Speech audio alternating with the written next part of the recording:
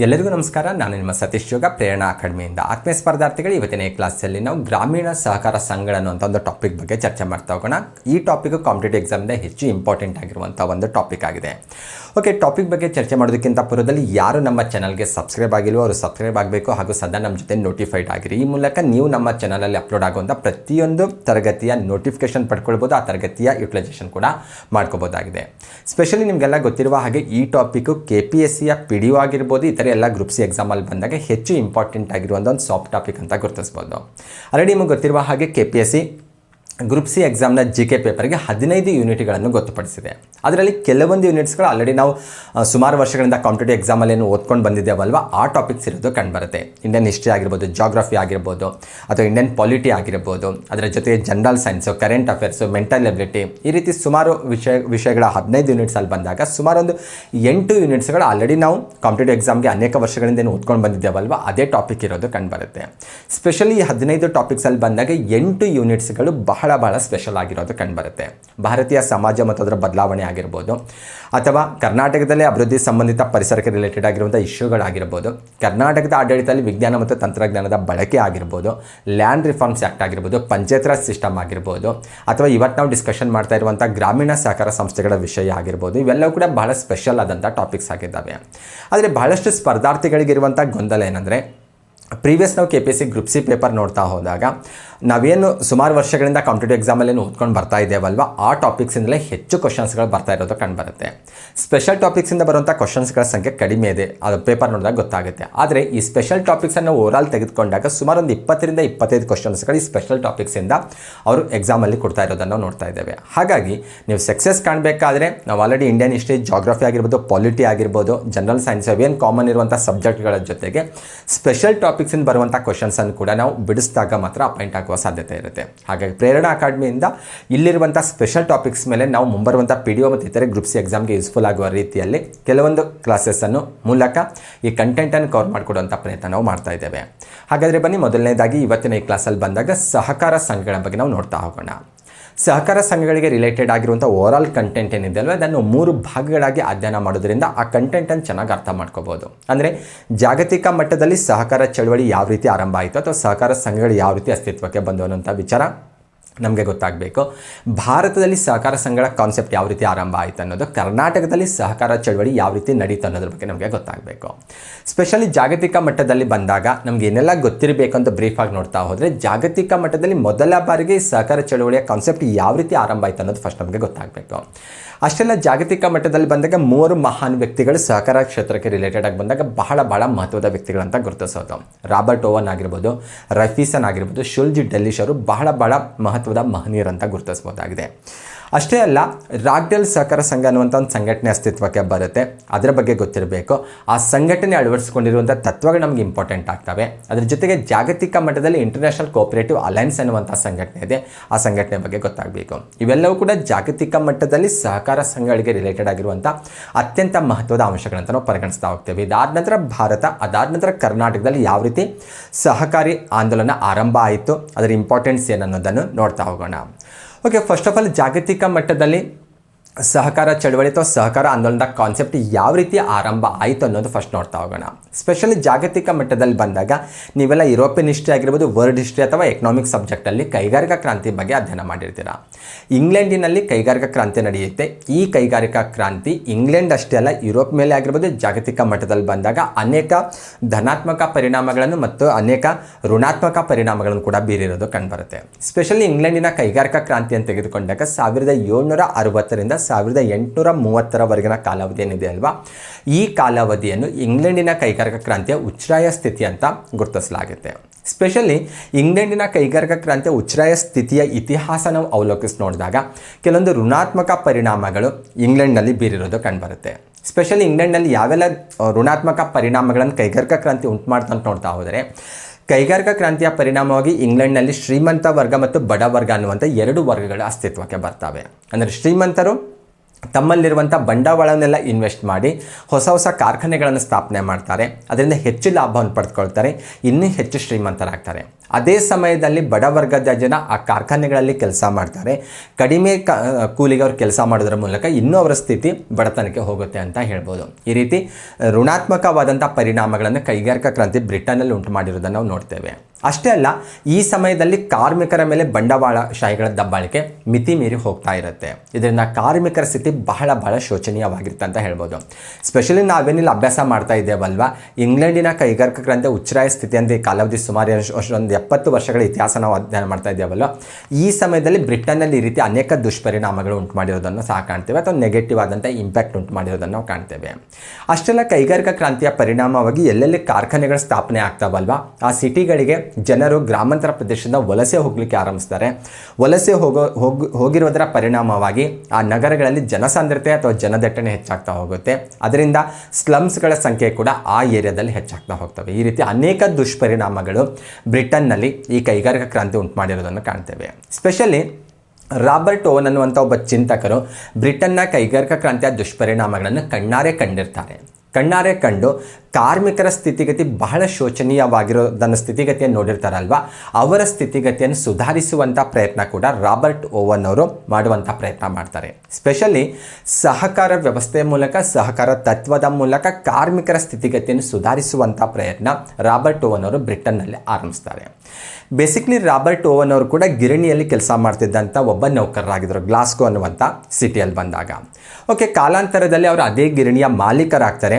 ಆ ಸಂದರ್ಭದಲ್ಲಿ ಅವರು ತಮ್ಮ ಗಿರಣಿಯಲ್ಲಿಯೇ ಕಾರ್ಮಿಕರ ಸ್ಥಿತಿಗತಿಯನ್ನು ಸುಧಾರಿಸುವಂಥ ಪ್ರಯತ್ನವನ್ನು ಆರಂಭಿಸ್ತಾರೆ. ಅಂದರೆ ಕಾರ್ಮಿಕರಿಗೆ ಗೊತ್ತುಪಡಿಸಿದ ಕೆಲಸದ ಅವಧಿಯನ್ನು ರೆಡ್ಯೂಸ್ ಮಾಡ್ತಾರೆ, ಕಾರ್ಮಿಕರಿಗೆ ನೀಡ್ತಾ ಇದ್ದಂತಹ ವೇತನದ ಪ್ರಮಾಣವನ್ನು ಇನ್ಕ್ರೀಸ್ ಮಾಡ್ತಾರೆ, ಕಾರ್ಮಿಕರ ಮಕ್ಕಳಿಗೆ ಶಿಕ್ಷಣ ನೀಡುವಂತಹ ಒಂದು ವ್ಯವಸ್ಥೆ ಮಾಡ್ತಾರೆ. ಈ ರೀತಿ ಅನೇಕ ಸುಧಾರಣೆಗಳನ್ನು ಮೂಲಕ ಕಾರ್ಮಿಕರ ಸ್ಥಿತಿಗತಿಯನ್ನು ಸುಧಾರಿಸುವಂಥ ಪ್ರಯತ್ನ ರಾಬರ್ಟ್ ಓವನ್ ಅವರು ತಮ್ಮ ಗಿರಣಿಯಲ್ಲೇ ಆರಂಭಿಸ್ತಾರೆ ಅಂತ ಹೇಳ್ಬೋದು. ಸ್ಪೆಷಲಿ ಇದರ ಮುಂದುವರಿದ ಭಾಗವಾಗಿ ನಾವು ನೋಡ್ತಾ ಹೋದರೆ, ಸ್ಪೆಷಲಿ ಕಾರ್ಮಿಕರ ಸ್ಥಿತಿಗತಿಯನ್ನು ಸುಧಾರಿಸುವಂಥ ಪ್ರಯತ್ನದ ಭಾಗವಾಗಿ ರಾಬರ್ಟ್ ಓವನ್ ಅವರು ಲೇಬರ್ ನೋಟ್ಸ್ ಮತ್ತು ಲೇಬರ್ ಎಕ್ಸ್ಚೇಂಜ್ ಅನ್ನುವಂಥ ಎರಡು ಹೊಸ ಪರಿಕಲ್ಪನೆ, ಹೊಸ ಕಾನ್ಸೆಪ್ಟನ್ನು ಕೂಡ ಇಂಟ್ರಡ್ಯೂಸ್ ಮಾಡ್ತಾರೆ ಅಂತ ಹೇಳ್ಬೋದು. ಶ್ರಮ ನೋಟುಗಳು ಮತ್ತು ಶ್ರಮ ವಿನಿಮಯಗಳನ್ನುವಂತಹ ಎರಡು ಹೊಸ ಕಾನ್ಸೆಪ್ಟನ್ನು ಕೂಡ ಇಂಟ್ರಡ್ಯೂಸ್ ಮಾಡ್ತಾರೆ ಅಂತ ಹೇಳ್ಬೋದು. ಅಷ್ಟೇ ಅಲ್ಲ, ಕಾರ್ಮಿಕರ ಸ್ಥಿತಿಗತಿಯನ್ನು ಸುಧಾರಿಸುವಂಥ ಪ್ರಯತ್ನದ ಭಾಗವಾಗಿ 1832ರಲ್ಲಿ ಲಂಡನ್ನ ರಾತ್ಪುರ್ನ ಪ್ರದೇಶದಲ್ಲಿ ನ್ಯಾಷನಲ್ ಇಕ್ವಿಟೇಬಲ್ ಲೇಬರ್ ಎಕ್ಸ್ಚೇಂಜ್ ಅನ್ನುವಂಥ ಒಂದು ಸಂಸ್ಥೆ ಕೂಡ ಅವರ ಅನುಷ್ಠಾನಕ್ಕೆ ತರೋದನ್ನು ನಾವು ನೋಡ್ತೇವೆ. ಸ್ಪೆಷಲಿ ಈ ಸಂಸ್ಥೆ ಏನಿದೆ ಅಲ್ವಾ, ನ್ಯಾಷನಲ್ ಇಕ್ವಿಟೇಬಲ್ ಲೇಬರ್ ಎಕ್ಸ್ಚೇಂಜ್ ಅನ್ನೋದು ಇದು ಉತ್ಪಾದಕರು ಮತ್ತು ಗ್ರಾಹಕರ ಒಂದು ಸಂಘಟನೆ ಆಗಿತ್ತು ಅಂತ ಹೇಳ್ಬೋದು. ಇಲ್ಲಿ ಪ್ರತಿಯೊಬ್ಬ ಕೆಲಸಗಾರನಿಗೂ ಲೇಬರ್ ನೋಟ್ಸ್ ನೀಡಲಾಗ್ತಾ ಇತ್ತು. ಲೇಬರ್ ನೋಟ್ಸ್ನಲ್ಲಿ ಏನು ಇತ್ತು ಅಥವಾ ಅದರದ್ದು ಕಾನ್ಸೆಪ್ಟ್ ಏನಿತ್ತು ಅಂತ ನೋಡ್ತಾ ಹೋದರೆ, ಯಾವುದೇ ಸರಕಿನ ಉತ್ಪಾದನೆಯಲ್ಲಿ ಬಳಕೆದಾರನ ಶ್ರಮ ಗಂಟೆಗಳನ್ನು ಕೆಲಸಗಾರರು ಇದರ ಮೇಲೆ ನಮೂದಿಸಬೇಕಾಗಿತ್ತು. ಆ ಬೇಸ್ ಮೇಲೆ ಅವರಿಗೆ ಅದರ ಪ್ರತಿಫಲ ಕೂಡ ಸಿಗ್ತಾ ಇತ್ತು ಅಂತ ಹೇಳ್ಬೋದು. ಆದರೆ ನ್ಯಾಷನಲ್ ಇಕ್ವಿಟೇಬಲ್ ಲೇಬರ್ ಎಕ್ಸ್ಚೇಂಜ್ ಸಂಸ್ಥೆ ಬಹಳ ದೀರ್ಘಕಾಲದವರೆಗೆ ಅದು ಸಕ್ಸಸ್ ಕಾಣೋದಿಲ್ಲ ಅಂತ ಹೇಳ್ಬೋದು. ಹಾಗಾಗಿ ಅದರ ಮುಂದುವರಿದ ಭಾಗವಾಗಿ ಇವರೇನು ಕಾರ್ಮಿಕರ ಸ್ಥಿತಿಗತಿಯನ್ನು ಸುಧಾರಿಸುವಂಥ ಪ್ರಯತ್ನ ಏನು ಮಾಡ್ತಾ ಇದ್ದಾರಲ್ವಾ, ಒಂದು ಆಲೋಚನೆಯನ್ನು ಬ್ರಿಟನ್ನಲ್ಲಿ ಹುಟ್ಟಿ ಹಾಕ್ತಾರಂತ ಹೇಳ್ಬೋದು. ಅಷ್ಟೇ ಅಲ್ಲ, 1844ರಲ್ಲಿ ಬ್ರಿಟನ್ನ ರಾಕ್ಡೆಲ್ ಸಿಟಿಯಲ್ಲಿ ಬಂದಾಗ ಒಂದು ಸಹಕಾರ ಸಂಘ ಅಸ್ತಿತ್ವಕ್ಕೆ ಬರುತ್ತೆ. ಅದು ರಾಕ್ಡೆಲ್ ಸ್ನೇಹಪೂರ್ಣ ಸಹಕಾರ ಸಂಘ ಅಂತ ಗುರುತಿಸೋದು. ಓಕೆ, ರಾಕ್ಡೆಲ್ ಸಹಕಾರ ಸಂಘಕ್ಕೆ ಸಹಕಾರ ಚಳುವಳಿಯ ನಿಜವಾದ ಮೂಲ ಅಂತ ಗುರುತಿಸಲಾಗುತ್ತೆ. ಅಂದರೆ ಆಲ್ರೆಡಿ ಬ್ರಿಟನ್ನಲ್ಲಿ ಸಹಕಾರದ ಕಾನ್ಸೆಪ್ಟನ್ನು ರಾಬರ್ಟ್ ಓವನ್ ಅವರು ಮೂಡಿಸ್ತಾ ಇದ್ರು. ಅದರ ಪರಿಣಾಮವಾಗಿ ರಾಕ್ಡೆಲ್ ಸಹಕಾರ ಸಂಘ ಬ್ರಿಟನ್ನಲ್ಲಿ ಅಸ್ತಿತ್ವಕ್ಕೆ ಬಂದಿರೋದನ್ನು ಕಾಣ್ತೇವೆ. ಬ್ರಿಟನ್ನ ರಾಕ್ಡೆಲ್ ಸಿಟಿಯಲ್ಲಿ 1844ರಲ್ಲಿ ಅಸ್ತಿತ್ವಕ್ಕೆ ಬರುತ್ತೆ. ಸ್ಪೆಷಲಿ 1840ರ ದಶಕದ ಆರಂಭದಲ್ಲಿ ಬಂದಾಗ ಇಂಗ್ಲೆಂಡಿನ ಸ್ಥಿತಿ ಅಷ್ಟೇನೂ ಉತ್ತಮವಾಗಿರಲಿಲ್ಲ, ತೀವ್ರವಾದ ಕ್ಷಾಮ ಆವರಿಸಿತ್ತು. ಹಾಗಾಗಿ ರಾಕ್ಡೆಲ್ನಲ್ಲಿಯೂ ಕೂಡ ಜನರ ಸ್ಥಿತಿಗತಿ ಬಹಳ ಶೋಚನೀಯವಾಗಿತ್ತು. ಹಾಗಾಗಿ ರಾಕ್ಡೆಲ್ ಸಿಟಿಯಲ್ಲಿದ್ದಂಥ ಜನರ ಸ್ಥಿತಿಗತಿಯನ್ನು ಸುಧಾರಿಸುವಂಥ ಪ್ರಯತ್ನದ ಭಾಗವಾಗಿ ಅಥವಾ ಅಲ್ಲಿರುವಂಥ ಜನರನ್ನು ಆ ಶೋಚನೀಯ ಸ್ಥಿತಿಯಿಂದ ಮುಕ್ತಗೊಳಿಸುವಂಥ ಪ್ರಯತ್ನದ ಭಾಗವಾಗಿ ಅಲ್ಲಿದ್ದಂಥ 28 ಜನ ನೇಕಾರರು ತಲಾ 1 ಪೌಂಡ್ ಹಣವನ್ನು ಹಾಕಿ, ಅಂದರೆ 28 ಪೌಂಡ್ ಬಂಡವಾಳವನ್ನು ಹಾಕಿ ಈ ಸಹಕಾರಿ ಸಂಘವನ್ನು ಅನುಷ್ಠಾನಕ್ಕೆ ತರ್ತಾರೆ. ಅದಕ್ಕೆ ನಾವು ರಾಕ್ಡೆಲ್ ಸಹಕಾರ ಸಂಘ ಅಥವಾ ರಾಕ್ಡೆಲ್ ಸೊಸೈಟಿ ಆಫ್ ಇಕ್ವಿಟೇಬಲ್ ಪಯೋನಿಯರ್ಸ್ ಅಂತ ಗುರುತಿಸೋದು. ಓಕೆ, ಈ ರಾಕ್ಡೆಲ್ ಸಹಕಾರ ಸಂಘಕ್ಕೆ ಸಹಕಾರ ಚಳುವಳಿಯ ನಿಜವಾದ ಮೂಲ ಅಂತ ಗುರುತಿಸಲಾಗುತ್ತೆ. ಸಹಕಾರ ಮಾರ್ಗದ ಮೂಲಕ ರಾಕ್ಡೆಲ್ನಲ್ಲಿ ಏನು ಕ್ರಿಟಿಕಲ್ ಸಿಚುವೇಶನ್ ಕ್ರಿಯೇಟ್ ಆಗಿತ್ತಲ್ವಾ, ಆ ಸಿಚುವೇಶನ್ ನಿಂದ ರಾಕ್ಡೆಲ್ನ ಜನರನ್ನು ಹೊರತರುವಂಥ ಪ್ರಯತ್ನ ಮಾಡೋದು ಕಂಡುಬರುತ್ತೆ. ಸ್ಪೆಷಲಿ ಇದಕ್ಕೆ ರಿಲೇಟೆಡ್ ಆಗಿರುವಂಥ ಒಂದು ಇಮೇಜನ್ನು ಕೂಡ ನೀವು ನೋಡ್ಬೋದಾಗಿದೆ. ಅಲ್ಲಿ ನೋಡಿದ್ರೆ ಗೊತ್ತಾಗುತ್ತೆ ಅದಕ್ಕೆ ರಿಲೇಟೆಡ್ ಯಾವಾಗ ಅಸ್ತಿತ್ವಕ್ಕೆ ಬಂತ ಅನ್ನೋಂಥ ಇನ್ಫಾರ್ಮೇಷನ್ ಕೂಡ ಅಲ್ಲಿ ಕೆಳಭಾಗದಲ್ಲಿ ನೋಟ್ ಮಾಡಿರೋದನ್ನು ನಾವು ನೋಡ್ತೇವೆ. ಸ್ಪೆಷಲಿ ರಾಕ್ಡೆಲ್ ಸಹಕಾರ ಸಂಘದ ಕಾರ್ಯಚಟುವಟಿಕೆ ಯಾವ ರೀತಿ ಇತ್ತು ಅಂತ ನೋಡ್ತಾ ಹೋದರೆ ಬಳಕೆದಾರರ ವಸ್ತುಗಳನ್ನು ಕಡಿಮೆ ಬೆಲೆಗೆ ಪೂರೈಕೆ ಮಾಡಲಾಗ್ತಾ ಇತ್ತು. ಹಾಗಾಗಿ ರಾಕ್ಡೆಲ್ನಲ್ಲಿದ್ದಂಥ ಬಡ ವರ್ಗದ ಜನರು ಏನು ಮಾಡ್ತಾರೆ ಅಂದರೆ ಅವರ ಜೀವನ ಸ್ಥಿತಿ ಇದರಿಂದ ಉತ್ತಮ ಆಗಲಿಕ್ಕೆ ಆರಂಭಿಸ್ತಾ ಅಂತ ಹೇಳ್ಬೋದು. ಮತ್ತು ರಾಕ್ಡೆಲ್ ಸಹಕಾರ ಸಂಘ ಸ್ಥಾಪನೆ ಮಾಡಿರುವಂಥ ವ್ಯಕ್ತಿಗಳಲ್ಲಿ ಕೆಲ ಉತ್ತಮ ಶ್ರೀಮಂತ ವ್ಯಕ್ತಿಗಳು ಕೂಡ ಇದ್ದರು. ಸಹಕಾರ ತತ್ವದ ಮೂಲಕ ರಾಕ್ಡೆಲ್ನ ಸ್ಥಿತಿಗತಿಯನ್ನು ಸುಧಾರಿಸುವಂಥ ಪ್ರಯತ್ನದ ಭಾಗವಾಗಿ ಸಂಘಟನೆ ಅಸ್ತಿತ್ವಕ್ಕೆ ಬರುತ್ತೆ ಅಂತ ಹೇಳ್ಬೋದು. ಇದು ಬಳಕೆದಾರರಿಗೆ ವಸ್ತುಗಳನ್ನು ಕಡಿಮೆ ಬೆಲೆಗೆ ಪೂರೈಕೆ ಮಾಡ್ತಾ ಇತ್ತು. ಹಾಗಾಗಿ ಬಡ ವರ್ಗದ ಜನ ಅಥವಾ ಕಡಿಮೆ ಸಂಪಾದನೆ ಮಾಡ್ತಾ ಇರುವಂಥ ಜನರ ಜೀವನ ಸ್ಥಿತಿ ಇದರಿಂದ ಉತ್ತಮ ಆಗಲಿಕ್ಕೆ ಆರಂಭಿಸ್ತಂತ ಹೇಳ್ಬೋದು. ಕೇವಲ ರಾಕ್ಡೆಲ್ ಸಹಕಾರ ಸಂಘ ಸ್ಥಾಪನೆ ಆಗೋದಷ್ಟೇ ಅಲ್ಲ, ರಾಕ್ಡೆಲ್ ಸಹಕಾರ ಸಂಘ ಯಶಸ್ವಿಯಾಗಿ ಕಾರ್ಯನಿರ್ವಹಿಸಲಿಕ್ಕೆ ತನ್ನದೇ ಆದಂಥ ಕೆಲವೊಂದು ನೀತಿ ನಿಯಮಗಳನ್ನು ರಚನೆ ಮಾಡಿಕೊಳ್ಳುತ್ತೆ. ಆ ನೀತಿ ನಿಯಮಗಳನ್ನು ಅನುಸರಿಸಲಿಕ್ಕೆ ಆರಂಭಿಸುತ್ತೆ. ಹಾಗಾಗಿ ಆ ನೀತಿ ನಿಯಮಗಳಿಂದಾಗಿ ಏನಾಗುತ್ತೆ, ರಾಕ್ಡೆಲ್ ಸಹಕಾರ ಸಂಘ ಹೆಚ್ಚು ಯಶಸ್ವಿಯನ್ನು ಪಡೆದುಕೊಳ್ಳುತ್ತೆ. ಮೋಸ್ಟ್ ಸಕ್ಸಸ್ಫುಲ್ ಆದಂಥ ಒಂದು ಕೋಆಪರೇಟಿವ್ ಸೊಸೈಟಿ ಆಗೋದು ಅಸ್ತಿತ್ವಕ್ಕೆ ಬರುತ್ತೆ ಅಂತ ಹೇಳ್ಬೋದು. ಹಾಗಾಗಿ ರಾಕ್ಡೆಲ್ ಸಹಕಾರ ಸಂಘ ಅವಾಗಿನ ಸಮಯದಲ್ಲಿ ತನ್ನ ಯಶಸ್ವಿ ಕಾರ್ಯಾಚರಣೆಗೆ ಏನೆಲ್ಲ ತತ್ವಗಳನ್ನು ಅಳವಡಿಸ್ಕೊಂಡಿತ್ತಲ್ವ ಆ ಎಲ್ಲ ತತ್ವಗಳಿಗೆ ರಾಕ್ಡೆಲ್ ಪ್ರಿನ್ಸಿಪಲ್ಸ್ ಅಥವಾ ರಾಕ್ಡೆಲ್ ತತ್ವಗಳಂತ ಹೇಳಲಾಗುತ್ತೆ. ಮತ್ತು ಆನಂತರದ ಕಾಲದಲ್ಲಿ ಜಗತ್ತಿನ ಬೇರೆ ಬೇರೆ ಭಾಗದಲ್ಲಿ ಅಸ್ತಿತ್ವಕ್ಕೆ ಬಂದಿರುವಂಥ ಸಹಕಾರಿ ಸಂಘಗಳು ಕೂಡ ರಾಕ್ಡೆಲ್ ಸಹಕಾರಿ ಸಂಘ ತನ್ನ ಯಶಸ್ವಿಗೆ ಏನೆಲ್ಲ ತತ್ವಗಳನ್ನು ಅಳವಡಿಸಿಕೊಂಡಿತ್ತಲ್ವ ಆ ಎಲ್ಲ ತತ್ವಗಳನ್ನು ಇವು ಕೂಡ ಅನುಸರಿಸಲಿಕ್ಕೆ ಆರಂಭಿಸ್ತವೆ. ಹಾಗಾಗಿ ಜಗತ್ತಿನ ಇತರೆ ಸಹಕಾರ ಸಂಘಗಳಿಗೂ ಕೂಡ ರಾಕ್ಡೆಲ್ ತತ್ವಗಳು ಮಾದರಿ ತತ್ವಗಳಾಗಿ ಮಾರ್ಪಡ್ತಾವಂತ ಹೇಳ್ಬೋದು. ಹಾಗಾಗಿ ರಾಕ್ಡೆಲ್ ಸಹಕಾರಿ ಸಂಘದ ಬಗ್ಗೆನೂ ಗೊತ್ತಿರಬೇಕು, ರಾಕ್ಡೆಲ್ ತತ್ವದ ಬಗ್ಗೆ ಕೂಡ ಗೊತ್ತಿರಬೇಕು. ರಾಕ್ಡೆಲ್ ತತ್ವ ಅಂದರೆ ಬೇರೆ ಏನೂ ಅಲ್ಲ, ರಾಕ್ಡೆಲ್ ಸಹಕಾರ ಸಂಘ ತನ್ನ ಕಾರ್ಯಚಟುವಟಿಕೆ ಯಾವ ರೀತಿ ಇರಬೇಕು, ತಾನು ಯಶಸ್ವಿ ಆಗಬೇಕಾದ್ರೆ ಯಾವೆಲ್ಲ ತತ್ವಗಳನ್ನು ಫಾಲೋ ಮಾಡಬೇಕು ಅನ್ನುವಂತಹ ಕೆಲವು ನೀತಿ ನಿಯಮಗಳನ್ನು ಅದು ಅಳವಡಿಸ್ಕೊಂಡಿತ್ತೋ, ಏನು ಅನುಸರಿಸ್ಕೊಂಡು ಹೋಯ್ತಲ್ವ ಅಂತಹ ತತ್ವಗಳಿಗೆ ರಾಕ್ಡೆಲ್ ತತ್ವ ಅಂತ ಗುರುತಿಸೋದು. ಮತ್ತು ರಾಕ್ಡೆಲ್ ತತ್ವದ ಮೂಲಕ ಸಹಕಾರ ಆಂದೋಲನಕ್ಕೆ ಒಂದು ನಿರ್ದಿಷ್ಟ ರೂಪ ಕೂಡ ಬರುತ್ತೆ ಅಂತ ಹೇಳ್ಬೋದು. ಹಾಗಾಗಿ ರಾಕ್ಡೆಲ್ ಸಹಕಾರ ಸಂಘಕ್ಕೆ ಸಹಕಾರ ಆಂದೋಲನ ಅಥವಾ ಸಹಕಾರಿ ಚಳುವಳಿಯ ನಿಜವಾದ ಮೂಲ ಅಂತ ಗುರುತಿಸೋದು. ಆ್ಯಕ್ಚುಲಿ ಕಾನ್ಸೆಪ್ಟ್ ಎಲ್ಲ ಸ್ಟಾರ್ಟ್ ಮಾಡಿದವರು ರಾಬರ್ಟ್ ಓವಲ್ ಅವರಂತ ಹೇಳೋದು. ಓಕೆ, ಆದರೆ ಈ ಸಂಘಟನೆಯ ಮೂಲಕ ಒಂದು ನಿರ್ದಿಷ್ಟ ಸ್ವರೂಪ ಬರುತ್ತೆ ಅಂತ ಗುರುತಿಸೋದು. ಹಾಗಾಗಿ ಸಹಕಾರ ಚಳುವಳಿ ಅಂತ ಬಂದಾಗ ರಾಕ್ಡೆಲ್ ಸಹಕಾರ ಸಂಘ ಕೂಡ ನಾವು ಯಾವತ್ತೂ ಮರೆಯೋ ಹಾಗಿಲ್ಲ ಅಂತ ಹೇಳ್ಬೋದು. ಇನ್ನು ರಾಕ್ಡೆಲ್ ಪ್ರಿನ್ಸಿಪಲ್ ಪಟ್ಟಿಯನ್ನು ಕೂಡ ನೀವು ನೋಡ್ಬೋದು. ಮುಕ್ತ ಸದಸ್ಯತ್ವ ಆಗಿರ್ಬೋದು, ಪ್ರಜಾಸತ್ತಾತ್ಮಕ ನಿಯಂತ್ರಣ ಆಗಿರ್ಬೋದು, ವಿತರಣಾ ನ್ಯಾಯ, ಷೇರು ಬಂಡವಾಳ ಮೇಲೆ ಪರಿಮಿತ ಬಡ್ಡಿ ಆಗಿರ್ಬೋದು, ನಗದು ವ್ಯಾಪಾರ ಆಗಿರ್ಬೋದು, ಶುದ್ಧ ಮತ್ತು ಉತ್ತಮ ವಸ್ತುಗಳ ಮಾರಾಟ ಆಗಿರ್ಬೋದು, ಇವೆಲ್ಲವೂ ಕೂಡ ರಾಕ್ಡೆಲ್ ತತ್ವಗಳಂತ ಗುರುತಿಸೋದು, ರಾಕ್ಡೆಲ್ ಪ್ರಿನ್ಸಿಪಲ್ಸ್ ಅಂತ ಹೇಳೋದು. ಆ ನಂತರದ ಕಾಲಾವಧಿಯಲ್ಲಿ ಜಾಗತಿಕ ಮಟ್ಟದಲ್ಲಿ ಅಥವಾ ಜಗತ್ತಿನ ಬೇರೆ ಬೇರೆ ಭಾಗದಲ್ಲಿ ಬಂದಿರುವಂಥ ಸಹಕಾರಿ ಸಂಘಗಳು ಕೂಡ ಈ ತತ್ವಗಳನ್ನು ಅಳವಡಿಸ್ಕೊಂಡು ಅವು ಕೂಡ ಸಕ್ಸಸ್ ಪಡೋದನ್ನು ಕಾಣ್ತೇವೆ. ಹಾಗಾಗಿ ಎಲ್ಲ ಇತಿಹಾಸ ನೋಡಿದಾಗ ರಾಕ್ಡೆಲ್ ಸಹಕಾರ ಸಂಘಕ್ಕೆ ಸಹಕಾರ ಚಳವಳಿಯ ನಿಜವಾದ ಮೂಲ ಅಂತ ಗುರುತಿಸಲಾಗುತ್ತೆ. ಈ ರೀತಿ ರಾಬರ್ಟ್ ಓವನ್ ಅವರ ವಿಚಾರಗಳೇನಾಗ್ತಾವೆ ಅಂದರೆ ಬ್ರಿಟನ್ನಲ್ಲಿ ಸಹಕಾರ ಕ್ಷೇತ್ರಕ್ಕೆ ಪ್ರೇರಣೆ ನೀಡ್ತಾವೆ, ಪ್ರೇರಕ ಆಗ್ತಾವಂತ ಹೇಳ್ಬೋದು. ಈ ರೀತಿ ಸಹಕಾರ ಚಳುವಳಿ ಇಂಗ್ಲೆಂಡ್ನಲ್ಲಿ ಆರಂಭ ಆಗೋದನ್ನು ನೋಡ್ತೇವೆ, ಅಥವಾ ಬ್ರಿಟನ್ನಲ್ಲಂತೂ ಹೇಳ್ಬೋದು. ನಿಮ್ಗೆ ಆಪ್ಷನ್ಸಲ್ಲಿ ಇಂಗ್ಲೆಂಡ್ ಅಥವಾ ಬ್ರಿಟನ್ ಕೊಡ್ಬೋದು ಈ ರೀತಿ ಇರುತ್ತೆ, ಅಥವಾ ಇನ್ನೂ ಸ್ವಲ್ಪ ಬೈಫರ್ಕೇಷನ್ ಕೊಟ್ಟರೆ ನಾವು ಯಾವುದನ್ನು ಆಯ್ಕೆ ಮಾಡ್ಕೊಳ್ಬೇಕು ಅನ್ನೋದು ಕೂಡ ಕ್ಲಾರಿಟಿ ಸಿಗುತ್ತೆ. ಒಂದು ಸ್ವಲ್ಪ ವೇಟ್ ಮಾಡಿ. ಓಕೆ, ಈ ರೀತಿ ರಾಬರ್ಟ್ ಓವನ್ ಅವರ ವಿಚಾರಗಳು ಸಹಕಾರ ಕ್ಷೇತ್ರಕ್ಕೆ ಪ್ರೇರಕ ಆಗ್ತವೆ. ಇಂಗ್ಲೆಂಡ್ನಲ್ಲಿ ಇವರ ಆಲೋಚನೆಗಳು ಸಹಕಾರ ಚಳುವಳಿ ಉಗಮಕ್ಕೆ ಕಾರಣ ಆಗ್ತಾವಂತ ಹೇಳ್ಬೋದು. ಹಾಗಾಗಿ ರಾಬರ್ಟ್ ಓವನ್ ಅವರಿಗೆ ಜಗತ್ತಿನ ಸಹಕಾರಿ ಚಳುವಳಿಯ ಪಿತಾಮಹ ಅಂತ ಕರೆಯಲಾಗುತ್ತೆ, ಸಹಕಾರಿ ಸಮಾಜವಾದದ ಪಿತಾಮಹ ಅಂತ ಕೂಡ ಗುರುತಿಸಲಾಗುತ್ತೆ. ಎಕ್ಸಾಮಲ್ಲಿ ನಿಮಗೆ ಕೇಳ್ಬೋದು, ಓಕೆ ಸಹಕಾರಿ ಚಳುವಳಿ ಅಂತ ಬಂದಾಗ ಜಾಗತಿಕ ಮಟ್ಟದಲ್ಲಿ ಬಂದಾಗ ಜಗತ್ತಿನಲ್ಲಿ ಬಂದಾಗ ಯಾರನ್ನು ಪಿತಾಮಹ ಅಂತ ಗುರುತಿಸ್ತೇವೆ ಅಂತ ನೋಡ್ತಾ ಹೋದರೆ ರಾಬರ್ಟ್ ಓವನ್ ಅವರನ್ನು ಗುರುತಿಸಲಾಗುತ್ತೆ. ಯಾವ ರೀತಿ ಅವರು ಕಾಂಟ್ರಿಬ್ಯೂಷನ್ ಕೊಟ್ಟರು ಅಂತ ನಿಮಗೆ ಗೊತ್ತಿರಬೇಕು, ಮತ್ತು ಅವರ ವಿಚಾರಗಳು ಇಂಗ್ಲೆಂಡ್ನಲ್ಲಿ ಯಾವ ರೀತಿ ಕೆಲಸ ಮಾಡೋದು ಅನ್ನೋದು ಕೂಡ ನಾವು ಆಲ್ರೆಡಿ ಬ್ರೀಫ್ ಆಗಿ ಡಿಸ್ಕಷನ್ ಮಾಡ್ಕೊಂಡು ಬಂದಿರೋದು.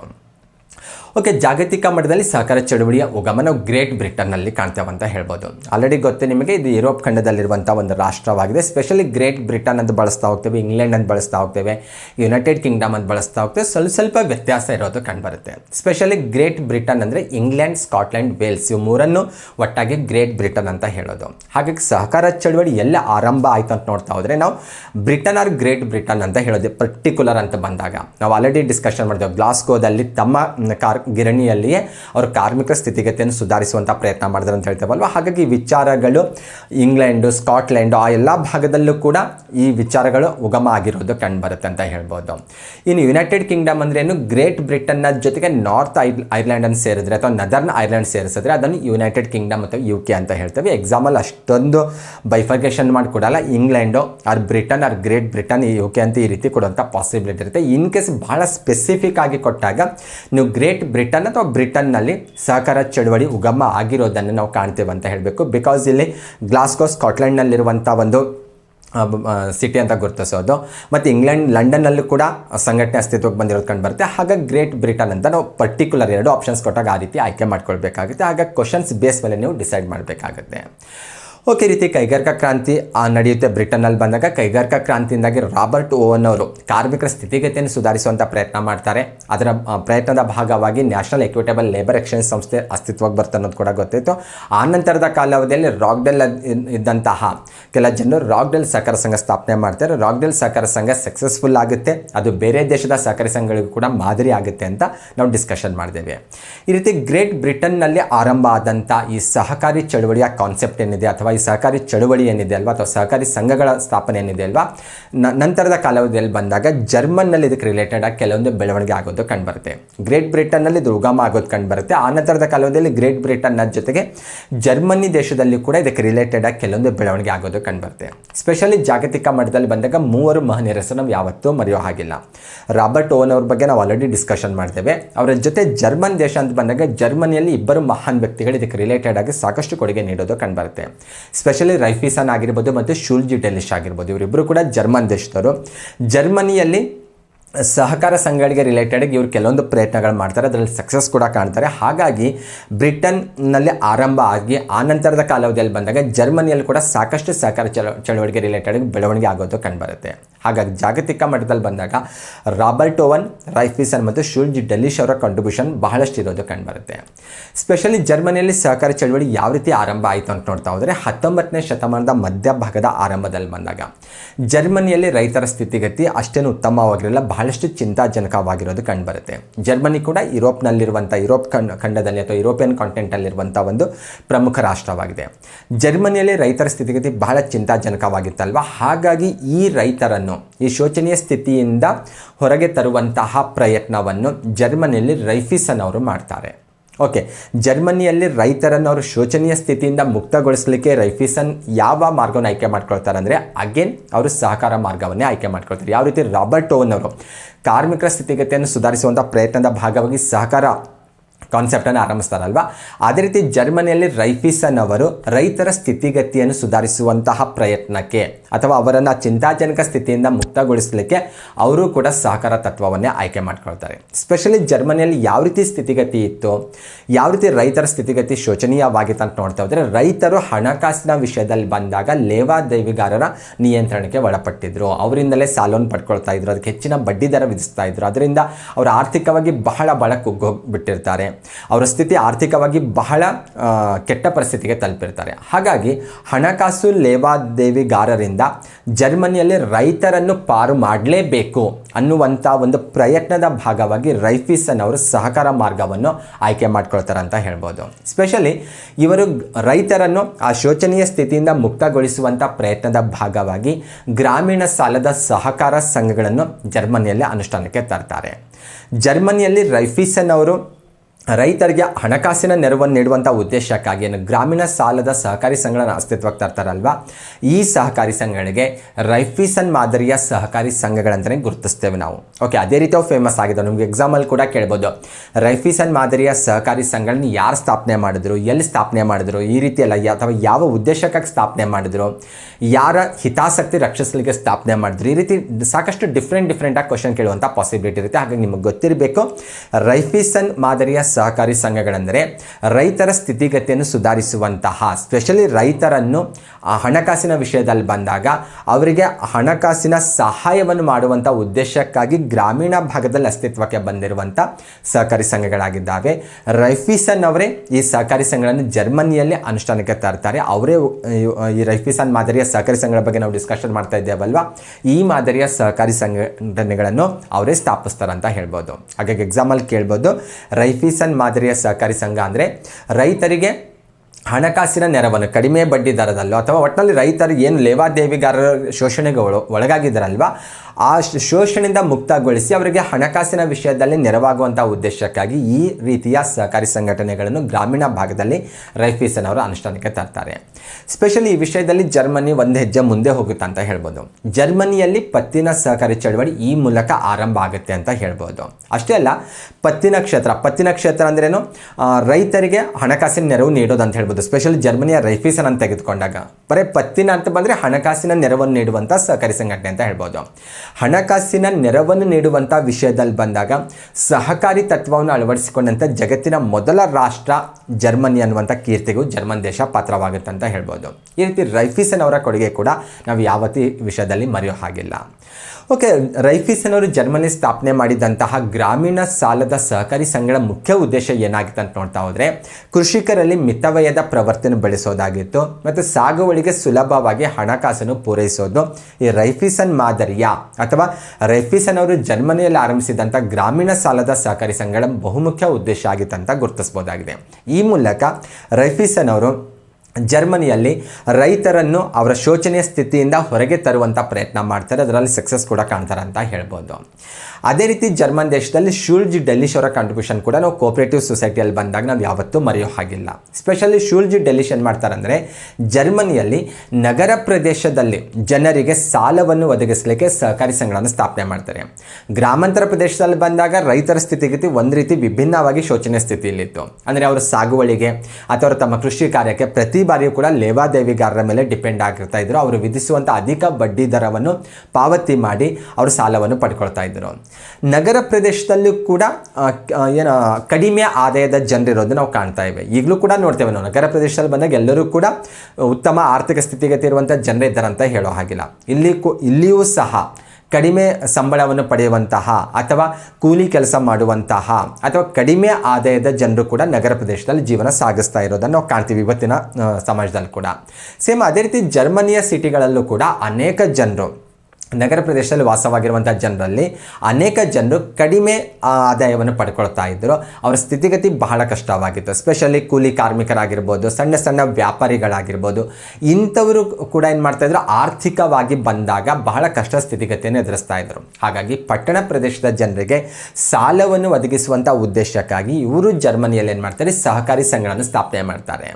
ಓಕೆ, ಆಲ್ರೆಡಿ ನಾವು ಡಿಸ್ಕಷನ್ ಮಾಡಿದೆವಲ್ವ, ಡಿಸ್ಕಷನ್ ಮಾಡಿರೋದು ರೈಫೀಸನ್ ಅವ್ರ ಬಗ್ಗೆ ಡಿಸ್ಕಷನ್ ಮಾಡಿದೆವು. ರೈಫೀಸನ್ ಅವರು ಗ್ರಾಮಾಂತರ ಪ್ರದೇಶದಲ್ಲಿದ್ದಂಥ ರೈತರಿಗೆ ಹಣಕಾಸಿನ ನೆರವನ್ನು ನೀಡಲಿಕ್ಕೆ ಸಹಕಾರಿ ಸಂಘ ಸ್ಥಾಪನೆ ಮಾಡಿದರೆ, ಅದೇ ಜರ್ಮನ್ ದೇಶದಲ್ಲಿ ಶೂಲ್ಜ್ ಡೆಲಿಶ್ ಅವರು ನಗರ ಪ್ರದೇಶದಲ್ಲಿದ್ದಂತಹ ಜನರು, ಅಂದರೆ ಸ್ಪೆಷಲಿ ಸಣ್ಣ ಸಣ್ಣ ವ್ಯಾಪಾರಿಗಳು ಅಥವಾ ಅಸಂಘಟಿತ ವಲಯದಲ್ಲಿ ಕೆಲಸ ಮಾಡುವಂತಹ ಕಾರ್ಮಿಕರಾಗಿರ್ಬೋದು, ಅಂಥವರಿಗೆ ಹಣಕಾಸಿನ ನೆರವನ್ನು ನೀಡಲಿಕ್ಕೆ ನಗರ ಪ್ರದೇಶದಲ್ಲಿ ಪಟ್ಟಣ ಪ್ರದೇಶದಲ್ಲಿ ಸಹಕಾರಿ ಸಂಘಗಳನ್ನು ಸ್ಥಾಪನೆ ಮಾಡ್ತಾರೆ.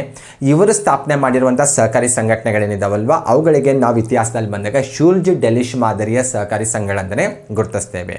ಓಕೆ, ಶೂಲ್ಜ್ ಡೆಲಿಶ್ ಅವರ ಸಂಘಟನೆಗಳಿಗೆ ಶೂಲ್ಜ್ ಡೆಲಿಶ್ ಅವರ ಹೆಸರಿನಿಂದ ಗುರುತಿಸ್ತೇವೆ ನಾವು. ರೈಫೀಸನ್ ಅವರು ಸ್ಥಾಪನೆ ಮಾಡಿರುವಂಥ ಸಹಕಾರಿ ಸಂಘಟನೆ ಏನಿದೆಯಲ್ಲ ಅವುಗಳಿಗೆ ರೈಫೀಸನ್ ಮಾದರಿ ಅಂತಲೇ ಗುರುತಿಸ್ತಾ ಹೋಗ್ತೇವೆ. ಈ ರೀತಿ ಈ ಇಬ್ಬರು ಮಹನೀಯರು ಜರ್ಮನ್ ದೇಶದಲ್ಲಿ ಗ್ರಾಮಾಂತರ ಭಾಗದಲ್ಲಿ ಒಬ್ಬರು ಮತ್ತು ನಗರ ಭಾಗದಲ್ಲಿ ಒಬ್ಬರು ಕೂಡ ಸಹಕಾರಿ ಚಳುವಳಿಯನ್ನು ಹುಟ್ಟಿ ಹಾಕ್ತಾರಂತ ಹೇಳ್ಬೋದು. ಜರ್ಮನಿಯ ಇತಿಹಾಸ ಸ್ಪೆಷಲಿ ಕೋಆಪರೇಟಿವ್ ಸೊಸೈಟಿ ಅಂತ ಬಂದಾಗ ರೈಫೀಸನ್ ಮತ್ತು ಶೂಲ್ಜ್ ಡೆಲಿಶ್ ಅವರ ಕಾಂಟ್ರಿಬ್ಯೂಷನ್ ಬಹಳಷ್ಟು ಇರೋದು ಕಂಡುಬರುತ್ತೆ. ರೈಫೀಸನ್ ಅವರು ಗ್ರಾಮಾಂತರ ಪ್ರದೇಶದಲ್ಲಿ ರೈತರಿಗೆ ನೆರವಾಗುವಂಥ ಉದ್ದೇಶಕ್ಕಾಗಿ, ಸ್ಪೆಷಲಿ ರೈತರಿಗೆ ಹಣಕಾಸಿನ ವಿಷಯದಲ್ಲಿ ನೆರವಾಗುವಂಥ ಉದ್ದೇಶಕ್ಕಾಗಿ ಸಹಕಾರಿ ಸಂಘಟನೆ ಸ್ಥಾಪನೆ ಮಾಡ್ತಾರೆ. ಶೂಲ್ಜ್ ಡೆಲಿಶ್ ಅವರು ನಗರ ಪ್ರದೇಶದಲ್ಲಿದ್ದಂತಹ ಕಡಿಮೆ ಸಂಬಳ ಪಡೆದುಕೊಳ್ತಾ ಇರುವಂಥ ಸಣ್ಣ ಸಣ್ಣ ವ್ಯಾಪಾರಿಗಳಿಗೆ ಹಣಕಾಸಿನ ನೆರವನ್ನು ನೀಡುವಂಥ ಉದ್ದೇಶಕ್ಕಾಗಿ ಅವರು ಕೂಡ ಸಹಕಾರಿ ಸಂಘಟನೆ ಸ್ಥಾಪನೆ ಮಾಡೋದು ಕಂಡುಬರುತ್ತೆ.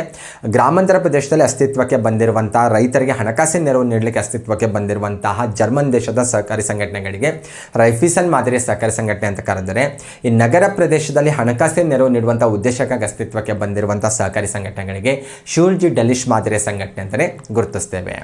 ಓಕೆ, ಏನು ವ್ಯತ್ಯಾಸ ಇತ್ತು ಅನ್ನೋದು ಆಲ್ರೆಡಿ ಒಂದು ಸ್ವಲ್ಪ ಗೊತ್ತಾಗಿದೆ. ಅದನ್ನು ಒಂದು ಸ್ವಲ್ಪ ನಾವು ಈ ರೀತಿ ಟೇಬಲ್ಸ್ ರೂಪದಲ್ಲಿ ಕೂಡ ಅಧ್ಯಯನ ಮಾಡ್ಬೋದು. ರೈಫೀಸನ್ ಮಾದರಿಯ ಸಹಕಾರಿ ಸಂಘಟನೆ ರೈಫೀಸನ್ ಅವರಿಂದ ಜರ್ಮನಿಯಲ್ಲಿ ಅನುಷ್ಠಾನಕ್ಕೆ ಬರ್ತವೆ. ಶೂಲ್ಜಿ ಡೆಲಿಶ್ ಮಾದರಿಯ ಸಹಕಾರಿ ಸಂಘಟನೆಗಳು ಕೂಡ ಜರ್ಮನಿಯಲ್ಲಿ ಶೂಲ್ಜಿ ಡೆಲಿಶ್ ಅವರಿಂದ ಅಸ್ತಿತ್ವಕ್ಕೆ ಬರೋದು ಕಂಡುಬರುತ್ತೆ. ರೈಫೀಸನ್ ಮಾದರಿಯ ಸಹಕಾರಿ ಸಂಘಟನೆಗಳು ಗ್ರಾಮಾಂತರ ಪ್ರದೇಶದಲ್ಲಿ ಸಂಘಟನೆ ಆಗಿದ್ದರೆ, ಶೂಲ್ಜಿ ಡೆಲಿಶ್ ಮಾದರಿಯ ಸಹಕಾರಿ ಸಂಘಟನೆಗಳು ಪಟ್ಟಣ ಪ್ರದೇಶ ಅಥವಾ ನಗರ ಪ್ರದೇಶದಲ್ಲಿ ಸಂಘಟನೆಯಾಗಿತ್ತು. ಮತ್ತು ರೈಫೀಸನ್ ಮಾದರಿಯ ಸಹಕಾರಿ ಸಂಘಟನೆಗಳೇನಿದ್ದವಲ್ಲ ಅವುಗಳ ಕಾರ್ಯಕ್ಷೇತ್ರ ಗ್ರಾಮಾಂತರ ಪ್ರದೇಶಕ್ಕೆ ಸೀಮಿತವಾಗಿದ್ದರೆ, ಶೂಲ್ಜಿ ಡೆಲಿಶ್ ಮಾದರಿಯ ಸಹಕಾರಿ ಸಂಘಟನೆಗಳ ಕಾರ್ಯಕ್ಷೇತ್ರ ಏನಿದೆ ಅಲ್ವಾ ಇದು ನಗರ ಪ್ರದೇಶಗಳಿಗೆ ಸೀಮಿತವಾಗಿರೋದು ಕಂಡುಬರುತ್ತೆ. ಅದರ ಜೊತೆಗೆ ರೈಫೀಸನ್ ಮಾದರಿಯಲ್ಲಿ ಸದಸ್ಯರ ಹೊಣೆಗಾರಿಕೆ ಅಪರಿಮಿತವಾಗಿತ್ತು. ಶೂಲ್ಜಿ ಡೆಲಿಶ್ ಮಾದರಿಯಲ್ಲಿ ಬಂದಾಗ ಸದಸ್ಯರ ಹೊಣೆಗಾರಿಕೆ ಪರಿಮಿತವಾಗಿರೋದು ಕಂಡುಬರುತ್ತೆ. ಈ ರೀತಿ ಆ ಎರಡೂ ಮಾದರಿಯ ಸಂಘಟನೆಗಳಲ್ಲಿ ನಾವು ಭಿನ್ನತೆಯನ್ನು ಕೂಡ ನೋಡ್ಬೋದಾಗಿದೆ. ಮತ್ತು ಕೆಲವೊಬ್ಬರಿಗೆ ಅನಿಸ್ಬೋದು ಇಷ್ಟೊಂದು ಇನ್ಫಾರ್ಮೇಷನ್ ಬೇಕಾ ಬೇಡ ಅಂತ ಅನಿಸ್ಬೋದು. ಆದರೆ ಇದೆಲ್ಲವೂ ಕೂಡ ಬೇಸಿಕ್ ಇನ್ಫಾರ್ಮೇಷನ್ ಅನ್ನೋದು ಗೊತ್ತಿರಬೇಕು ನಿಮಗೆ. ಕೆಲವೊಂದು ಟೈಮ್ ಗ್ರೂಪ್ ಸಿ ಎಕ್ಸಾಮಲ್ಲಿ ಬಂದಾಗ ಒಂದೊಂದು ಟಾಪಿಕ್ ಮೇಲೆ ಸುಮಾರು 6-7 ಕ್ವಶನ್ಸ್ಗಳು ಬಂದಿರೋದನ್ನು ನಾವು ನೋಡ್ತೇವೆ. ಆ ರೀತಿ ಬಂದಾಗ ಇಂತಹ ಕ್ವಶನ್ಸ್ ಕೂಡ ಬರುವಂಥ ಪಾಸಿಬಿಲಿಟಿ ಇರುತ್ತೆ ಅಂತ ಹೇಳ್ಬೋದು. ಓಕೆ, ಈ ರೀತಿ ಗ್ರೇಟ್ ಬ್ರಿಟನ್ನಲ್ಲಿ ಸಹಕಾರ ಚಳವಳಿ ಉಗಮ ಆಗೋದು ಕಂಡುಬರುತ್ತೆ. ಈ ಕಾನ್ಸೆಪ್ಟ್ ಆರಂಭ ಆಗೋದು ಕಂಡುಬರುತ್ತೆ. ಅದೇ ರೀತಿ ಜರ್ಮನಿಯಲ್ಲಿ ಕೂಡ ಇದಕ್ಕೆ ರಿಲೇಟೆಡ್ ಸಾಕಷ್ಟು ಬೆಳವಣಿಗೆ ಆಗೋದನ್ನು ನಾವು ಕಾಣ್ತೇವೆ. ಓಕೆ, ಹಾಗಾಗಿ ಈ ಎರಡೂ ದೇಶಗಳು ನಮಗೆ ಇಂಪಾರ್ಟೆಂಟ್ ಆಗ್ತವೆ. ಅದರ ಜೊತೆಗೆ ರಾಬರ್ಟ್ ಓವನ್, ರೈಫೀಸನ್ ಮತ್ತು ಶೂಲ್ಜಿ ಡೆಲಿಶ್ ಅವರ ಕೊಡುಗೆ ಕೂಡ ಅಪಾರವಾದದ್ದು. ಈ ಎಲ್ಲ ಮಹನೀಯರ ಪ್ರಯತ್ನದ ಭಾಗವಾಗಿ ಅಥವಾ ಆ ಪ್ರಯತ್ನದ ಪರಿಣಾಮವಾಗಿ ಸಹಕಾರ ಸಂಘಗಳ ಕಾನ್ಸೆಪ್ಟು ಅಥವಾ ಆ ಸಹಕಾರಿ ಚಳುವಳಿ ಏನಿದೆ ಅಲ್ವಾ ಅದು ಭಾರತ, ಸ್ವೀಡನ್, ನಾರ್ವೆ, ಡೆನ್ಮಾರ್ಕ್ ಹೀಗೆ ಜಗತ್ತಿನ ಬೇರೆ ಬೇರೆ ರಾಷ್ಟ್ರಗಳಿಗೂ ಕೂಡ ಅದು ವಿಸ್ತರಣೆ ಆಗೋದು ಕಂಡುಬರುತ್ತೆ. ಹಾಗಾಗಿ ಮೂಲ ಅಂತ ಬಂದಾಗ ನಾವು ಗ್ರೇಟ್ ಬ್ರಿಟನ್ ಅಂತ ಗುರುತಿಸ್ತೇವೆ. ಆನಂತರ ಜರ್ಮನಿಯಲ್ಲಿ ಅದಕ್ಕೆ ರಿಲೇಟೆಡ್ ಆಗಿ ಡೆವಲಪ್ಮೆಂಟ್ ಆಗೋದು ಕಂಡುಬರುತ್ತೆ. ಆನಂತರದ ಕಾಲಾವಧಿಯಲ್ಲಿ ಯುರೋಪ್ ಆಗಿರ್ಬೋದು ಜಗತ್ತಿನ ಬೇರೆ ಬೇರೆ ರಾಷ್ಟ್ರಗಳಿಗೂ ಕೂಡ ಇದು ಎಕ್ಸ್ಟೆಂಡ್ ಆಗೋದನ್ನು ನಾವು ಕಾಣ್ತೇವೆ. ಓಕೆ, ಅದರ ಜೊತೆಗೆ ಜಾಗತಿಕ ಮಟ್ಟದಲ್ಲಿ ಬಂದಾಗ ಸಹಕಾರ ಕ್ಷೇತ್ರಕ್ಕೆ ರಿಲೇಟೆಡ್ ಆಗಿ ಬಂದಾಗ ಕೂಪ್ ಅನ್ನುವಂಥ ಒಂದು ಸಂಘಟನೆ ಇರೋದು ಕಂಡುಬರುತ್ತೆ. ಇಂಟರ್ನ್ಯಾಷನಲ್ ಕೋಆಪರೇಟಿವ್ ಅಲೈನ್ಸ್ ಅಂತ ಹೇಳೋದು ಅಥವಾ ICA ಅಂತ ಗುರುತಿಸ್ತೇವೆ. ಇದು ಸಹಕಾರಿ ಕ್ಷೇತ್ರಕ್ಕೆ ರಿಲೇಟೆಡ್ ಆಗಿ ಜಾಗತಿಕ ಮಟ್ಟದಲ್ಲಿರುವಂಥ ಒಂದು ಸರ್ಕಾರೇತರ ಸಹಕಾರಿ ಸಂಘಟನೆ ಆಗಿದೆ. 1895 ಇದು ಸ್ಥಾಪನೆ ಆಗೋದು ಕಂಡುಬರುತ್ತೆ. ಇದರ ಕೇಂದ್ರ ಕಚೇರಿ ಬೆಲ್ಜಿಯಂನ ಬ್ರುಸೆಲ್ಸ್ನಲ್ಲಿರೋದು ಕಂಡುಬರುತ್ತೆ. ಇನ್ನೂ ಸ್ವಲ್ಪ ಇನ್ಫಾರ್ಮೇಷನ್ ಕೂಡ ನೀವು ಅಲ್ಲಿ ನೋಡಬಹುದು. ಓಕೆ, ಸ್ಪೆಷಲ್ ಇದು ಎಲ್ಲಿದೆ, ಇದರ ಕೇಂದ್ರ ಕಚೇರಿ ಕೇಳ್ಬೋದು, ಯಾವಾಗ ಸ್ಥಾಪನೆ ಆಗಿದೆ ಅಂತ ಕೇಳ್ಬೋದು, ಮತ್ತು ಇದು ಏನಂತ ಕೇಳ್ಬೋದು. ಬೇಸಿಕ್ಲಿ ಬಂದಾಗ ಇದು ಜಾಗತಿಕ ಮಟ್ಟದಲ್ಲಿ ಸಹಕಾರಿ ಕ್ಷೇತ್ರಕ್ಕೆ ರಿಲೇಟೆಡ್ ಆಗಿರುವಂಥ ಒಂದು ಸರ್ಕಾರೇತರ ಸಂಘಟನೆ ಅಂತ ಗುರುತಿಸಬಹುದಾಗಿದೆ. ಓಕೆ, ಅದರ ಜೊತೆಗೆ ಸಹಕಾರ ಚಳುವಳಿಯ ತತ್ವಗಳ ಬಗ್ಗೆ ಕೂಡ ಗೊತ್ತಿರಬೇಕು. ಎಷ್ಟು ತತ್ವಗಳಿದ್ದಾವೆ ಅಂತ ಕೇಳ್ಬೋದು, ಯಾವ ತತ್ವಗಳು ಇದ್ದಾವೆ ಅಂತ ಕೇಳ್ಬೋದು, ಅಥವಾ ಯಾವುದಿಲ್ಲ ಅಂತ ಕೇಳ್ಬೋದು. ಈ ರೀತಿ ಎಕ್ಸಾಮಲ್ಲಿ ಬೇರೆ ಬೇರೆ ಆಂಗಲಲ್ಲಿ ಕೇಳ್ಬೋದು. ಅಂದರೆ ಅವ್ರೊಂದು 4 ಆಪ್ಷನ್ಸ್ ಕೊಟ್ಟು ಅದರಲ್ಲಿ ಯಾವುದು ಸಹಕಾರ ಚಳುವಳಿಯ ತತ್ವ ಆಗಿದೆ ಅಥವಾ ಆಗಿಲ್ಲ ಅಂತ ಕೇಳ್ಬೋದು. ಅಥವಾ 7 ಕೊಟ್ಟು ಕೆಳಗಡೆ ಆಪ್ಷನ್ಸ್ ನಲ್ಲಿ ಕೊಟ್ಟಿರ್ತಾರೆ 1, 2, 3 ಸರಿ, 1, 2, 3, 5 ಸರಿ, ಈ ರೀತಿ ಕೊಡುವಂಥ ಪಾಸಿಬಿಲಿಟಿ ಕೂಡ ಇರುತ್ತೆ. ಹಾಗಾಗಿ ಈ 7 ತತ್ವಗಳು ಒಂದು ಟೈಮ್ ನೀಟಾಗಿ ನಾವು ನೋಡ್ಕೊಳ್ಬೇಕು.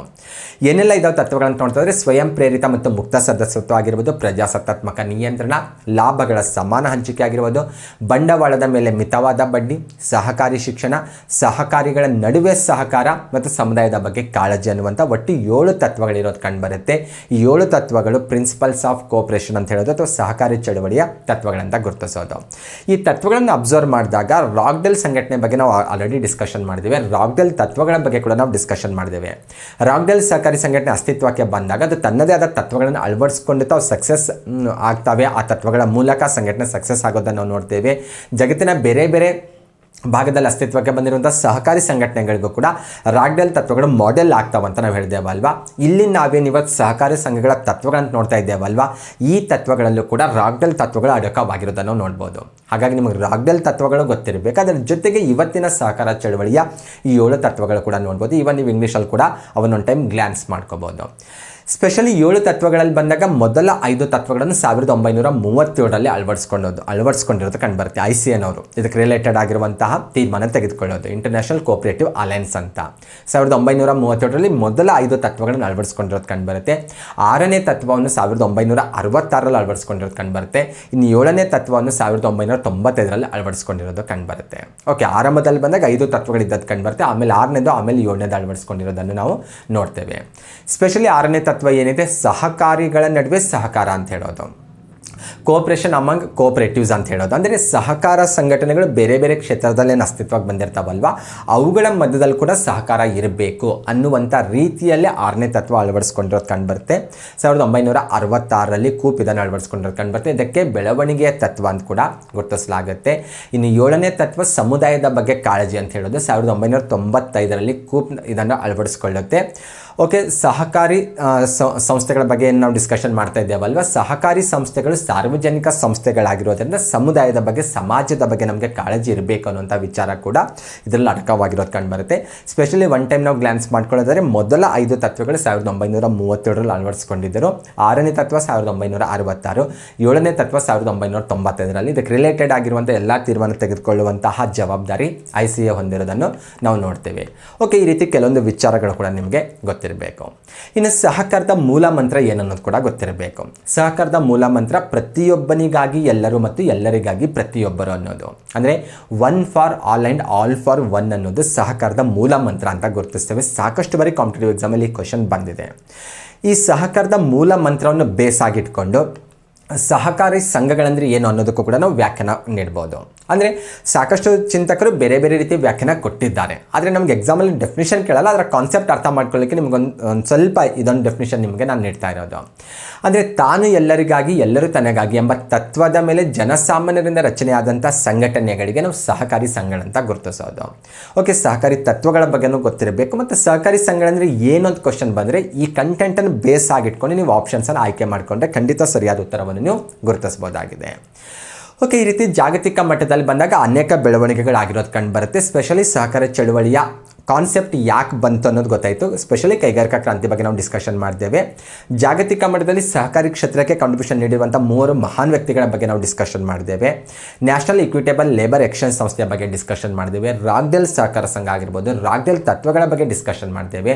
ರೈಫಿಸನ್ ಮಾದರಿಯ ಸಹಕಾರ ಸಂಘಟನೆಗಳು, ಶೂಲ್ಜ್ ಡೆಲಿಶ್ ಮಾದರಿಯ ಸಹಕಾರ ಸಂಘದ ಬಗ್ಗೆ ಡಿಸ್ಕಷನ್ ಮಾಡಿದ್ದೇವೆ. ಇಂಟರ್ನ್ಯಾಷನಲ್ ಕೋಆಪರೇಟಿವ್ ಅಲಯನ್ಸ್ ಬಗ್ಗೆ ಕೂಡ ಡಿಸ್ಕಷನ್ ಮಾಡಿದ್ದೇವೆ. ಸಹಕಾರಿ ತತ್ವಗಳ ಬಗ್ಗೆ ಕೂಡ ನಾವು ಡಿಸ್ಕಷನ್ ಮಾಡಿದ್ದೇವೆ.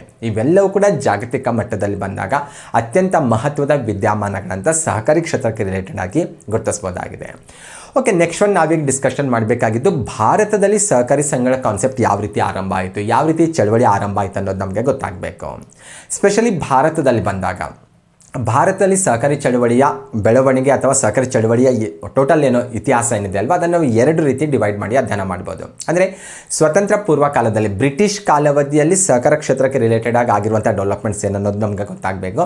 ಸ್ವತಂತ್ರ ನಂತರದ ಕಾಲಾವಧಿಯಲ್ಲಿ ಆಗಿರುವಂಥ ಬೆಳವಣಿಗೆಗಳು ಏನನ್ನೋದು ನಮಗೆ ಗೊತ್ತಾಗಬೇಕು. ಹಾಗಾದರೆ ಬನ್ನಿ, ಮೊದಲನೇದಾಗಿ ಸ್ವತಂತ್ರ ಪೂರ್ವ ಕಾಲಾವಧಿಯಲ್ಲಿ ಅಥವಾ ಬ್ರಿಟಿಷ್ ಕಾಲಾವಧಿಯಲ್ಲಿ ಸಹಕಾರ ಕ್ಷೇತ್ರಕ್ಕೆ ರಿಲೇಟೆಡ್ ಏನೆಲ್ಲ ಬೆಳವಣಿಗೆ ಆಯಿತು ಅನ್ನೋದನ್ನು ನೋಡ್ತಾ ಹೋಗೋಣ.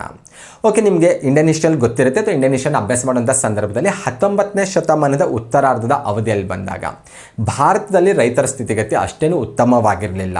ಬೇರೆ ಬೇರೆ ಕಾರಣಕ್ಕಾಗಿ ರೈತರ ಸ್ಥಿತಿಗತಿ ಬಹಳಷ್ಟು ಚಿಂತಾಜನಕವಾಗಿತ್ತು. ಅಂದರೆ ಇಲ್ಲಿ ಬರಗಾಲ ಆಗಿರ್ಬೋದು, ಸಾಂಕ್ರಾಮಿಕ ರೋಗಗಳ ಹಾವಳಿ ಆಗಿರ್ಬೋದು, ಅಥವಾ ಬ್ರಿಟಿಷರ ಶೋಷಣೆಗೆ ಅಥವಾ ಅವರ ಶೋಷಣೆಗೆ ಕಾರಣ ಆಗ್ತಿದ್ದಂಥ ಕಾಯ್ದೆಗಳಾಗಿರ್ಬೋದು. ಈ ರೀತಿ ಸಾಕಷ್ಟು ಬೇರೆ ಬೇರೆ ಕಾರಣಗಳಿಂದಾಗಿ 19ನೇ ಶತಮಾನದ ಉತ್ತರಾರ್ಧ ಅವಧಿಯಲ್ಲಿ ಭಾರತದಲ್ಲಿ ರೈತರ ಸ್ಥಿತಿಗತಿ ಬಹಳಷ್ಟು ಚಿಂತಾಜನಕವಾಗಿರುತ್ತೆ ಅಂತ ಹೇಳ್ಬೋದು. ರೈತರನ್ನು ಇಂಥ ಚಿಂತಾಜನಕ ಸ್ಥಿತಿಯಿಂದ ಮುಕ್ತಗೊಳಿಸುವಂತಹ ಪ್ರಯತ್ನ ಬ್ರಿಟಿಷ್ ಸರ್ಕಾರದಿಂದ ಪ್ರಾಮಾಣಿಕವಾಗಿ ಆಗಿರೋದು ಕಂಡುಬರೋದಿಲ್ಲ. ಮೇಲ್ನೋಟಕ್ಕೆ ಕೆಲವೊಂದು ಪರಿಹಾರ ಕ್ರಮ ಕೈಗೊಳ್ತಾರೆ, ಇಲ್ಲ ಅನ್ನಂಗಿಲ್ಲ. ಆದರೆ ಬ್ರಿಟಿಷ್ ಸರ್ಕಾರ ರೈತರ ಕಷ್ಟ ನಿವಾರಣೆಗಾಗಿ ಯಾವುದೇ ಪರಿಣಾಮಕಾರಿಯಾದ ಸುಧಾರಣಾ ಕ್ರಮಗಳು ಕೈಗೊಂಡಿರೋದು ಕಂಡುಬರೋದಿಲ್ಲ. ಇದರಿಂದ ಬೇಸೆತ್ತಂಥ ರೈತರು ದೇಶದ ಬೇರೆ ಬೇರೆ ಭಾಗದಲ್ಲಿ ದಂಗೆ ಏಳಕ್ಕೆ ಆರಂಭಿಸ್ತಾರೆ. ಬ್ರಿಟಿಷರ ವಿರುದ್ಧ ಅಥವಾ ಅವರ ಆಡಳಿತ ವ್ಯವಸ್ಥೆ ವಿರುದ್ಧ ದಂಗೆ ಏಳಕ್ಕೆ ಆರಂಭಿಸ್ತಾರೆ. ಇಂಥ ಸಂದರ್ಭದಲ್ಲಿ ದೇಶದ ಬೇರೆ ಬೇರೆ ಭಾಗದಲ್ಲಿ ರೈತರ ಸ್ಥಿತಿಗತಿಯನ್ನು ಸುಧಾರಿಸಲಿಕ್ಕೆ ಏನೆಲ್ಲ ಪ್ರಯತ್ನ ಮಾಡಬಹುದು ಅನ್ನುವಂಥ ಒಂದು ಆಲೋಚನೆ ಆರಂಭ ಆಗುತ್ತೆ. ಸ್ಪೆಷಲಿ ಮದ್ರಾಸ್ ಪ್ರಾಂತ್ಯದಲ್ಲಿ ಬಂದಾಗ, ಇಷ್ಟೊತ್ತಿಗಾಗಲೇ ನಿಮ್ಗೆ ಆಲ್ರೆಡಿ ಗೊತ್ತು, ಬ್ರಿಟಿಷ್ ಇಂಡಿಯಾವನ್ನು ಅವರು ಪ್ರಾಂತ್ಯಗಳನ್ನಾಗಿ ಡಿವೈಡ್ ಮಾಡಿಕೊಂಡಿದ್ರು. ಅದರಲ್ಲಿ ಮದ್ರಾಸ್ ಕೂಡ ಒಂದು ಪ್ರಾಂತ್ಯವಾಗಿತ್ತು. ಮದ್ರಾಸ್ ಪ್ರಾಂತ್ಯದಲ್ಲಿ 1892ರಲ್ಲಿ ಬಂದಾಗ ಸರ್ ಫೆಡ್ರಿಕ್ ನಿಕೋಲ್ಸನ್ ಅವರಿಗೆ ಒಂದು ಜವಾಬ್ದಾರಿ ಕೊಡ್ತಾರೆ.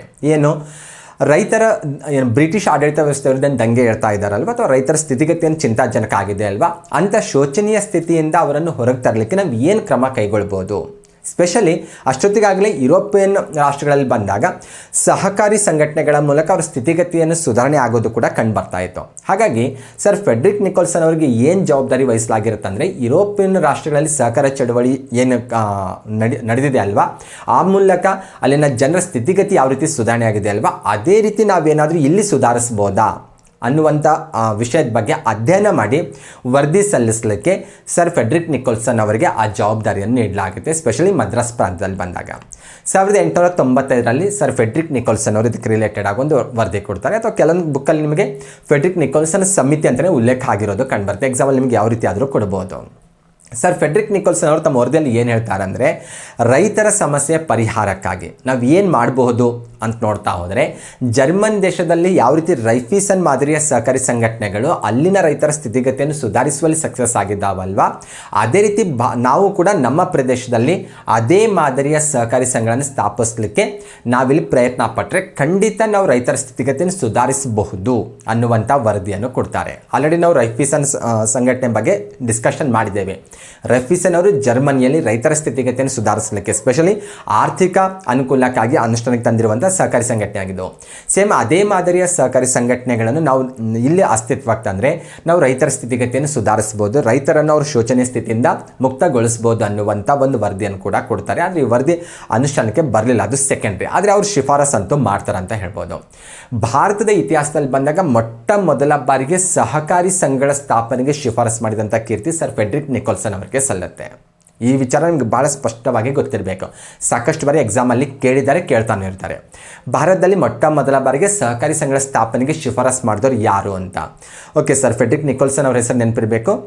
1892ರಲ್ಲಿ ಬಂದಾಗ ಮದ್ರಾಸ್ ಪ್ರಾಂತದಲ್ಲಿ ರೈತರ ಸ್ಥಿತಿಗತಿಯನ್ನು ಸುಧಾರಿಸಲಿಕ್ಕೆ ನಾವೇನೆಲ್ಲ ಕ್ರಮ ಕೈಗೊಳ್ಳಬೇಕು ಅನ್ನೋದ್ರ ಬಗ್ಗೆ ಅಧ್ಯಯನ ಮಾಡಿ ವರದಿ ಸಲ್ಲಿಸೋಕ್ಕೆ, ಸ್ಪೆಷಲಿ ಸಹಕಾರಿ ಚಳುವಳಿಯ ಮೂಲಕ ಅಥವಾ ಸಹಕಾರ ಸಂಘಟನೆ ಮೂಲಕ ರೈತರ ಸ್ಥಿತಿಗತಿ ಸುಧಾರಿಸಬಹುದಾ ಅಥವಾ ಇಲ್ವಾ, ಸುಧಾರಿಸಂಗಿದ್ರೆ ಯಾವ ರೀತಿ ಸುಧಾರಿಸಬೇಕು ಅನ್ನೋದ್ರ ಬಗ್ಗೆ ಅಧ್ಯಯನ ಮಾಡಿ ವರದಿ ಸಲ್ಲಿಸಲಿಕ್ಕೆ ಸರ್ ಫೆಡ್ರಿಕ್ ನಿಕೋಲ್ಸನ್ ಅವರ ಅಧ್ಯಕ್ಷತೆಯಲ್ಲಿ ಸಮಿತಿ ನೇಮಕ ಆಗಿರುತ್ತೆ.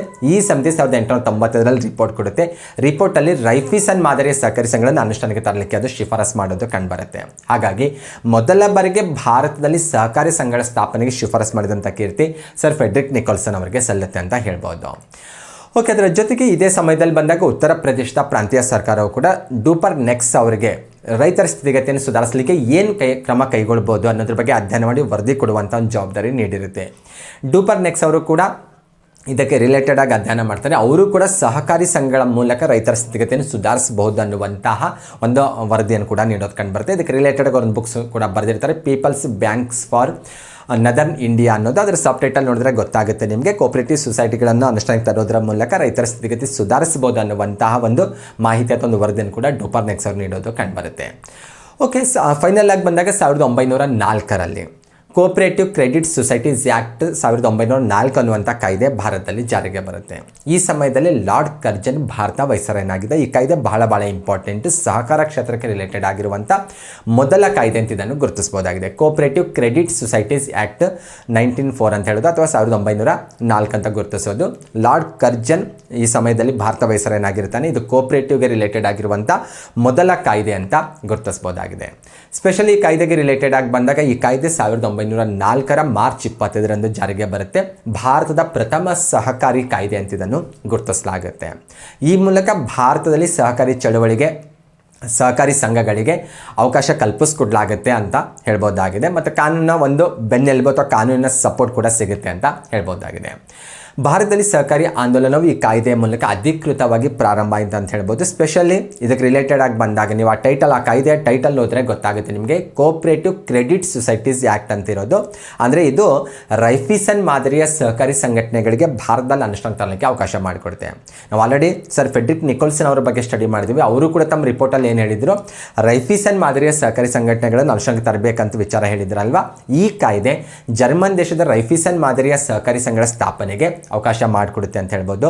ರೈತರಿಗೆ ಆರ್ಥಿಕ ಸ್ಥಿತಿಗತಿ ಏನು ನೆರವಾಗಬೇಕಲ್ವ ಹಣಕಾಸಿನ ವಿಷಯದಲ್ಲಿ ಬಂದಾಗ, ಅಂಥ ಸಂಘಟನೆಗಳ ಸ್ಥಾಪನೆಗೆ ಇದು ಅವಕಾಶ ಮಾಡಿಕೊಡುತ್ತೆ.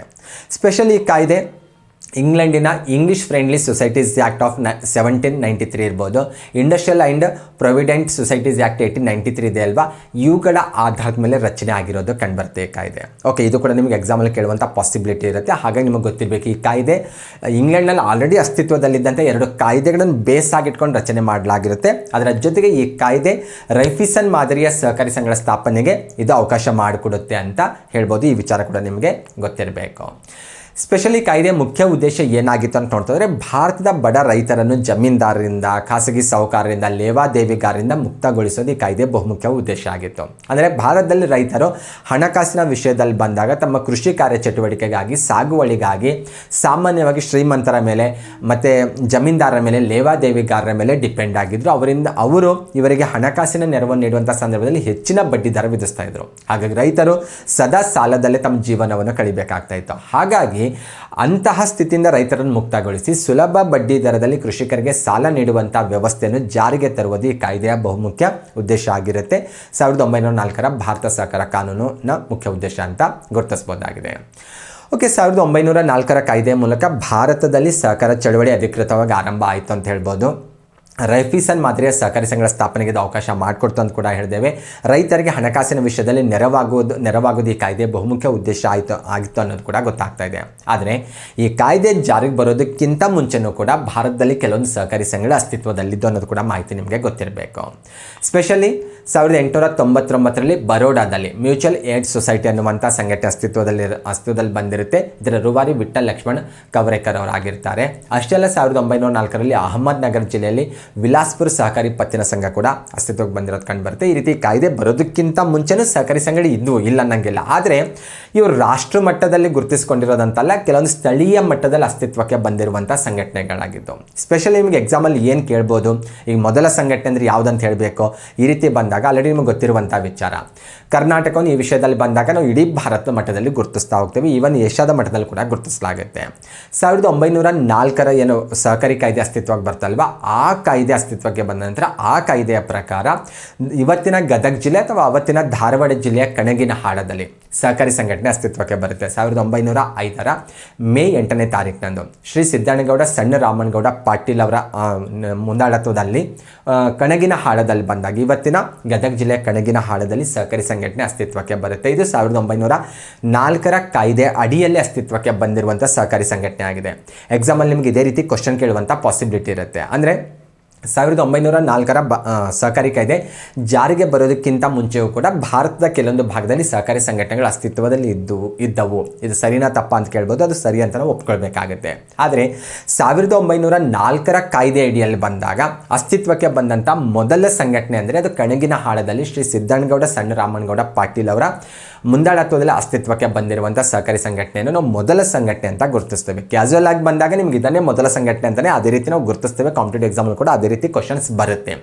ಇನ್ ಕೇಸ್ ಡೆಪ್ತ್ ಆಗಿ ಏನಾದರೂ ಕ್ವಶನ್ ಬಂದಾಗ, ಸ್ಟೇಟ್ಮೆಂಟ್ ರೂಪದಲ್ಲಿ ಬಂದಾಗ ಸರಿನಾ ತಪ್ಪ ಅಂತ ಈ ರೀತಿ ಕೇಳಿದಾಗ ಈ ಕಾಯ್ದೆ ಜಾರಿಗೆ ಬರೋದಕ್ಕಿಂತ ಮುಂಚೆನೂ ಕೂಡ ಸಂಘಟನೆಗಳು ಇರೋದು ಕಂಡು ಬರುತ್ತೆ. ಆದರೆ ಅವು ರಾಷ್ಟ್ರ ಮಟ್ಟದ ಸಂಘಟನೆಗಳಂತಲ್ಲ, ಅವುಗಳಿಗೆ ಕಾನೂನಿನ ಚೌಕಟ್ಟು ಅಥವಾ ಕಾನೂನಿನ ಬೆನ್ನೆಲುಬಲ್ಲಿ ಅಸ್ತಿತ್ವಕ್ಕೆ ಬಂದಿರೋದ ಸಂಘಟನೆ ಅಲ್ಲ, ಅವು ಕೆಲವೊಂದು ಪ್ರದೇಶದಲ್ಲಿ ಸ್ಥಳೀಯವಾಗಿ ಇದ್ದಂಥ ಸಂಘಟನೆಗಳಂತ ಗುರುತಿಸಬಹುದು. ಹಾಗಾಗಿ ಈ ಕಾಯ್ದೆ ಅಸ್ತಿತ್ವಕ್ಕೆ ಬಂದ ನಂತರ ನಾವು ಕಾಣುವಂಥ ಮೊದಲ ಸಂಘಟನೆ ಆಗಿದೆ. ಇದಕ್ಕೆ ರಿಲೇಟೆಡ್ ಆಗಿ ಬಂದಿರುವಂಥ ಇನ್ಫಾರ್ಮೇಷನ್ ಕೂಡ ನೀವು ಇಲ್ಲಿ ನೋಡ್ಬೋದು. ಸ್ಪೆಷಲಿ ಕರ್ನಾಟಕ ಕೈಪಿಡಿಯಲ್ಲಿ ಬಂದಾಗ ಸಹಕಾರಕ್ಕೆ ರಿಲೇಟೆಡ್ ಆಗಿರುವಂಥ ಯೂನಿಟಲ್ಲಿ ಕೂಡ ಇದಕ್ಕೆ ರಿಲೇಟೆಡ್ ಆಗಿ ಇನ್ಫಾರ್ಮೇಷನ್ ಇರೋದು ಕಂಡುಬರುತ್ತೆ. ಮತ್ತು ಡೇಟಲ್ಲಿ ಬಂದಾಗ ಸ್ವಲ್ಪ ವೇರಿಯೇಷನ್ ಇದೆ. ಬಂದಾಗ ಕೆಲವೊಂದು ಕಡೆಗೆ ನಮಗೆ ಮೇ 8 ಅಂತಿಲ್ಲ, ಬೇರೆ ಬೇರೆ ಡೇಟ್ ಕೂಡ ಸಿಗುತ್ತೆ. ನಾನು ಸ್ಪೆಷಲಿ ಈ ಡೇಟನ್ನು ಆಯ್ಕೆ ಮಾಡಿಕೊಂಡಿದ್ದು ಕರ್ನಾಟಕ ಕೈಪಿಡಿಯಿಂದ. ಕರ್ನಾಟಕ ಸರ್ಕಾರದಿಂದ ಪಬ್ಲಿಷ್ ಆಗಿರೋದ್ರಿಂದ ಈ ಡೇಟನ್ನು ನಾವು ಅಥೆಂಟಿಕ್ ಆಗಿ ಪರಿಗಣಿಸ್ಬೋದು. ಇನ್ ಕೇಸ್ ಎಕ್ಸಾಮಲ್ಲಿ ನಾವು ಇದನ್ನು ಬೇಸ್ ಆಗಿಟ್ಕೊಂಡು ಅಬ್ಜೆಕ್ಷನ್ ಕೂಡ ಹಾಕಿ ನಾವು ಸರಿ ಉತ್ತರವನ್ನು ಪಡ್ಕೊಳ್ಬೋದಾಗಿದೆ. ಹಾಗಾಗಿ ನಾನು ಈ ಇನ್ಫಾರ್ಮೇಷನನ್ನು ಇಲ್ಲಿಂದ ತೆಗೆದುಕೊಂಡಿರೋದನ್ನು ನಿಮಗೆ ತೋರಿಸ್ತಾ ಇರೋದು. ಸ್ಪೆಷಲಿ ಕಣಗಿನಹಾಳದಲ್ಲಿ ಅಸ್ತಿತ್ವಕ್ಕೆ ಬಂದಿರುವಂಥ ಸಹಕಾರಿ ಸಂಘಟನೆ ಯಾವ ಹೆಸರಿನಲ್ಲಿ ಬಂತು ಅಂತ ನೋಡ್ತಾ ಹೋದರೆ ಕಣಗಿನಹಾಳ ವ್ಯವಸಾಯ ಸೇವಾ ಸಹಕಾರಿ ಬ್ಯಾಂಕ್ ಲಿಮಿಟೆಡ್ ಅನ್ನುವಂಥ ಹೆಸರಲ್ಲಿ ಅಸ್ತಿತ್ವಕ್ಕೆ ಬರುತ್ತೆ. ಇದು ದೇಶದ ಮೊದಲ ರಿಜಿಸ್ಟರ್ ಕೋಆಪರೇಟಿವ್ ಸೊಸೈಟಿ ಅಂತ ಗುರುತಿಸೋದು. ಹಾಗಾಗಿ ನಿಮಗೆ ಎಕ್ಸಾಮಲ್ಲಿ ಆ ರೀತಿಯೂ ಕೇಳ್ಬೋದು, ದೇಶದ ಮೊದಲ ರಿಜಿಸ್ಟರ್ಡ್ ಕೋಆಪರೇಟಿವ್ ಸೊಸೈಟಿ ಯಾವುದಂತ ಕೇಳ್ಬೋದು. 1904 ಕಾಯ್ದೆಯಲ್ಲಿ ಅಸ್ತಿತ್ವಕ್ಕೆ ಬಂದಿರುವಂಥ ಮೊದಲ ಸಹಕಾರಿ ಸಂಘಟನೆ ಯಾವುದಂತ ಕೇಳ್ಬೋದು. ಅದಕ್ಕಿಂತ ಮುಂಚೆನೂ ಸಹಕಾರಿ ಸಂಘಗಳು ಇದ್ದವು, ಇದು ಸರಿನಾ ತಪ್ಪ ಅಂತ ಕೇಳ್ಬೋದು. ಆದರೆ ಸ್ಥಳೀಯ ಮಟ್ಟದಲ್ಲಿ ಆಯಾ ಏರಿಯಾದಲ್ಲಿ ಅಸ್ತಿತ್ವ ಇರೋದು ಕಂಡು ಬರುತ್ತೆ. ರಾಷ್ಟ್ರ ಮಟ್ಟದಲ್ಲಿ ಬಂದಾಗ ಈ ಕಾಯ್ದೆ ಅಡಿಯಲ್ಲಿ ಬಂದಾಗ ರಿಜಿಸ್ಟರ್ ಆಗಿರುವಂಥ ಮೊದಲ ಸಂಘಟನೆ ಅಂತ ಗುರುತಿಸಬಹುದಾಗಿದೆ.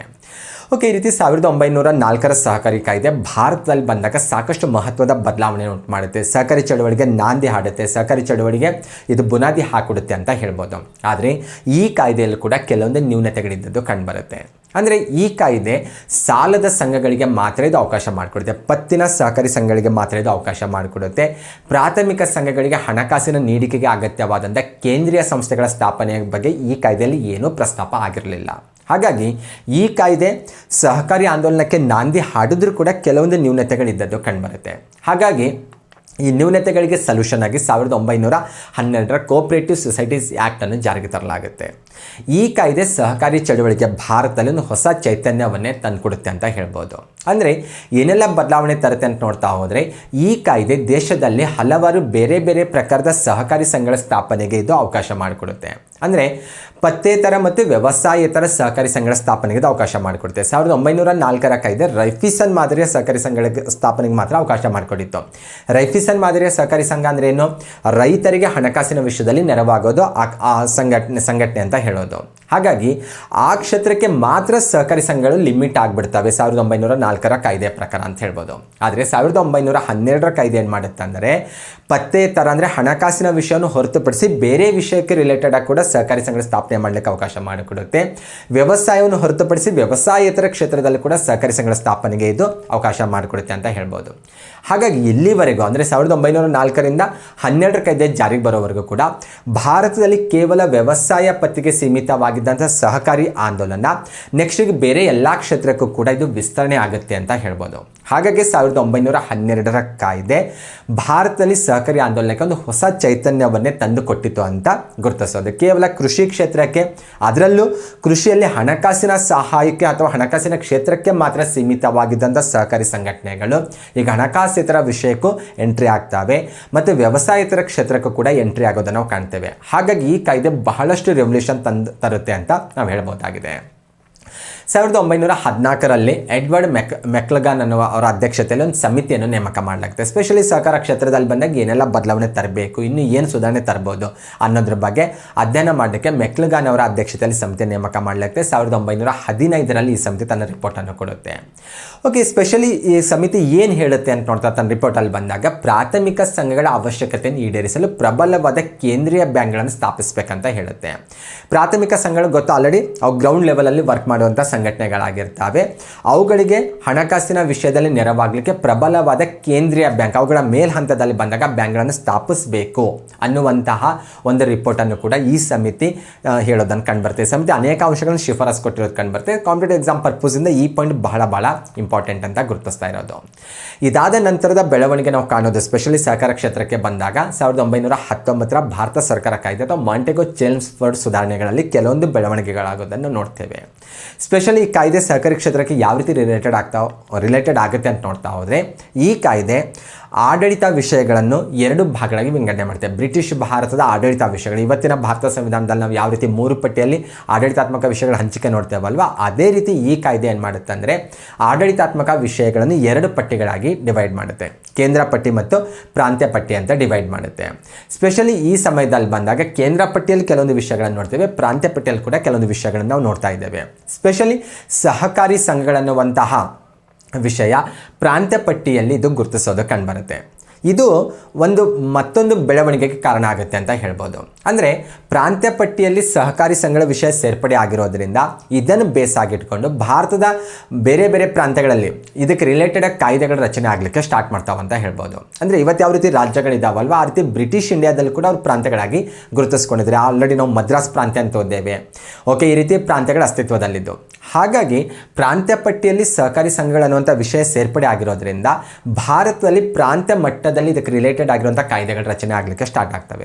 ಸ್ಪೆಷಲಿ ಮೊದಲ ಬಾರಿಗೆ 1925ರಲ್ಲಿ ಮುಂಬೈ ಪ್ರಾಂತ್ಯ ಸರ್ಕಾರ ಏನು ಮಾಡುತ್ತೆ, ಸಹಕಾರಕ್ಕೆ ರಿಲೇಟೆಡ್ ಆಗಿ ಒಂದು ಕಾಯ್ದೆಯನ್ನು ಜಾರಿಗೆ ತರೋದನ್ನು ನಾವು ಕಾಣ್ತೇವೆ.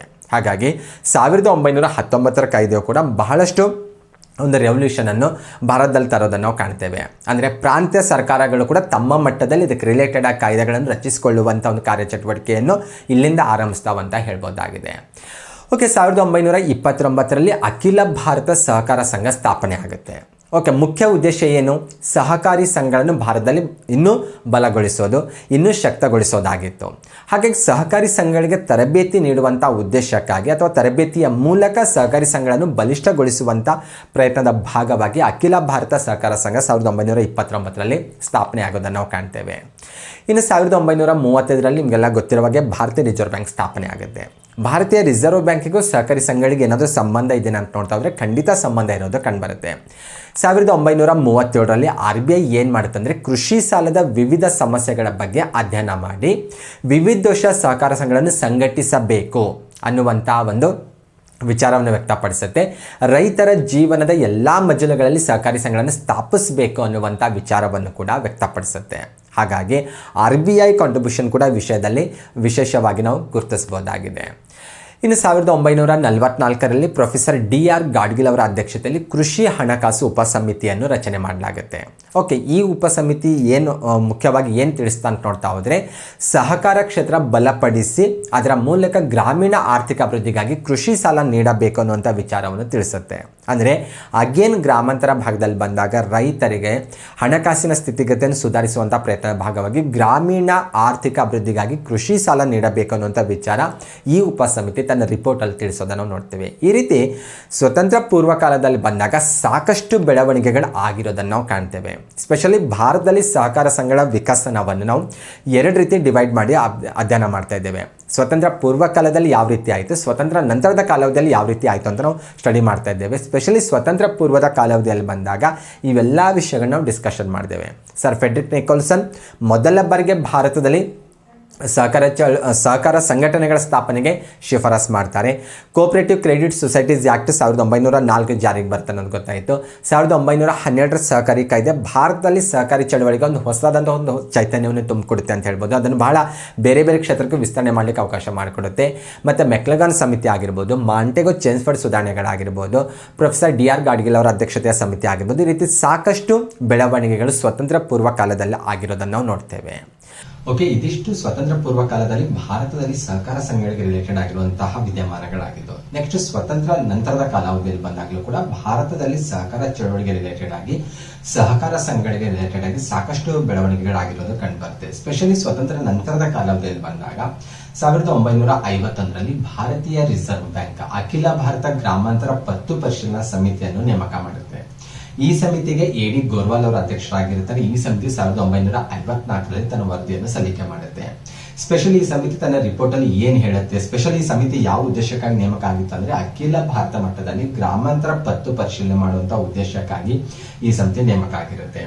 ಈ ಸಮಿತಿಯ ಬಹುಮುಖ್ಯ ಉದ್ದೇಶ ಆಲ್ರೆಡಿ ನಾನು ಹೇಳಿದಾಗೆ ಗ್ರಾಮೀಣ ಪ್ರದೇಶದಲ್ಲಿ ರೈತರ ಸಾಲ ಸಮಸ್ಯೆಗಳನ್ನ ಅಧ್ಯಯನ ಮಾಡೋದಾಗಿತ್ತು, ಪತ್ತು ಪರಿಶೀಲನೆ ಮಾಡೋದಾಗಿತ್ತು. AD ಗೋರ್ವಾಲ್ ಅವರ ಅಧ್ಯಕ್ಷತೆಯಲ್ಲಿ ನೇಮಕಗೊಂಡಂತ ಈ ಸಮಿತಿ ತನ್ನ ರಿಪೋರ್ಟ್ ಅಲ್ಲಿ ಭಾರತದಲ್ಲಿ 70% ಸಾಗುವಳಿದಾರರು ಅಂದ್ರೆ ರೈತರು, ಕೃಷಿ ಕೆಲಸ ಮಾಡುವಂತಹ ರೈತರು ಇವತ್ತಿಗೂ ಕೂಡ ಹಣಕಾಸಿನ ವಿಷಯಕ್ಕಾಗಿ ಬಂದಾಗ ಲೇವಾದೇವಿಗಾರರ ಮೇಲೆ ಅವಲಂಬಿಸಿದ್ದಾರೆ. ಏನೇ ಸಹಕಾರಿ ಬೆಳವಣಿಗೆ ಆದರೂ ಕೂಡ ಭಾರತದಲ್ಲಿ 30% ರೈತರು ಮಾತ್ರ ಅದರ ಲಾಭ ಪಡೆದುಕೊಳ್ತಾ ಇದ್ದಾರೆ. ಅದರಿಂದ ಅವರಿಗೆ ಅನುಕೂಲ ಆಗ್ತಾ ಇದೆ. ಸುಮಾರು 70% ರೈತರು ಇವತ್ತಿಗೂ ಕೂಡ ತಮ್ಮ ಕೃಷಿ ಕಾರ್ಯಕ್ಕೆ ಬೇಕಾದಂತಹ ಹಣಕಾಸಿನ ನೆರವಿಗಾಗಿ ಅವರು ಲೇವಾದೇವಿಗಾರರನ್ನು, ಜಮೀನ್ದಾರರನ್ನು, ಶ್ರೀಮಂತರನ್ನು ಅವಲಂಬಿಸಿದ್ದಾರೆ ಅನ್ನುವಂತ ಮಾಹಿತಿಯನ್ನು ಈ ಸಮಿತಿ ರಿಪೋರ್ಟ್ ಅಲ್ಲಿ ಹೇಳುತ್ತೆ. ಅದರ ಜೊತೆಗೆ ಭಾರತದಲ್ಲಿ ಸಹಕಾರಕ್ಕೆ ಸೋಲಾಗಿದೆ, ಅದು ಯಶಸ್ವಿ ಆಗಲೇಬೇಕೆಂದು ಈ ಸಮಿತಿ ತನ್ನ ರಿಪೋರ್ಟ್ ಅಲ್ಲಿ ಘೋಷಣೆ ಮಾಡೋದು ಕಂಡುಬರುತ್ತೆ. ಅಂದ್ರೆ 1904ರ ಕಾಯ್ದೆಯಿಂದ ಸಾಕಷ್ಟು ಬೆಳವಣಿಗೆ ಆಗಿರೋದು ಕಂಡುಬರುತ್ತೆ. ಬ್ರಿಟಿಷ್ ಕಾಲಾವಧಿಯಲ್ಲಿ ಕೂಡ ಅದೇನೇ ಬೆಳವಣಿಗೆ ಆದ್ರೂ ಕೂಡ 30% ರೈತರಿಗೆ ಮಾತ್ರ ಸಹಕಾರಿ ಸಂಘಗಳು ಹೋಗಿ ತಲುಪಿದ್ದಾವೆ. ಹಾಗಾಗಿ ಇನ್ನೂ 70% ರೈತರಿಗೆ ಅದ್ರ ಲಾಭ ಸಿಗ್ತಾ ಇಲ್ಲ, ಅದರ ಫಲಾನುಭವಿಗಳು ಆಗ್ತಾ ಇಲ್ಲ. ಹಾಗಾಗಿ ಭಾರತದಲ್ಲಿ ಸಹಕಾರಕ್ಕೆ ಸೋಲಾಗಿದೆ. ಆದ್ರೆ ಅದನ್ನು ಸೋಲಿಕ್ಕೆ ಬಿಡಬಾರದು, ಅದನ್ನು ಯಶಸ್ವಿಗೊಳಿಸಲೇಬೇಕು ಅನ್ನುವಂತ ವಿಚಾರ ಈ ಸಮಿತಿ ತನ್ನ ರಿಪೋರ್ಟ್ ಅಲ್ಲಿ ಹೇಳಿರೋದು ಕಂಡುಬರುತ್ತೆ. ಸ್ಪೆಷಲಿ ಸೆಕೆಂಡ್ ಪಾಯಿಂಟ್ ಬಹಳ ಇಂಪಾರ್ಟೆಂಟ್. ಆ ಸ್ಟೇಟ್ಮೆಂಟ್ ಕೊಟ್ಟು ಯಾವ ಸಮಿತಿ ಈ ವಿಚಾರವನ್ನು ಪ್ರಸ್ತಾಪ ಮಾಡಿದ್ದು ಈ ರೀತಿ ಕೇಳುವಂತ ಪಾಸಿಬಿಲಿಟಿ ಇರುತ್ತೆ. ಮತ್ತೆ ಸ್ಟೇಟ್ಮೆಂಟ್ ರೂಪದ ಕ್ವಶನ್ಸ್ ಬಂದಾಗ್ಲೂ ಕೂಡ ಬಹಳ ಸಿಂಪಲ್ ಆಗಿರುವಂತಹ ಸ್ಟೇಟ್ಮೆಂಟ್ಸ್ ಅನ್ನೇ ನಿಮ್ಗೆಲ್ಲಾನು ಅಲ್ಲಿ ಜೋಡಿಸಿರ್ತಾರೆ. ಅದರಲ್ಲಿ ನೀವು ಯಾವ್ದು ಸರಿ ಯಾವ್ದು ತಪ್ಪು ಅಂತ ಗುರುತಿಸುವಂತ ಪಾಸಿಬಿಲಿಟಿ ಇರುತ್ತೆ. ಅದರ ಜೊತೆಗೆ ಇತ್ತೀಚಿನ ದಿನದಲ್ಲಿ ಬಂದಾಗ ಯಾವ ಸ್ಟೇಟ್ಮೆಂಟ್ ಸರಿ ತಪ್ಪು ಅನ್ನೋದ್ರ ಜೊತೆಗೆ ಎಷ್ಟು ಸ್ಟೇಟ್ಮೆಂಟ್ಸ್ ಗಳು ಸರಿಯಾಗಿದ್ದಾವೆ, ತಪ್ಪಾಗಿದ್ದಾವೆ, ಈ ರೀತಿ ಕೇಳುವಂತ ಕ್ವಶನ್ಸ್ ಕೂಡ ಬರ್ತಾ ಇದಾವೆ. ಹಾಗೆ ನೀವು ಓವರ್ ಆಲ್ ಕಂಟೆಂಟ್ ಅನ್ನು ಅರ್ಥ ಮಾಡ್ಕೊಂಡ್ರೆ ಅವಾಗ ನೀವು ಈಸಿಯಾಗಿ ಅಂತ ಕ್ವಶನ್ಸ್ ಗೆ ಆನ್ಸರ್ ಮಾಡಬಹುದಾಗಿದೆ. ಇನ್ನು 1959ರ ವ್ಯವಸಾಯ ಸಾಲದ ಸಮಿತಿ ಆನಂತರದ ಕಾಲಾವಧಿಯಲ್ಲಿ ರಚನೆಗೊಂಡಂತ ಮತ್ತೊಂದು ಸಮಿತಿಯಾಗಿದೆ. ಕೇಂದ್ರ ಸರ್ಕಾರಿ ಸಮಿತಿಯನ್ನು ಫಾರ್ಮ್ ಮಾಡುತ್ತೆ. ಈ ಸಮಿತಿಗೆ ವೈಕುಂಠಲಾಲ್ ಮೆಹ್ತಾ ಅವರು ಅಧ್ಯಕ್ಷರಾಗಿರ್ತಾರೆ. 1960ರಲ್ಲಿ ಈ ಸಮಿತಿ ತನ್ನ ರಿಪೋರ್ಟ್ ಅನ್ನು ಸಬ್ಮಿಟ್ ಮಾಡುತ್ತೆ.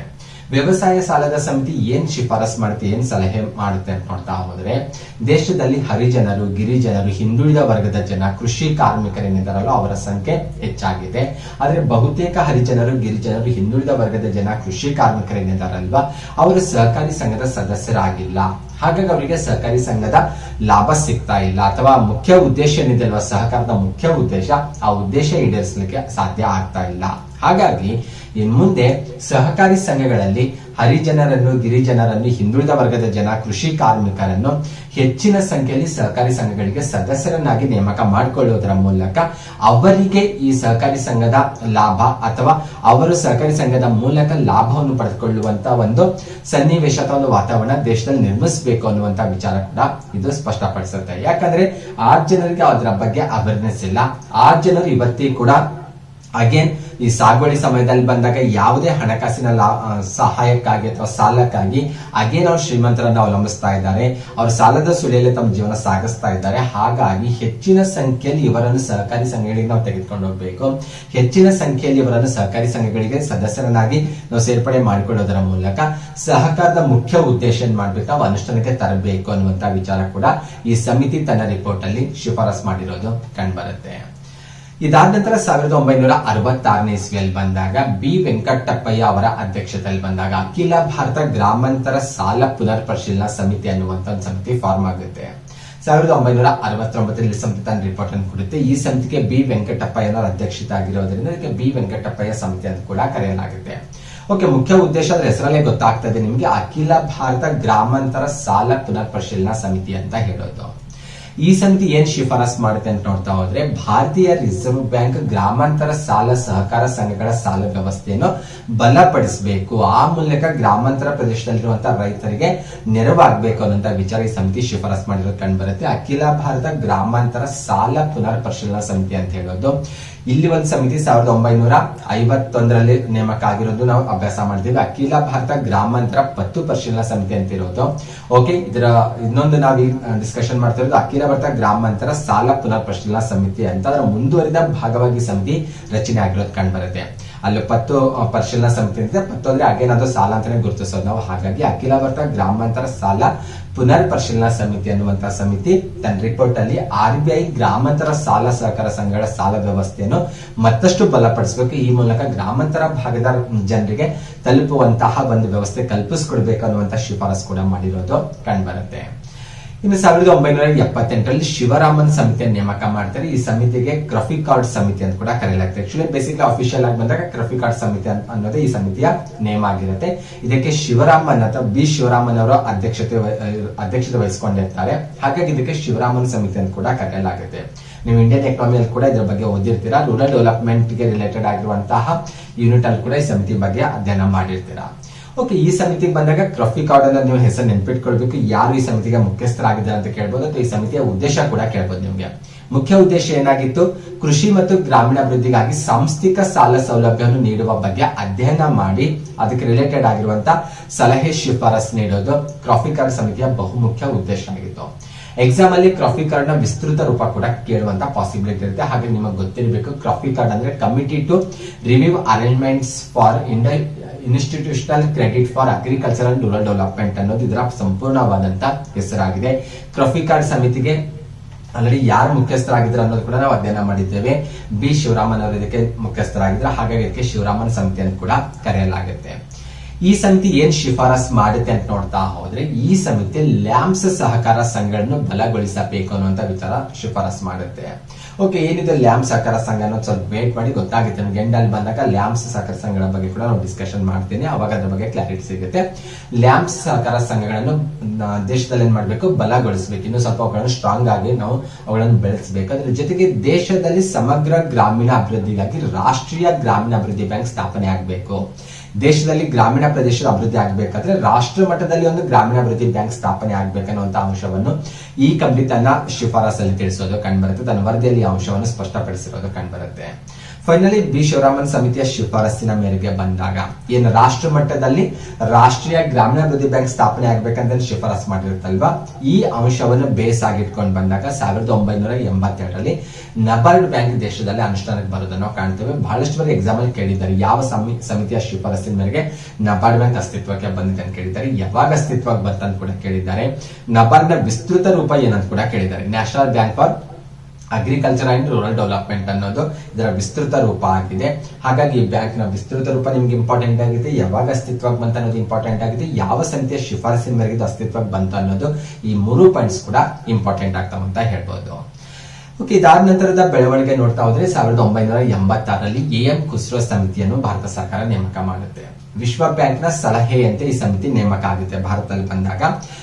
ಈ ಸಮಿತಿ ಏನ್ ಶಿಫಾರಸ್ ಮಾಡುತ್ತೆ ಅಂತ ನೋಡ್ತಾ ಹೋದ್ರೆ, ರಾಷ್ಟ್ರ ಮಟ್ಟದಲ್ಲಿ ಸಹಕಾರ ಬ್ಯಾಂಕ್ ಸ್ಥಾಪನೆ ಆಗ್ಬೇಕಂತ ಶಿಫಾರಸ್ ಮಾಡುತ್ತೆ. ಅದರ ಜೊತೆಗೆ ಇನ್ನೊಂದು ಮಹತ್ವದ ಬೆಳವಣಿಗೆ ಅಂತಂದ್ರೆ, ಸಹಕಾರಿ ಸಂಘಗಳ ಸದಸ್ಯರಾಗಿಲ್ಲದೆ ಇರುವಂತಹ ವ್ಯಕ್ತಿಗಳಿಗೂ ಕೂಡ ಏನ್ ಮಾಡಬೇಕು, ಸಹಕಾರಿ ಸಂಘಗಳು ಸಾಲವನ್ನು ನೀಡಬೇಕು, ಈ ಮೂಲಕ ಅವರಿಗೂ ಕೂಡ ನೆರವಾಗಬೇಕು ಅನ್ನುವಂತ ಅಂಶ ಕೂಡ ಎಂ ಖುಸ್ರೋ ಸಮಿತಿ ಶಿಫಾರಸ್ ಮಾಡೋದು ಕಂಡು ಬರುತ್ತೆ. ಯಾಕಂದ್ರೆ ಇನ್ನು ಅನೇಕ ಜನರು ಸಹಕಾರಿ ಸಂಘದಿಂದ ಹೊರಗಡೆ ಉಳ್ಕೊಂಡಿದ್ದಾರೆ, ಅವರಿಗೆ ನಿಜವಾಗ್ಲೂ ಹಣಕಾಸಿನ ಸಹಾಯದ ಅವಶ್ಯಕತೆ ಇದೆ. ಹಾಗಾಗಿ ಸಹಕಾರಿ ಸಂಘದ ಸದಸ್ಯತ್ವ ಪಡೆದೇ ಇದ್ರೂ ಕೂಡ ಅಂತವರಿಗೆ ಸಾಲವನ್ನು ನೀಡುವುದರ ಮೂಲಕ ಅವರಿಗೆ ಆರ್ಥಿಕವಾಗಿ ನೆರವಾಗಬೇಕು ಅನ್ನುವಂತ ಅರ್ಥದಲ್ಲಿ ಎಂ ಖುಸ್ರೋ ಸಮಿತಿ 1980ರಲ್ಲಿ ನೇಮಕ ಆಗಿರುತ್ತಲ್ವಾ, ವಿಶ್ವ ಬ್ಯಾಂಕ್ ನ ಸಲಹೆಯಂತೆ ಈ ಸಮಿತಿ ತನ್ನ ರಿಪೋರ್ಟ್ ಅಲ್ಲಿ ಹೇಳೋದು ಕಂಡುಬರುತ್ತೆ. 1987ನೇ ಇಸ್ವಿಯಲ್ಲಿ ಬಂದಾಗ ಅರ್ಧನಾರೀಶ್ವರನ್ ಸಮಿತಿ ಕೂಡ ನೇಮಕ ಮಾಡಲಾಗುತ್ತೆ ಸಹಕಾರ ಕ್ಷೇತ್ರಕ್ಕೆ ರಿಲೇಟೆಡ್ ಆಗಿ ಬಂದಾಗ. ಓಕೆ, ಇದರ ಮುಖ್ಯ ಕೆಲಸ ಏನಾಗಿತ್ತು, ಸಹಕಾರಿ ಕಾನೂನಿನ ಮೇಲಿನ ಸಮಿತಿ ಅಂತ ಇದನ್ನು ಗುರುತಿಸಲಾಗುತ್ತೆ. ಅಂದ್ರೆ ದೇಶದಲ್ಲಿ ಆಲ್ರೆಡಿ ಸಹಕಾರಿ ಕಾಯ್ದೆಗಳು ಅಸ್ತಿತ್ವದಲ್ಲಿದ್ದಾವಲ್ವಾ, ಈ ಅಸ್ತಿತ್ವದಲ್ಲಿರುವಂತಹ ಸಹಕಾರಿ ಕಾಯ್ದೆಗಳು ಸಹಕಾರಿ ಸಂಘಗಳ ಸ್ವಾಯತ್ತತೆಗೆ ಧಕ್ಕೆ ತರುತ್ತಿವೆ ಅನ್ನುವಂತಹ ವಿಚಾರ ಈ ಸಮಿತಿ ತನ್ನ ರಿಪೋರ್ಟ್ ಅಲ್ಲಿ ಶಿಫಾರಸ್ ಮಾಡುತ್ತೆ. ಅಂದ್ರೆ ದೇಶದಲ್ಲಿರುವಂತಹ ಸಹಕಾರಿ ಕಾನೂನುಗಳನ್ನು ಪರಿಶೀಲಿಸುವಂತಹ ಕೆಲಸ ಈ ಸಮಿತಿ ಮಾಡುತ್ತೆ. ಅಂದ್ರೆ ಆ ಕಾಯ್ದೆಗಳು ಸಹಕಾರಿ ಸಂಘಗಳು ಸ್ವತಂತ್ರವಾಗಿ ಕೆಲಸ ಮಾಡ್ಲಿಕ್ಕೆ ಅವಕಾಶ ಕಲ್ಪಿಸ್ಕೊಡ್ತಾ ಇದ್ದಾವ ಇಲ್ವಾ, ಅಥವಾ ಕಲ್ಪಿಸ್ಕೊಡ್ಲಿಲ್ಲ ಅಂದ್ರೆ ಅದಕ್ಕೆ ಏನ್ ಮಾಡ್ಬೇಕು ಅನ್ನುವಂತ ವಿಷಯವನ್ನ ಅಧ್ಯಯನ ಮಾಡ್ಬೇಕಾಗಿತ್ತು. ಹಾಗಾಗಿ ಅರ್ಧನಾರೀಶ್ವರನ್ ಸಮಿತಿ ಏನ್ ಮಾಡುತ್ತೆ ಅಂದ್ರೆ, ದೇಶದಲ್ಲಿ ಅಸ್ತಿತ್ವದಲ್ಲಿರುವಂತಹ ಸಹಕಾರಿ ಕಾಯ್ದೆಗಳೇನಿದಾವಲ್ವಾ, ಸಹಕಾರಿ ಸಂಘಗಳನ್ನು ಸ್ವಾಯತ್ತತೆಯಾಗಿ ಅಥವಾ ಸ್ವತಂತ್ರವಾಗಿ ಕೆಲಸ ಮಾಡ್ಲಿಕ್ಕೆ ಅವು ಸಂಪೂರ್ಣವಾಗಿ ಬಿಡ್ತಾ ಇಲ್ಲ, ಅವುಗಳ ಸ್ವಾಯತ್ತತೆಗೆ ಧಕ್ಕೆ ತರುತ್ತಿವೆ ಅನ್ನುವಂತ ವಿಚಾರ ಕೂಡ ಈ ಸಮಿತಿ ತನ್ನ ರಿಪೋರ್ಟ್ ಅಲ್ಲಿ ಹೇಳೋದು ಕಂಡುಬರುತ್ತೆ. ಈ ರೀತಿ ಸ್ವತಂತ್ರ ಭಾರತದಲ್ಲಿ ಬಂದಾಗ ಅನೇಕ ಸಮಿತಿಗಳು ನೇಮಕ ಆಗಿರೋದು ಕಂಡುಬರುತ್ತೆ. ಅದೇ ರೀತಿ 2004ರ ವೈದ್ಯನಾಥನ್ ಸಮಿತಿ ಕೂಡ ಇಂಪಾರ್ಟೆಂಟ್ ಆಗುತ್ತೆ. ಭಾರತ ಸರ್ಕಾರ ನೇಮಕ ಮಾಡಿರುವಂತಹ ಈ ಸಮಿತಿಯ ಬಹುಮುಖ್ಯ ಉದ್ದೇಶ ಏನಾಗಿತ್ತಂದ್ರೆ, ಸಹಕಾರಿ ಬ್ಯಾಂಕ್ ಉದ್ಯಮ ವ್ಯವಸ್ಥೆಯ ಸುಧಾರಣೆಗೆ ಸಲಹೆ ನೀಡೋದಾಗಿತ್ತು. ಅಂದ್ರೆ ಸಹಕಾರಿ ಕ್ಷೇತ್ರದಲ್ಲಿ ಬಂದಾಗ ಬ್ಯಾಂಕ್ ಉದ್ಯಮ ವ್ಯವಸ್ಥೆಯನ್ನು ಯಾವ ರೀತಿ ನಾವು ವರ್ಷ ತರಬೇಕು, ಯಾವ ರೀತಿ ಅದನ್ನು ಸುಧಾರಣೆ ಮಾಡಬೇಕು ಅನ್ನೋದ್ರ ಬಗ್ಗೆ ಸಲಹೆ ನೀಡೋದ್ರ ಬಹುಮುಖ್ಯ ಕೆಲಸವಾಗಿತ್ತು. ಸ್ಪೆಷಲಿ ವೈದ್ಯನಾಥನ್ ಸಮಿತಿ ಅಂತ ಬಂದಾಗ ನಬಾರ್ಡ್ ಬ್ಯಾಂಕಿಗೆ ರಿಲೇಟೆಡ್ ಆಗಿ ಕೆಲವೊಂದು ಶಿಫಾರಸನ್ನು ಮಾಡುತ್ತೆ. ಸ್ಪೆಷಲಿ ನಬಾರ್ಡ್ ಅನ್ನು ಪರಿಣಾಮಕಾರಿಯಾಗಿ ಕಾರ್ಯನಿರ್ವಹಿಸಲಿಕ್ಕೆ ಇನ್ನೂ ಹೆಚ್ಚು ಅಧಿಕಾರಕ್ಕೆ ನೀಡಬೇಕು ಅನ್ನುವಂತ ಅಂಶ ಈ ಸಮಿತಿ ತನ್ನ ಶಿಫಾರಸಲ್ಲಿ ತಿಳಿಸೋದು ಕಂಡು ಬರುತ್ತೆ. ಅಷ್ಟೇ ಅಲ್ಲ, ಸಹಕಾರಿ ಬ್ಯಾಂಕ್ಗಳಿಗೆ ವಾಣಿಜ್ಯ ಬ್ಯಾಂಕ್ಗಳ ಸ್ಥಾನಮಾನವನ್ನು ನೀಡಬೇಕು, ಈ ಮೂಲಕ ಅವುಗಳು ಇನ್ನೂ ಹೆಚ್ಚು ಎಫೆಕ್ಟಿವ್ ಆಗಿ ವರ್ಕ್ ಮಾಡ್ಲಿಕ್ಕೆ ನಾವು ಅವಕಾಶ ಕಲ್ಪಿಸಿಕೊಡ್ಬೇಕು ಅನ್ನುವಂತ ವಿಚಾರ ವೈದ್ಯನಾಥನ್ ಸಮಿತಿ ತನ್ನ ಶಿಫಾರಸಲ್ಲಿ ತಿಳಿಸಿರೋದು ಕಂಡು ಬರುತ್ತೆ. ಓಕೆ, ಈ ರೀತಿ ಸ್ವತಂತ್ರ ಭಾರತದಲ್ಲಿ ಬಂದಾಗ ಸಾಕಷ್ಟು ಸಮಿತಿಗಳ ರಚನೆ ಆಗಿರೋದು ಕಂಡು ಬರ್ತಾ ಇದೆ ನಮ್ಗೆ. ಅಖಿಲ ಭಾರತ ಗ್ರಾಮಾಂತರ ಪತ್ತು ಪರಿಶೀಲನಾ ಸಮಿತಿ ಅಂತಿದೆ. ಸೇಮ್ ಅಂತದೇ ಒಂದು ಸಾಲ ಪುನರ್ ಪರಿಶೀಲನಾ ಸಮಿತಿ 1966ರಲ್ಲಿ ನೇಮಕ ಆಗೋದು ಕಂಡು ಬರುತ್ತೆ. ವ್ಯವಸಾಯ ಸಾಲದ ಸಮಿತಿ ಆಗಿರ್ಬೋದು, ಶಿವರಾಮನ್ ಸಮಿತಿ ಆಗಿರ್ಬೋದು, ಎಂ ಖುಸ್ರೋ ಆಗಿರ್ಬೋದು, ವೈದ್ಯನಾಥನ ಸಮಿತಿ ಆಗಿರ್ಬೋದು, ಅರ್ಧನಾರೀಶ್ವರನ್ ಸಮಿತಿ ಆಗಿರ್ಬೋದು, ಈ ರೀತಿ ಅನೇಕ ಸಮಿತಿಗಳು ಭಾರತದಲ್ಲಿ ನೇಮಕ ಆಗ್ತವೆ. ಹಂತ ಹಂತವಾಗಿ ಭಾರತದಲ್ಲಿ ಸಹಕಾರಿ ಸಂಘಗಳನ್ನು ಸುಧಾರಿಸುವಂತಹ ಒಂದು ಪ್ರಕ್ರಿಯೆ ಸ್ವತಂತ್ರ ಭಾರತದಲ್ಲಿ ನಡೆದಿರೋದು ಕಂಡು ಬರ್ತಾ ಇದೆ. ಓಕೆ, ಹಾಗಾಗಿ ಇವೆಲ್ಲವನ್ನು ಕೂಡ ಒಂದ್ ಸ್ವಲ್ಪ ನೀವು ಕಾಲಾನುಕ್ರಮದಲ್ಲಿ ನೆನ್ಪಿಟ್ಕೊಳ್ಬೇಕು. ಸ್ವತಂತ್ರ ಪೂರ್ವದಲ್ಲಿ ಯಾವ ರೀತಿ ಕಾಯ್ದೆಗಳು ಬಂದು ಯಾವ ಸಮಿತಿಗಳು ನೇಮಕ ಆದವು, ಸ್ವತಂತ್ರ ನಂತರದ ಕಾಲಾವಧಿಯಲ್ಲಿ ಬಂದಾಗ ಯಾವ ಯಾವ ಸಮಿತಿಗಳ ರಚನೆ ಆದವು, ಅವುಗಳ ಪ್ರಮುಖ ಶಿಫಾರಸುಗಳು ಏನನ್ನೋದನ್ನ ನಾವೀಗ ಬ್ರೀಫ್ ಆಗಿ ಡಿಸ್ಕಷನ್ ಮಾಡಿದ್ದೇವೆ. ಇಷ್ಟು ಬೇಸಿಕ್ ನಾಲೆಜ್ ನಿಮಗೆ ಮಿನಿಮಮ್ ಆಗಿ ಇರಲೇಬೇಕು. ಇದ್ರ ಜೊತೆಗೆ ನಿಮ್ಮ ಹತ್ರ ಯಾವ್ದಾದ್ರು ರೆಫರೆನ್ಸ್ ಬುಕ್ ಇದ್ರೆ ಒಂದ್ ಸ್ವಲ್ಪ ಎಕ್ಸ್ಟ್ರಾ ಇನ್ಫಾರ್ಮೇಶನ್ ನಿಮಗೆ ಅವಶ್ಯಕತೆ ಅನ್ಸಿದ್ರೆ ಅಂತವನ್ನು ಕೂಡ ನೀವು ನೋಟ್ ಮಾಡ್ಕೊಳ್ಳೋದ್ರ ಮೂಲಕ ಓವರ್ ಆಲ್ ಕಂಟೆಂಟ್ ಅನ್ನು ಅರ್ಥ ಮಾಡ್ಕೋಬಹುದು. ಓಕೆ, ಅಗೇನ್ ನಾವು ಫಸ್ಟ್ ಸ್ಲೈಡ್ ಗೆ ಬಂದಿರೋದು ಸಹಕಾರಿ ಸಂಘಗಳ ಬಗ್ಗೆ ನಾವು ಡಿಸ್ಕಷನ್ ಮಾಡ್ತಾ ಇರೋದು. ಜಾಗತಿಕ ಮಟ್ಟದಲ್ಲಿ ಯಾವ ರೀತಿ ಸಹಕಾರಿ ಸಂಘಗಳ ಬೆಳವಣಿಗೆ ಆಯ್ತು ಅನ್ನೋದನ್ನು ಚರ್ಚೆ ಮಾಡ್ತೇವೆ. ಭಾರತದಲ್ಲಿ ಸ್ವತಂತ್ರ ಪೂರ್ವ ಕಾಲ ಆಗಿರ್ಬೋದು, ಸ್ವತಂತ್ರ ನಂತರದ ಕಾಲದಲ್ಲಿ ಯಾವ ರೀತಿ ಸಹಕಾರಿ ಸಂಘಗಳ ಬೆಳವಣಿಗೆ ಆಯ್ತು ಅನ್ನೋದನ್ನು ಚರ್ಚೆ ಮಾಡ್ತೇವೆ. ಅಗೇನ್ ಫೈನಲ್ ಆಗಿ ಬಂದಾಗ ಕರ್ನಾಟಕದಲ್ಲಿ ಸಹಕಾರಿ ಸಂಘಗಳು ಯಾವ ರೀತಿ ಅಸ್ತಿತ್ವಕ್ಕೆ ಬಂದು ಅನ್ನೋದನ್ನ ನಾವೀಗ ಚರ್ಚೆ ಮಾಡ್ಬೇಕಾಗಿರೋದು. ಸ್ಪೆಷಲಿ ನಿಮ್ಗೆಲ್ಲ ಗೊತ್ತಿರುವ ಹಾಗೆ 1904ರಲ್ಲಿ ಸಹಕಾರಕ್ಕೆ ರಿಲೇಟೆಡ್ ಆಗಿ ಮೊದಲ ಬಾರಿಗೆ ಕಾಯ್ದೆ ಜಾರಿಗೆ ಬರುತ್ತೆ. ಓಕೆ, ಆ ಕಾಯ್ದೆಯನ್ನು ಆಧರಿಸಿ ದೇಶದ ಮೊದಲ ಸಹಕಾರಿ ಸಂಘಟನೆ ನಮ್ಮ ಕರ್ನಾಟಕ ರಾಜ್ಯದ ಅವತ್ತಿನ ಧಾರವಾಡ ಜಿಲ್ಲೆ ಅಥವಾ ಇವತ್ತಿನ ಗದಗ ಜಿಲ್ಲೆಯ ಕಣಗಿನಹಾಳದಲ್ಲಿ ಅಸ್ತಿತ್ವಕ್ಕೆ ಬರುತ್ತೆ. 1905ರ ಮೇ 8ನೇ ತಾರೀಕಿನಂದು ಅಸ್ತಿತ್ವಕ್ಕೆ ಬರುತ್ತೆ. ಆಲ್ರೆಡಿ ನಾನು ಅವಾಗಲೇ ಹೇಳಿದೆ ನಿಮಗೆ, ಈ ಡೇಟ್ ಬಗ್ಗೆ ನಿಮಗೆ ಬೇರೆ ಬೇರೆ ಕಡೆ ಬೇರೆ ಬೇರೆ ಡೇಟ್ ಸಿಗ್ತಾ ಇದೆ, ಬೇರೆ ಬೇರೆ ನಾವು ಸೋರ್ಸ್ ಅನ್ನು ನೋಡಿದಾಗ. ಸ್ಪೆಷಲಿ ಕರ್ನಾಟಕ ಕೈಪಿಡಿಯನ್ನು ಆಧರಿಸಿ ನೋಡಿದಾಗ ಮೇ 8ನೇ ತಾರೀಕಲ್ಲಿ ಮೆನ್ಷನ್ ಆಗಿರೋದು ಕಂಡು ಬರ್ತಾ ಇದೆ. ಓಕೆ, ಅಂದಿನ ಧಾರವಾಡ ಜಿಲ್ಲೆ ಅಥವಾ ಇವತ್ತಿನ ಗದಗ ಜಿಲ್ಲೆಯ ಕಣಗಿನ ಹಾಳದಲ್ಲಿ ಸಹಕಾರಿ ಸಂಘ ಅಸ್ತಿತ್ವಕ್ಕೆ ಬರುತ್ತೆ. ಇದರ ಮೂಲ ಸಂಸ್ಥಾಪಕರಂದ್ರೆ ಶ್ರೀ ಸಿದ್ದನಗೌಡ ಸಣ್ಣ ರಾಮನಗೌಡ ಪಾಟೀಲ್ ಅವರು. ಓಕೆ, ಇಲ್ಲಿರುವಂತಹ ಎಲ್ಲಾ ಪಾಯಿಂಟ್ಸ್ ಇಂಪಾರ್ಟೆಂಟ್. ನೀವು ಸಿದ್ದನಗೌಡ ಸಣ್ಣ ರಾಮನಗೌಡ ಪಾಟೀಲ್ ಅವರ ಹೆಸರನ್ನು ಕೂಡ ನೆನ್ಪಿಟ್ಕೊಳ್ಬೇಕು, ಕಣಗಿನ ಹಾಳು ನೆನ್ಪಿಟ್ಕೊಳ್ಬೇಕು, ಇವತ್ತು ಯಾವ ಜಿಲ್ಲೆಯಲ್ಲಿದೆ, ಅವತ್ತಿನ ಸಮಯದಲ್ಲಿ ಯಾವ ಜಿಲ್ಲೆಯಲ್ಲಿತ್ತು, ಮತ್ತೆ ಯಾವ ಇಸ್ವಿಯಲ್ಲಿ ಈ ಸಹಕಾರಿ ಸಂಘ ಅಸ್ತಿತ್ವಕ್ಕೆ ಬಂತು ಅನ್ನೋದು ಪ್ರತಿಯೊಂದು ಪಾಯಿಂಟ್ ನಮಗೆ ಕಾಂಪಿಟೇಟಿವ್ ಎಕ್ಸಾಮ್ ಇಂದ ಇಂಪಾರ್ಟೆಂಟ್ ಆಗುತ್ತೆ. ಓಕೆ, ಸ್ಪೆಷಲ್ ಇದು ಬಹಳ ಇಂಪಾರ್ಟೆಂಟ್ ಆಗಿರುವಂತದ್ದಾಗಿದೆ. 13 ಜನ ಸದಸ್ಯರೊಂದಿಗೆ ಕಣಗಿನ ಹಾಡದಲ್ಲಿ ಈ ಸಹಕಾರಿ ಸಂಘಟನೆ ಅಸ್ತಿತ್ವಕ್ಕೆ ಬರುತ್ತೆ. 1904ರ ಕಾಯ್ದೆಯನ್ನು ಆಧರಿಸಿ ದೇಶದ ಮೊದಲ ರಿಜಿಸ್ಟರ್ಡ್ ಕೋಆಪರೇಟಿವ್ ಸೊಸೈಟಿ ಅಂತ ಕೂಡ ಇದನ್ನು ಗುರುತಿಸಿರೋದು ಕೂಡ ಡಿಸ್ಕಷನ್ ಮಾಡಿದ್ದೇವೆ. ಸ್ಪೆಷಲಿ ಯಾವ ಹೆಸರಿನಿಂದ ಈ ಸಹಕಾರಿ ಸಂಘ ಅಸ್ತಿತ್ವಕ್ಕೆ ಬರುತ್ತೆ ಅಂತ ನೋಡ್ತಾ ಹೋದ್ರೆ ಕಣಗಿನ ಹಾಳ ವ್ಯವಸಾಯ ಸೇವಾ ಸಹಕಾರಿ ಬ್ಯಾಂಕ್ ಲಿಮಿಟೆಡ್ ಅನ್ನುವಂತ ಹೆಸರಲ್ಲಿ ಕಣಗಿನ ಹಾಳದಲ್ಲಿ ಈ ಸಹಕಾರಿ ಸಂಘ ಅಸ್ತಿತ್ವಕ್ಕೆ ಬಂದಿರೋದನ್ನ ನಾವು ನೋಡ್ತೇವೆ. ಸ್ಪೆಷಲಿ ಇದು ಕೃಷಿ ಪತ್ತಿನ ಸಹಕಾರಿ ಸಂಘ ಆಗಿತ್ತು. ಓಕೆ, ಇದನ್ನ ನಾವು ಸಪರೇಟ್ ಆಗಿ ಕೂಡ ಡಿಸ್ಕಷನ್ ಮಾಡಬೇಕಾಗಿಲ್ಲ, ಬಿಕಾಸ್ 1904ರ ಸಹಕಾರಿ ಕಾಯ್ದೆ ನಾವು ಚರ್ಚೆ ಮಾಡ್ತೇವೆ. ಅದು ರೈಫಿಸನ್ ಮಾದರಿಯ ಸಹಕಾರಿ ಸಂಘಗಳಿಗೆ ಮಾತ್ರ ಅವಕಾಶ ಕಲ್ಪಿಸಿಕೊಟ್ಟಿತ್ತು. ರೈಫಿಸನ್ ಮಾದರಿ ಅಂದ್ರೆ ಆಲ್ರೆಡಿ ಗೊತ್ತದು, ಗ್ರಾಮಾಂತರ ಭಾಗದಲ್ಲಿರುವಂತಹ ರೈತರಿಗೆ ಹಣಕಾಸಿನ ನೆರವನ್ನು ನೀಡುವಂತಹ ಉದ್ದೇಶಕ್ಕಾಗಿ ಬಂದಿರುವಂತಹ ಸಹಕಾರಿ ಸಂಘಟನೆಗಳು. ಹಾಗಾಗಿ ಇದು ಕೃಷಿ ಪತ್ತಿನ ಸಹಕಾರಿ ಸಂಘ ಆಗಿತ್ತು. ಅಂದ್ರೆ ರೈತರಿಗೆ ಕಡಿಮೆ ಬಡ್ಡಿ ದರದಲ್ಲಿ ಹಣಕಾಸಿನ ನೆರವು ನೀಡುವಂತಹ ಒಂದು ಸಹಕಾರಿ ಸಂಘವಾಗಿ ಅಸ್ತಿತ್ವಕ್ಕೆ ಬರುತ್ತೆ. ಕೃಷಿ ಪತ್ತಿಗೆ ಬಂದಾಗ ಮೊದಲ ಯಶಸ್ವಿ ಸಹಕಾರಿ ಸಂಘ ಅಂತ ಇದನ್ನು ಗುರುತಿಸಲಾಗುತ್ತೆ. ಇಡೀ ಭಾರತದಲ್ಲಿ ಬಂದಾಗ ಕೃಷಿ ಪತ್ತಿಗೆ ರಿಲೇಟೆಡ್ ಆಗಿ ಬಂದಾಗ ಮೊದಲ ಯಶಸ್ವಿ ಸಹಕಾರಿ ಸಂಘ ಅಂತ ಇದನ್ನು ಗುರುತಿಸಲಾಗುತ್ತೆ. ದೇಶದ ಮೊದಲ ರಿಜಿಸ್ಟರ್ಡ್ ಕೋಆಪರೇಟಿವ್ ಸೊಸೈಟಿ ಅಂತ ಕೂಡ ಇದನ್ನು ಗುರುತಿಸಲಾಗುತ್ತೆ. ಇದಕ್ಕಿಂತ ಮುಂಚೆನೂ ಕೂಡ ಕೆಲವೊಂದು ಭಾಗದಲ್ಲಿ ಪ್ರಾದೇಶಿಕವಾಗಿ ಸ್ಥಳೀಯ ಮಟ್ಟದಲ್ಲಿ ಸಹಕಾರಿ ಸಂಘಟನೆ ಇದ್ದರೂ ಕೂಡ ಅದಕ್ಕೆ ಕಾನೂನಿನ ಹಿನ್ನೆಲೆ ಅಥವಾ ಕಾನೂನಿನ ಬೆನ್ನೆಲುಬಂದು ಯಾವುದೇ ರೀತಿ ಕಾನೂನುಗಳು ಇರಲಿಲ್ಲ. ಹಾಗಾಗಿ 1904ರ ಕಾಯ್ದೆ ಅಸ್ತಿತ್ವಕ್ಕೆ ಬಂದ ನಂತರ ರಿಜಿಸ್ಟರ್ ಆಗಿರುವಂತಹ ಮೊದಲ ಕೋಆಪರೇಟಿವ್ ಸೊಸೈಟಿ ಅಂತ ಇದನ್ನು ಗುರುತಿಸಲಾಗುತ್ತೆ. ಇಡೀ ಭಾರತದ ಮೊದಲ ರಿಜಿಸ್ಟರ್ಡ್ ಕೋಆಪರೇಟಿವ್ ಸೊಸೈಟಿ ಅಂತ ಇದನ್ನು ಗುರುತಿಸಲಾಗುತ್ತೆ. ಸ್ಪೆಷಲಿ ಸಿದ್ದನಗೌಡ ಸಣ್ಣ ರಾಮನಗೌಡ ಪಾಟೀಲ್ ಅವರಿಗೆ ರಿಲೇಟೆಡ್ ಆಗಿ ಬಂದಾಗ ಹಿಂದುಳಿದ ಸಮುದಾಯಕ್ಕೆ ಸೇರಿದಂತ ಪ್ರಜ್ಞಾವಂತ ಜಮೀನ್ದಾರರಾಗಿದ್ರು. ಕಣಗಿನ ಹಾಳದಲ್ಲಿ ಸಹಕಾರಿ ಸಂಘವನ್ನು ಅಸ್ತಿತ್ವಕ್ಕೆ ತರುವಂತಹ ಒಂದು ಮಹತ್ವದ ಕಾರ್ಯ ಇವರು ಮಾಡೋದ್ರ ಮೂಲಕ ಇಡೀ ದೇಶದ ಗಮನವನ್ನು ಸೆಳೆಯೋದನ್ನು ನಾವು ಕಾಣ್ತೇವೆ. ಇವರಿಗೆ ಕರ್ನಾಟಕ ಸಹಕಾರಿ ಚಳವಳಿಯ ಪಿತಾಮಹ ಅಂತ ಕೂಡ ಇವರನ್ನು ಗುರುತಿಸಲಾಗುತ್ತೆ, ಆ ರೀತಿ ಕೂಡ ಕರೆಯಲಾಗುತ್ತೆ. ಮತ್ತೆ ಕೆಲವೊಂದು ಸೋರ್ಸ್ ಅನ್ನು ಅಬ್ಸರ್ವ್ ಮಾಡಿದಾಗ ಇವರಿಗೆ ಭಾರತದ ಸಹಕಾರಿ ಚಳವಳಿಯ ಪಿತಾಮಹ ಅಥವಾ ಭಾರತದ ಸಹಕಾರಿ ಆಂದೋಲನದ ಮೂಲ ಪುರುಷನ್ ಕೂಡ ಆ ರೀತಿ ಕೂಡ ಉಲ್ಲೇಖ ಆಗಿರೋದನ್ನ ನಾವು ನೋಡ್ತೇವೆ ಕೆಲವೊಂದು ಸೋರ್ಸ್ ಅಲ್ಲಿ ಬಂದಾಗ. ಓಕೆ, ಆದ್ರೆ ಇದ್ರ ಬಗ್ಗೆ ಒಂದು ಸ್ವಲ್ಪ ಕನ್ಫ್ಯೂಷನ್ ಇದೆ. ಕೆಲವೊಂದು ಸೋರ್ಸ್ ಅಲ್ಲಿ ನಾವು ರೆಫರೆನ್ಸ್ ಮಾಡಿ ನೋಡಿದಾಗ ಸರ್ ಫ್ರೆಡ್ರಿಕ್ ನಿಕೋಲ್ಸನ್ ಅವರಿಗೆ ಭಾರತದ ಸಹಕಾರಿ ಆಂದೋಲನದ ಮೂಲ ಪುರುಷ, ಭಾರತದ ಸಹಕಾರಿ ಚಳವಳಿಯ ಮೂಲ ಪುರುಷ ಅಥವಾ ಪಿತಾಮಹ ಅಂತ ಕೂಡ ಆ ರೀತಿ ಕೂಡ ಉಲ್ಲೇಖ ಆಗಿರೋದು ಕಂಡುಬರುತ್ತೆ. ಸರ್ ಫ್ರೆಡ್ರಿಕ್ ನಿಕೋಲ್ಸನ್ ಅವರಿಗೆ ಯಾಕೆ ಆ ರೀತಿ ಕರೆಯಲಾಗುತ್ತೆ ಅಂತ ನೋಡ್ತಾ ಹೋದಾಗ ಆ ಸೋರ್ಸ್ ಅಲ್ಲಿ ಅವ್ರು ಕೊಡುವಂತ ಕಾರಣ ಏನಂದ್ರೆ ಇಡೀ ಭಾರತದಲ್ಲಿ ಮೊದಲ ಬಾರಿಗೆ ಸಹಕಾರಿ ಸಂಘಗಳ ಕಾನ್ಸೆಪ್ಟ್ ಅನ್ನು ಪರಿಚಯಿಸಿದಂತ ಕೀರ್ತಿ ಸರ್ ಫ್ರೆಡ್ರಿಕ್ ನಿಕೋಲ್ಸನ್ ಅವರಿಗೆ ಸಲ್ಲುತ್ತೆ. ಅಂದ್ರೆ ರೆಫಿಸನ್ ಮಾದರಿಯ ಸಹಕಾರಿ ಸಂಘವನ್ನು ಅನುಷ್ಠಾನಕ್ಕೆ ತರಬೇಕು ಅನ್ನುವಂತ ವಿಚಾರವನ್ನು ಸರ್ ಫ್ರೆಡ್ರಿಕ್ ನಿಕೋಲ್ಸನ್ ಅವರು ಮೊದಲ ಬಾರಿಗೆ ತಮ್ಮ ವರದಿಯಲ್ಲಿ ಪ್ರಸ್ತಾಪ ಮಾಡಿರ್ತಾರೆ. ಹಾಗಾಗಿ ಕೆಲವೊಂದು ಸೋರ್ಸ್ ಅಲ್ಲಿ ಬಂದಾಗ ಭಾರತದ ಸಹಕಾರ ಆಂದೋಲನದ ಮೂಲ ಪುರುಷ ಅಂತ ಇವರನ್ನು ಉಲ್ಲೇಖ ಆಗಿರೋದು ಕಂಡು ಬರುತ್ತೆ. ಇನ್ನು ಕೆಲವೊಂದು ಸೋರ್ಸ್ ನಾವು ನೋಡ್ತಾ ಹೋದಾಗ ಅಲ್ಲಿ ಸಿದ್ದನಗೌಡ ಸಣ್ಣ ರಾಮನಗೌಡ ಪಾಟೀಲ್ ಅವರಿಗೆ ಭಾರತದ ಸಹಕಾರಿ ಆಂದೋಲನದ ಮೂಲ ಪುರುಷ, ಪಿತಾಮಹ ಅಥವಾ ಭಾರತದ ಸಹಕಾರಿ ಚಳವಳಿಯ ಮೂಲ ಪುರುಷ ಅಂತ ಈ ರೀತಿ ಕೂಡ ಉಲ್ಲೇಖ ಆಗಿರೋದು ಕಂಡು ಬರುತ್ತೆ. ಎಕ್ಸಾಮ್ ಅಲ್ಲಿ ಬಂದಾಗ ಇವರಿಬ್ಬರಲ್ಲಿ ಯಾರಾದ್ರೂ ಒಬ್ಬರ ಹೆಸರನ್ನು ಆಪ್ಷನ್ಸ್ ಕೊಡುವಂತ ಪಾಸಿಬಿಲಿಟಿ ಇರುತ್ತೆ, ನೀವು ಅದನ್ನ ಆಯ್ಕೆ ಮಾಡ್ಕೊಳ್ಬಹುದು. ಮತ್ತೆ ಇತ್ತೀಚಿನವರೆಗೂ ಅಥವಾ ಇಲ್ಲಿವರೆಗೂ ನಡೆದಿರುವಂತ ನಮ್ಮ ಸ್ಟೇಟ್ ಗವರ್ಮೆಂಟ್ ಎಕ್ಸಾಮ್ ಅನ್ನು ನೋಡಿದಾಗ ಸಿದ್ದನಗೌಡ ಸಣ್ಣ ರಾಮನಗೌಡ ಪಾಟೀಲ್ ಅವರನ್ನೇ ಭಾರತ ಸಹಕಾರಿ ಚಳವಳಿಯ ಪಿತಾಮಹ ಅಂತ ಆ ರೀತಿ ಉಲ್ಲೇಖ ಮಾಡಿ ಕ್ವಶನ್ಸ್ ಕೊಟ್ಟಿರೋದನ್ನ ನಾವು ನೋಡ್ತೇವೆ. ಆ ಬೇಸ್ ಮೇಲೆ ನೀವು ಆನ್ಸರ್ ಮಾಡಬಹುದು. ಅದ್ರ ಕ್ವಶನ್ ಸ್ವಲ್ಪ ನೀಟಾಗಿ ಅರ್ಥ ಮಾಡ್ಕೊಂಡು ನೀವು ಆನ್ಸರ್ ಮಾಡೋದು ಬೆಟರ್. ಇನ್ನು ಕರ್ನಾಟಕ ಕೈಪಿಡಿಯಲ್ಲಿ ನೋಡಿದಾಗ ಏನು ಉಲ್ಲೇಖ ಆಗಿದೆ ಅಂತ ನೋಡ್ತಾ ಹೋದಾಗ ಇವರನ್ನು ಕರ್ನಾಟಕ ಸಹಕಾರಿ ಚಳವಳಿಯ ಪಿತಾಮಹ ಎಂದು ಪರಿಗಣಿಸಲಾಗಿದೆ, ಈ ರೀತಿ ಉಲ್ಲೇಖ ಆಗಿರೋದು ಕೂಡ ಕಂಡು ಬರ್ತಾ ಇದೆ. ಹಾಗಾಗಿ ನೀವು ಎಕ್ಸಾಮ್ ಅಲ್ಲಿ ಕ್ವಶನ್ಸ್ ಅಲ್ಲಿ ಯಾವ ಬೇಸ್ ಇಟ್ಕೊಂಡು ಕೇಳಿದಾರೆ ಅನ್ನೋಂತ ಅರ್ಥ ಮಾಡ್ಕೊಂಡು ಇಂಥ ಕ್ವಶನ್ಸ್ ಗಳಿಗೆ ಆನ್ಸರ್ ಮಾಡಬೇಕಾಗುತ್ತೆ. ಓಕೆ, 2005ರಲ್ಲಿ ಬಂದಾಗ ಕರ್ನಾಟಕದಲ್ಲಿ ಸಹಕಾರಿ ಚಳವಳಿಯ ಶತಮಾನೋತ್ಸವವನ್ನು ಆಚರಣೆ ಮಾಡಲಾಗಿದೆ. 1905ರಲ್ಲಿ ಕಣಗಿನಹಾಳದಲ್ಲಿ ಮೊದಲ ಸಹಕಾರಿ ಸಂಘ ಅಸ್ತಿತ್ವಕ್ಕೆ ಬಂದಿದ್ದು. ಇದು ಕೇವಲ ಕರ್ನಾಟಕ ಅಷ್ಟೇ ಅಲ್ಲ, ಇವನ್ ಭಾರತದ ಮೊದಲ ಸಹಕಾರಿ ಸಂಘಟನೆ ಕಾಯ್ದೆ ಅಡಿಯಲ್ಲಿ ಬಂದಿರುವಂತದ್ದು, ರಿಜಿಸ್ಟರ್ ಆಗಿರೋದು ಅಂತ ಹೇಳ್ಬೋದು. ಇವನ್ ಏಷ್ಯಾದಲ್ಲೂ ಕೂಡ ಇದು ಮೊದಲ ಸಹಕಾರಿ ಸಂಘ ಅಂತ ಗುರುತಿಸಲಾಗುತ್ತೆ. ಹಾಗಾಗಿ 2005ನೇ ಇಸ್ವಿದಲ್ಲಿ ಕರ್ನಾಟಕದಲ್ಲಿ ಸಹಕಾರಿ ಚಳವಳಿಯ ಶತಮಾನೋತ್ಸವವನ್ನು ಕರ್ನಾಟಕ ಸರ್ಕಾರ ಆಚರಣೆ ಮಾಡಿದೆ. ಈ ಸಂದರ್ಭದಲ್ಲಿ ಗದಗ ಜಿಲ್ಲೆಯ ಕಣಗಿನಹಾಳವನ್ನು ಮಾದರಿ ಗ್ರಾಮ ಅಂತ ಕೂಡ ಕರ್ನಾಟಕ ಸರ್ಕಾರ ಘೋಷಣೆ ಮಾಡಿರೋದನ್ನು ಸಹ ನಾವು ನೋಡ್ತೇವೆ. ಓಕೆ, ಅದರ ಜೊತೆಗೆ ಗದಗ ಜಿಲ್ಲೆಯಲ್ಲಿ ಅನೇಕ ಸಹಕಾರಿ ಸಂಘಗಳು ಆನಂತರದ ಕಾಲದಲ್ಲಿ 1905 ಮೇ 8ನೇ ತಾರೀಕು ಕಣಗಿನಹಾಳದಲ್ಲಿ ಅಸ್ತಿತ್ವಕ್ಕೆ ಬರ್ತಲ್ಲ, ಅದಾದ ನಂತರ ಕೂಡ ಅವತ್ತಿನ ಧಾರವಾಡ ಪ್ರದೇಶ ಆಗಿರಬಹುದು ಅಥವಾ ಇವತ್ತಿನ ಗದಗ ಜಿಲ್ಲೆಯಲ್ಲಿ ಕೂಡ ಅನೇಕ ಸಹಕಾರಿ ಸಂಘಗಳು ಅಸ್ತಿತ್ವಕ್ಕೆ ಬರೋದನ್ನು ನೋಡ್ತೇವೆ. ಸ್ಪೆಷಲಿ 1905 ಮೇ 24ನೇ ತಾರೀಕಂದು ಗದಗ ಬಳಿಯ ಹುಲಕೋಟೆಯಲ್ಲಿ ಸಹಕಾರಿ ಸಂಘ ಆರಂಭ ಆಗುತ್ತೆ. ಸೇಮ್ ಅದೇ ವರ್ಷದ ಜೂನ್ ತಿಂಗಳಲ್ಲಿ ಬಂದಾಗ ಗದಗ ತಾಲೂಕಿನ ವಿವಿಧ ಸ್ಥಳಗಳಲ್ಲಿ ಸಹಕಾರಿ ಪತ್ತಿನ ಸಂಘಗಳು ಆರಂಭಗೊಳ್ಳುವುದು ಕಂಡುಬರುತ್ತೆ.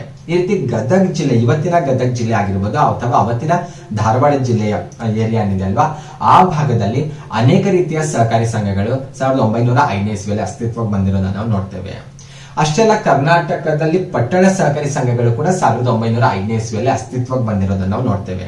ಸ್ಪೆಷಲಿ ಗದಗ ನಗರದ ಭಾಗವಾಗಿರುವ ಬೆಟಗೇರಿ, ಗದಗ ಬೆಟಗೇರಿ ಅಂತ ಹೇಳ್ತೇವಲ್ವಾ, ಗದಗ ನಗರದ ಭಾಗವಾಗಿರುವ ಬೆಟಗೇರಿಯಲ್ಲಿ 1905 ಅಕ್ಟೋಬರ್ 18ರಂದು ರಾಜ್ಯದ ಮೊದಲ ಪಟ್ಟಣ ಸಹಕಾರಿ ಸಂಘ ಅಸ್ತಿತ್ವಕ್ಕೆ ಬರುತ್ತೆ. ಓಕೆ, ರಾಜ್ಯದ ಮೊದಲ ಸಹಕಾರಿ ಸಂಘ ಕಣಗಿನಹಾಳದಲ್ಲಿ ಅಸ್ತಿತ್ವಕ್ಕೆ ಬಂದ ಅಂತ ಹೇಳಿದ್ರೆ, ಅದಾದ ನಂತರ ಹುಲಕೋಟೆ ಆಗಿರ್ಬೋದು, ಗದಗ ಇನ್ನಿತರ ಭಾಗದಲ್ಲಿ ಕೂಡ ಸಹಕಾರಿ ಸಂಘ ಅಸ್ತಿತ್ವಕ್ಕೆ ಬರುತ್ತೆ. ಪಟ್ಟಣ ಪ್ರದೇಶ ಅಂತ ಬಂದಾಗ, ನಗರ ಪ್ರದೇಶ ಅಂತ ಬಂದಾಗ ರಾಜ್ಯದ ಮೊದಲ ಪಟ್ಟಣ ಸಹಕಾರಿ ಸಂಘ ಅಂದ್ರೆ ಅದು ಕೂಡ ಗದಗ ನಗರದ ಭಾಗವಾಗಿರುವಂತಹ ಬೆಟಗೇರಿಯಲ್ಲಿ ಅಸ್ತಿತ್ವಕ್ಕೆ ಬರುತ್ತೆ ಅದೇ ವರ್ಷದ ಅಕ್ಟೋಬರ್ 18ನೇ ತಾರೀಕು. ಹಾಗಾಗಿ ಇದಕ್ಕೆ ರಾಜ್ಯದ ಮೊದಲ ಪಟ್ಟಣ ಸಹಕಾರಿ ಸಂಘ ಅಂತ ಗುರುತಿಸಲಾಗುತ್ತೆ. ಈ ರೀತಿ 1905ನೇ ಇಸ್ವಿಯಲ್ಲೇ ಗದಗ ಜಿಲ್ಲೆ, ಇವತ್ತಿನ ಗದಗ ಜಿಲ್ಲೆ ಏರಿಯಾ ಆಗಿರ್ಬೋದು ಅಥವಾ ಅವತ್ತಿನ ಧಾರವಾಡ ಜಿಲ್ಲೆಯ ಏರಿಯಾದಲ್ಲಿ ಬಂದಾಗ ಸಾಕಷ್ಟು ಸಹಕಾರಿ ಸಂಘಗಳು ಅಸ್ತಿತ್ವಕ್ಕೆ ಬಂದಿರೋದನ್ನು ನಾವು ನೋಡ್ತೇವೆ.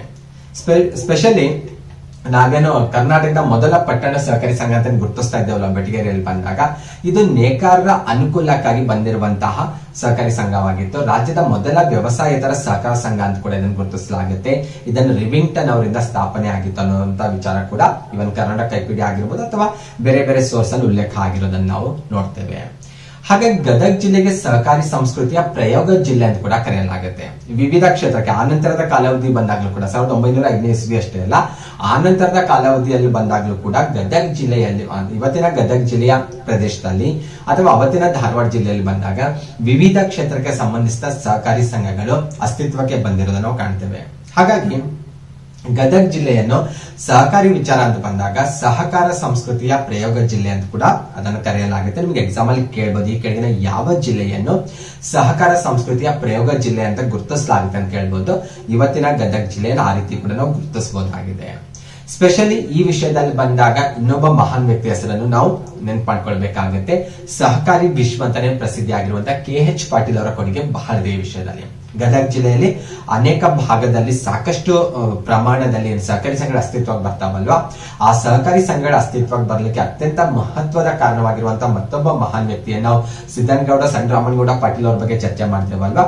ಆ ನಂತರದ ಕಾಲಾವಧಿಯಲ್ಲಿ ಬಂದಾಗ ಗದಗ ಇನ್ನಿತರ ಭಾಗ ಆಗಿರ್ಬೋದು ಅಥವಾ ಅವತ್ತಿನ ಧಾರವಾಡದ ಏರಿಯಾದಲ್ಲಿ ಸಹಕಾರಿ ಸಂಘಗಳ ಅಷ್ಟೊಂದು ಪ್ರಮಾಣದಲ್ಲಿ ಅಸ್ತಿತ್ವಕ್ಕೆ ಬರ್ಲಿಕ್ಕೆ, ಅಷ್ಟೊಂದು ಯಶಸ್ವಿಯಾಗಿ ಕಾರ್ಯನಿರ್ವಹಿಸಲಿಕ್ಕೆ ಕಾರಣರಾದಂತಹ ಮತ್ತೊಬ್ಬ ಮಹಾನ್ ವ್ಯಕ್ತಿ ಅಂದ್ರೆ ಸಹಕಾರಿ ವಿಶ್ವ ಅಂತಾನೆ ಪ್ರಸಿದ್ಧಿ ಆಗಿರುವಂತಹ KH ಪಾಟೀಲ್ ಅವರು. ಹಾಗಾಗಿ ಇವರ ಹೆಸರು ಕೂಡ ನಿಮ್ಗೆ ಗೊತ್ತಿರಬೇಕು, ಎಕ್ಸಾಮ್ ಅಲ್ಲಿ ಕೇಳುವಂತ ಸಾಧ್ಯತೆ ಇರುತ್ತೆ. ಇನ್ನು ಮೈಸೂರು ಸಂಸ್ಥಾನಕ್ಕೆ ಬರೋಣ. ನಾವು 1905ನೇ ಇಸ್ವಿಯ ಇತಿಹಾಸ ನಾವು ಇಲ್ಲಿ ಚರ್ಚೆ ಮಾಡ್ತಾ ಇರೋದು. 1905ನೇ ಇಸ್ವಿ ಬಂದಾಗ ಗದಗ ಆಗಿರ್ಬೋದು, ಧಾರವಾಡ ಆಗಿರ್ಬೋದು, ಇವೆಲ್ಲವೂ ಕೂಡ ಮುಂಬೈ ಕರ್ನಾಟಕ ಅಥವಾ ಬಾಂಬೆ ಪ್ರಾಂತ್ಯದ ಭಾಗವಾಗಿತ್ತು. ಮೈಸೂರು ಸಂಸ್ಥಾನದ ಭಾಗಕ್ಕೆ ಬಂದಾಗ ಮೈಸೂರು ಸಂಸ್ಥಾನದ ಮೊದಲ ಸಹಕಾರಿ ಸಂಘ ಅಸ್ತಿತ್ವಕ್ಕೆ ಬಂದಿದ್ದು 1905ನೇ ಇಸ್ವಿಯ ಡಿಸೆಂಬರ್ 8ನೇ ತಾರೀಕು. ಬೆಂಗಳೂರು ಸಿಟಿ ಕನ್ಸ್ಯೂಮರ್ ಸೊಸೈಟಿ ಅನ್ನುವಂತ ಹೆಸರಲ್ಲಿ ಅಸ್ತಿತ್ವಕ್ಕೆ ಬರುತ್ತೆ. ಇದು ಬೆಂಗಳೂರು ನಗರದಲ್ಲಿ ಅಸ್ತಿತ್ವಕ್ಕೆ ಬಂದಂತ ಮೊದಲ ಸಹಕಾರಿ ಸಂಘ ಆಗಿದೆ. ಬೆಂಗಳೂರು ನಗರ ಆ ಸಮಯದಲ್ಲಿ ಬಂದಾಗ ಮೈಸೂರು ಸಂಸ್ಥಾನದ ಭಾಗ ಆಗಿತ್ತು. ಹಾಗಾಗಿ ಇದು ಮೈಸೂರು ಸಂಸ್ಥಾನದ ಮೊದಲ ಸಹಕಾರಿ ಸಂಘ ಅಂತ ಕೂಡ ಗುರುತಿಸಲಾಗುತ್ತೆ. ನಿಮ್ಗೆ ಎಕ್ಸಾಮ್ ಅಲ್ಲಿ ಬೆಂಗಳೂರಿನಲ್ಲಿ ಅಸ್ತಿತ್ವಕ್ಕೆ ಬಂದಂತ ಮೊದಲ ಸಹಕಾರಿ ಸಂಘ ಯಾವ್ದಂತ ಕೇಳ್ಬೋದು ಅಥವಾ ಮೈಸೂರು ಸಂಸ್ಥಾನದ ಮೊದಲ ಸಹಕಾರಿ ಸಂಘ ಯಾವ್ದಂತ ಕೇಳ್ಬೋದು. ಎರಡಕ್ಕೂ ಬೆಂಗಳೂರು ಸಿಟಿ ಕನ್ಸ್ಯೂಮರ್ ಸೊಸೈಟಿನೇ ಆನ್ಸರ್ ಆಗಿರುತ್ತೆ. ಬೆಂಗಳೂರಿನ ಹೊಸ ತರಗುಪೇಟೆಯಲ್ಲಿ ಇದು ಅಸ್ತಿತ್ವಕ್ಕೆ ಬಂದಿರೋದನ್ನು ನಾವು ಕೂಡ ನೋಡ್ತೇವೆ.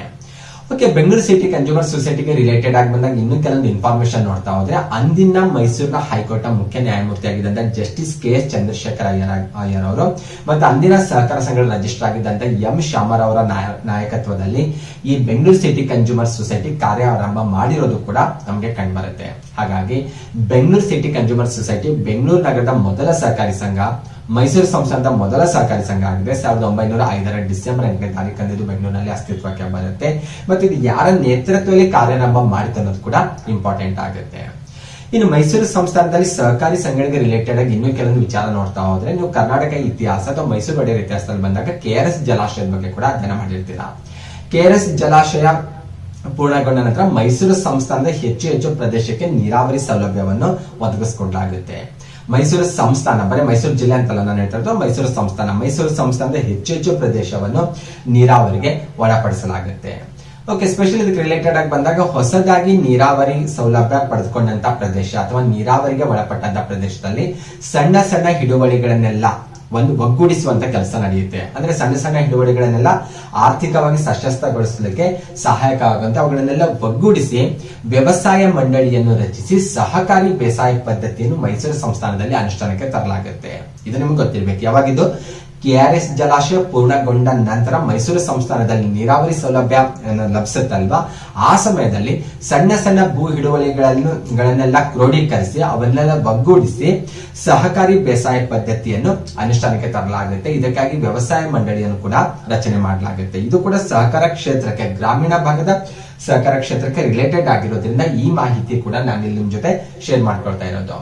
ಸ್ಪೆಷಲಿ ಮೈಸೂರು ಸಂಸ್ಥಾನದ ಸಹಕಾರಿ ಬೇಸಾಯಕ್ಕೆ ರಿಲೇಟೆಡ್ ಇನ್ನೂ ಕೆಲವೊಂದು ವಿಚಾರ ನೋಡ್ತಾ ಹೋದ್ರೆ, ಸಹಕಾರಿ ಬೇಸಾಯ ಪದ್ಧತಿಯನ್ನು ಮೈಸೂರು ಸಂಸ್ಥಾನದಲ್ಲಿ ಅಸ್ತಿತ್ವಕ್ಕೆ ಬಂದಿತ್ತಲ್ವಾ, ಇದು ಪಂಜಾಬ್ ಮಾದರಿಯ ಒಂದು ಸಹಕಾರಿ ಬೇಸಾಯ ಆಗಿತ್ತು. ಅಂದ್ರೆ ಪಂಜಾಬ್ ಮಾದರಿಯಲ್ಲಿ ಪ್ರಾಯೋಗಿಕವಾಗಿ ಮೈಸೂರು ಸಂಸ್ಥಾನದಲ್ಲಿ ಸಹಕಾರಿ ಬೇಸಾಯ ಪದ್ಧತಿಯನ್ನು ಅನುಷ್ಠಾನಕ್ಕೆ ತರಲಾಗುತ್ತೆ.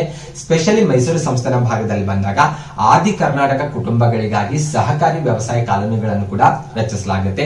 ಇವುಗಳಿಗೆ ಹಣಕಾಸಿನ ನೆರವು ಕೂಡ ಒದಗಿಸಲಾಗುತ್ತೆ ಅಂತ ಹೇಳ್ಬೋದು. ಇದೆಲ್ಲವೂ ಕೂಡ ಮೈಸೂರು ಸಂಸ್ಥಾನದಲ್ಲಿ ಸಹಕಾರಿ ಕ್ಷೇತ್ರಕ್ಕೆ ರಿಲೇಟೆಡ್ ಆಗಿರುವಂತಹ ಅತ್ಯಂತ ಮಹತ್ವದ ಬೆಳವಣಿಗೆ ಅಂತ ಗುರುತಿಸಬಹುದು. ನಿಮ್ಗೆ ಎಕ್ಸಾಮ್ ಅಲ್ಲಿ ಕೇಳಬಹುದು, KRS ಜಲಾಶಯ ಪೂರ್ಣಗೊಂಡ ನಂತರ ಮೈಸೂರಿನಲ್ಲಿ ಬಂದಂತಹ ಸಹಕಾರಿ ಬೇಸಾಯ ಯಾವ ಮಾದರಿಯದಾಗಿತ್ತು ಅಂತ ಕೇಳಬಹುದು. ಪಂಜಾಬ್ ಮಾದರಿಯ ಸಹಕಾರಿ ಬೇಸಾಯ ಪದ್ಧತಿಯನ್ನು ಪ್ರಾಯೋಗಿಕವಾಗಿ ಅದನ್ನು ಅನುಷ್ಠಾನಕ್ಕೆ ತರಲಾಗುತ್ತೆ. ಸ್ಪೆಷಲಿ ಆದಿ ಕರ್ನಾಟಕ ಕುಟುಂಬಗಳಿಗಾಗಿ ಸಹಕಾರಿ ವ್ಯವಸಾಯ ಕಾಲೋನಿಗಳನ್ನು ಕೂಡ ರಚಿಸಲಾಗುತ್ತೆ. ಆ ಕಾಲೋನಿಗಳಿಗೆ ಹಣಕಾಸಿನ ನೆರವು ಕೂಡ ನೀಡಲಾಗುತ್ತೆ ಅಂತ ಹೇಳ್ಬೋದಾಗಿದೆ. ಇನ್ನು ದೇಶದ ಮೊದಲ ಗೃಹ ನಿರ್ಮಾಣ ಸಹಕಾರಿ ಸಂಘ ಕೂಡ ಬೆಂಗಳೂರು ನಗರದಲ್ಲಿ ಸ್ಥಾಪನೆ ಆಗುತ್ತೆ 1909ರಲ್ಲಿ. ಇದು ಗೃಹ ನಿರ್ಮಾಣ ಸಹಕಾರಿ ಸಂಘ ಆಗಿದೆ. ಆ ಉದ್ದೇಶಕ್ಕಾಗಿ ಬಂದಿದ್ದು ದೇಶದ ಮೊದಲ ಗೃಹ ನಿರ್ಮಾಣ ಸಹಕಾರಿ ಸಂಘ ಅನ್ನುವಂತ ಕೀರ್ತಿ ಕೂಡ ಇದು ಪಾತ್ರವಾಗಿರೋದು ಕಂಡುಬರುತ್ತೆ. ಓಕೆ, 1947ರಲ್ಲಿ ದೇಶಕ್ಕೆ ಸ್ವತಂತ್ರ ಬರುತ್ತೆ. ಆಲ್ರೆಡಿ ಗೊತ್ತಿರುವಂತಹ ವಿಚಾರ. 1956ರಲ್ಲಿ ಏಕೀಕೃತ ಮೈಸೂರು ರಾಜ್ಯ. ಇವತ್ತೇ ನಿಮ್ಗೆ ನಾವು ಕರ್ನಾಟಕ ರಾಜ್ಯ ಗುರುತಿಸ್ತೇವೆ ಅಥವಾ ನಿಮ್ ಸ್ಕ್ರೀನ್ ಮೇಲೆ ಕಾಣಿಸ್ತಾ ಇದೆ ಅಲ್ವಾ. ಓಕೆ, ಈ ಕರ್ನಾಟಕ ರಾಜ್ಯ ಏಕೀಕೃತ ಮೈಸೂರು ಅನ್ನುವಂತ ಹೆಸರಲ್ಲಿ ಅಸ್ತಿತ್ವಕ್ಕೆ ಬರುತ್ತೆ. ಅದಕ್ಕಿಂತ ಮುಂಚೆ ಬಂದಾಗ ನಾವು ಗದಗ, ಕಣಗಿನಹಾಳ ಎಲ್ಲ ಚರ್ಚೆ ಮಾಡ್ತೇವೆ. ಅದು ಬಾಂಬೆ ಪ್ರಾಂತ್ಯದ ಭಾಗವಾಗಿತ್ತು. ಮೈಸೂರು ಸಂಸ್ಥಾನದಲ್ಲಿ KRS ಜಲಾಶಯ ಪೂರ್ಣಗೊಂಡ ನಂತರ ಯಾವ ರೀತಿ ಸಹಕಾರಿ ಚಳವಳಿ ನಡೀತು ಅಥವಾ ಸಹಕಾರಕ್ಕೆ ರಿಲೇಟೆಡ್ ಆಗಿರುವಂತಹ ಬೆಳವಣಿಗೆ ಯಾವ ರೀತಿ ಆಯ್ತು ಅನ್ನೋದು ಕೂಡ ಚರ್ಚೆ ಮಾಡ್ತೇವೆ. ಓಕೆ, ಮೈಸೂರು ಸಂಸ್ಥಾನ ಅಂದ್ರೆ ಆ ಮ್ಯಾಪ್ ಅಲ್ಲಿ ಯೆಲ್ಲೋ ಕಲರ್ ಇಂದ ಹೈಲೈಟ್ ಆಗಿರುವಂತಹ ಏರಿಯಾ ಅಥವಾ ಹಳೆ ಮೈಸೂರು ಏರಿಯಾ ಅಂತ ಗುರುತಿಸ್ತೇವಲ್ವಾ, ಆ ಭಾಗವನ್ನು ಫೋಕಸ್ ಆಗಿ ಇಟ್ಕೊಂಡು ನಾವು ಚರ್ಚೆ ಮಾಡಿದ್ದು. ಓಕೆ, 1947ರಲ್ಲಿ ದೇಶಕ್ಕೆ ಸ್ವತಂತ್ರ ಬರುತ್ತೆ. ಆ ಸಮಯದಲ್ಲಿ ಮೈಸೂರು ಪ್ರಾಂತ್ಯದಲ್ಲಿ ಬಂದಾಗ ಪ್ರಥಮ ಬಾರಿಗೆ ಸಹಕಾರಿ ಕಾಯ್ದೆ ರಚಿಸಲಾಗುತ್ತೆ. ಈ ಕಾಯ್ದೆ 1948ರಲ್ಲಿ ಜಾರಿಗೆ ಬರುತ್ತೆ ಅಂತ ಹೇಳ್ಬೋದು. ಓಕೆ, ಮೈಸೂರು ಪ್ರಾಂತ್ಯದಲ್ಲಿ ಸಹಕಾರ ಕಾಯ್ದೆ ಅಂತ ಇದನ್ನು ಗುರುತಿಸೋದು. ಆ ಪ್ರಾಂತ್ಯದ ಒಳಗಡೆ ಅಂತ ಬಂದಾಗ ಸ್ಪೆಷಲಿ ಆ ಸಮಯದಲ್ಲಿ ಭಾಷಾವಾರು ರಾಜ್ಯ ರಚನೆ ಆಗಿರಲಿಲ್ಲ. ಇವತ್ತಿನ ಕರ್ನಾಟಕ ಅಥವಾ ಏಕೀಕೃತ ಮೈಸೂರು ರಾಜ್ಯ ಇರಲಿಲ್ಲ. ಮೈಸೂರು ರಾಜ್ಯ ಅನ್ನೋದಲ್ಲಿ ನಿಮಗೆ ಏನ್ ಕಾಣಿಸ್ತಾ ಇದೆಯಲ್ವಾ, ನೀವು ಸೌತ್ ಇಂಡಿಯಾ ಮ್ಯಾಪ್ ನೋಡಿದ್ರೆ ಗೊತ್ತಾಗುತ್ತೆ ನಿಮಗೆ. ಆ ರೀತಿ ಮೈಸೂರು ಸಂಸ್ಥಾನ ಇರೋದು ಕಂಡು ಬರುತ್ತೆ. ದೇಶದಲ್ಲಿ ಕೂಡ ಅಷ್ಟೇ ಭಾಷಾವಾರು ರಾಜ್ಯಗಳ ರಚನೆ ಆಗಿರಲಿಲ್ಲ. ನಿಮಗೆ ಆಲ್ರೆಡಿ ಸಂವಿಧಾನ ಜಾರಿಗೆ ಬಂದ ನಂತರ ಕೂಡ ನಿಮ್ಗೆ ಗೊತ್ತಿರಬಹುದು ABCD ಅಂತ 4 ಗುಂಪುಗಳಾಗಿ ರಾಜ್ಯಗಳನ್ನು ಗುರುತಿಸಲಾಗುತ್ತೆ. ಓಕೆ, ಈ ರೀತಿ ಮೈಸೂರು ಸಂಸ್ಥಾನ ಅಥವಾ ಮೈಸೂರು ರಾಜ್ಯದಲ್ಲಿ ಕಾಯ್ದೆ ಇದ್ದದ್ದು ಕಂಡು ಬರುತ್ತೆ. 1956ರಲ್ಲಿ ಏಕೀಕೃತ ಮೈಸೂರು ರಾಜ್ಯ ಅಸ್ತಿತ್ವಕ್ಕೆ ಬರುತ್ತೆ. ಆ ಸಮಯದಲ್ಲಿ 19 ಜಿಲ್ಲೆಗಳು ಕರ್ನಾಟಕದಲ್ಲಿ ಇದ್ದದ್ದು ಕಂಡು ಬರುತ್ತೆ. ಪ್ರೆಸೆಂಟ್ ಈಗ 31 ಜಿಲ್ಲೆಗಳಿದ್ದಾವೆ. ಆ ಸಮಯದಲ್ಲಿ 19 ಜಿಲ್ಲೆಗಳು. ಮತ್ತೆ ಇಡೀ ಕರ್ನಾಟಕದ ಭೂ ಪ್ರದೇಶ ಇದೆ ಅಲ್ವಾ, ಅದಕ್ಕಿಂತ ಮುಂಚೆ 1956 ನವೆಂಬರ್ 1ಕ್ಕೆ ಏಕೀಕೃತ ಮೈಸೂರು ರಾಜ್ಯ ಅಸ್ತಿತ್ವಕ್ಕೆ ಬರೋದಕ್ಕಿಂತ ಮುಂಚೆ 5 ಬೇರೆ ಬೇರೆ ಭಾಗದಲ್ಲಿ ಹಂಚಿಕೆ ಆಗಿರೋದು ಕಂಡುಬರುತ್ತೆ. ಒಂದು ಮೈಸೂರು ಸಂಸ್ಥಾನ ಆಗಿರ್ಬೋದು, ಕೊಡಗು ಆಗಿರ್ಬೋದು, ಮದ್ರಾಸ್ ಆಳ್ವಿಕೆಗೆ ಒಳಪಟ್ಟಿತ್ತು, ಮದ್ರಾಸ್ ಕರ್ನಾಟಕ ಅಂತ ಹೇಳೋದು, ಬಾಂಬೆ ಪ್ರಾಂತ್ಯಕ್ಕೆ ಒಳಪಟ್ಟಿತ್ತು, ಇನ್ನು ಹೈದರಾಬಾದ್ ಸಂಸ್ಥಾನದ ಭಾಗವಾಗಿರೋದು ಕಂಡುಬರುತ್ತೆ. ಹಾಗಾಗಿ ಇಡೀ ಕರ್ನಾಟಕ 1956ರಲ್ಲಿ ಅಸ್ತಿತ್ವಕ್ಕೆ ಬಂದಾಗ ಇಡೀ ಸ್ಟೇಟ್ ಅಲ್ಲಿ ಒಂದೇ ರೀತಿಯ ಸಹಕಾರಿ ಕಾಯ್ದೆಗಳು ಈ ರೀತಿ ಅಸ್ತಿತ್ವದಲ್ಲಿರೋದು ಕಂಡುಬರಲ್ಲ. ಯಾಕಂದ್ರೆ ಬೇರೆ ಬೇರೆ ಭಾಗದ ಆಳ್ವಿಕೆಗೆ ಒಳಪಟ್ಟಂತ ಏರಿಯಾದಲ್ಲಿ ಅದರದೇ ಆದಂತಹ ಕಾಯ್ದೆಗಳು ಈ ಮುಂಚೆ ಅಸ್ತಿತ್ವದಲ್ಲಿದ್ದವು. ಅದ್ರ ಪ್ರಕಾರನೇ ಅಲ್ಲೆಲ್ಲ ಸಹಕಾರಿ ಸಂಘಗಳು ಕಾರ್ಯನಿರ್ವಹಿಸ್ತಾ ಇರೋದು ಕಂಡುಬರುತ್ತೆ. ಹಾಗಾಗಿ ಯಾವಾಗ ಏಕೀಕೃತ ಮೈಸೂರು ರಾಜ್ಯ ಅಸ್ತಿತ್ವಕ್ಕೆ ಬರುತ್ತಲ್ವಾ, ಅವಾಗ ರಾಜ್ಯದಲ್ಲಿ ಅಂದ್ರೆ ಇಡೀ ಕರ್ನಾಟಕ ರಾಜ್ಯಕ್ಕೆ ಅಪ್ಲೈ ಆಗುವಂತ ಏಕರೂಪದ ಸಹಕಾರಿ ಕಾಯ್ದೆಯನ್ನು ರಚಿಸುವಂತ ಪ್ರಯತ್ನ ಆರಂಭ ಆಗುತ್ತೆ. ಅಂದ್ರೆ ನಾವು ಮೈಸೂರಿನಲ್ಲಿ ಇದ್ದಂತ ಕಾಯ್ದೆನೆ ಬೇರೆ ಆಗಿತ್ತು, ಬಾಂಬೆದಲ್ಲಿ ಇದ್ದಂತ ಕಾಯ್ದೆನೆ ಬೇರೆ ಆಗಿತ್ತು, ಹೈದರಾಬಾದ್ ಅಲ್ಲಿ ಇದ್ದಂತ ಕಾಯ್ದೆನೆ ಬೇರೆ, ಈ ರೀತಿ ಬೇರೆ ಬೇರೆ ಆಳ್ವಿಕೆಗೆ ಒಳಪಟ್ಟಿರೋದ್ರಿಂದ ಇದು ಕೇವಲ ಸಹಕಾರಿ ಕಾಯ್ದೆಗಷ್ಟೇ ಅಲ್ಲ, ಲ್ಯಾಂಡ್ ರಿಫಾರ್ಮ್ಸ್ ಆಕ್ಟ್ ಆಗಿರ್ಬೋದು, ಸುಮಾರು ಕಾಯ್ದೆಗಳೆಲ್ಲ ಕೂಡ ಬಂದಾಗ ಸಾಕಷ್ಟು ಭಿನ್ನ ಭಿನ್ನ ಸ್ವರೂಪದ ಕಾಯ್ದೆಗಳು ಆ ಸಮಯದಲ್ಲಿ ಇದ್ದದ್ದು ಕಂಡುಬರುತ್ತೆ. ಬಿಕಾಸ್ ಕರ್ನಾಟಕದ ಭೂಪ್ರದೇಶ ಬೇರೆ ಬೇರೆ ರೀತಿಯ ಆಳ್ವಿಕೆಗೆ ಒಳಪಟ್ಟಿದ್ದಂತ ಹೇಳ್ಬೋದು. ಯಾವಾಗ ಒಂದು ರಾಜ್ಯವಾಗ ಅಸ್ತಿತ್ವವಾಗಿ ಬರುತ್ತಲ್ವ ಏಕೀಕೃತ ಮೈಸೂರು ರಾಜ್ಯ, ಅವಾಗ ಇಡೀ ರಾಜ್ಯಕ್ಕೆ ಅಪ್ಲೈ ಆಗುವಂತ ಏಕರೂಪದ ಕಾಯ್ದೆಯನ್ನು ರಚಿಸುವಂತ ಪ್ರಯತ್ನ ರಾಜ್ಯದಲ್ಲಿ ಆರಂಭ ಆಗುತ್ತೆ ಅಂತ ಹೇಳ್ಬೋದು. ಓಕೆ, ಇದರ ಪರಿಣಾಮವಾಗಿ ಕರ್ನಾಟಕ ಸಹಕಾರ ಸಂಘಗಳ ಅಧಿನಿಯಮ 1959 ರಚನೆ ಮಾಡಲಾಗಿದೆ ಇಡೀ ಏಕೀಕೃತ ಮೈಸೂರು ರಾಜ್ಯಕ್ಕೆ ಸಂಬಂಧಪಟ್ಟಂತೆ.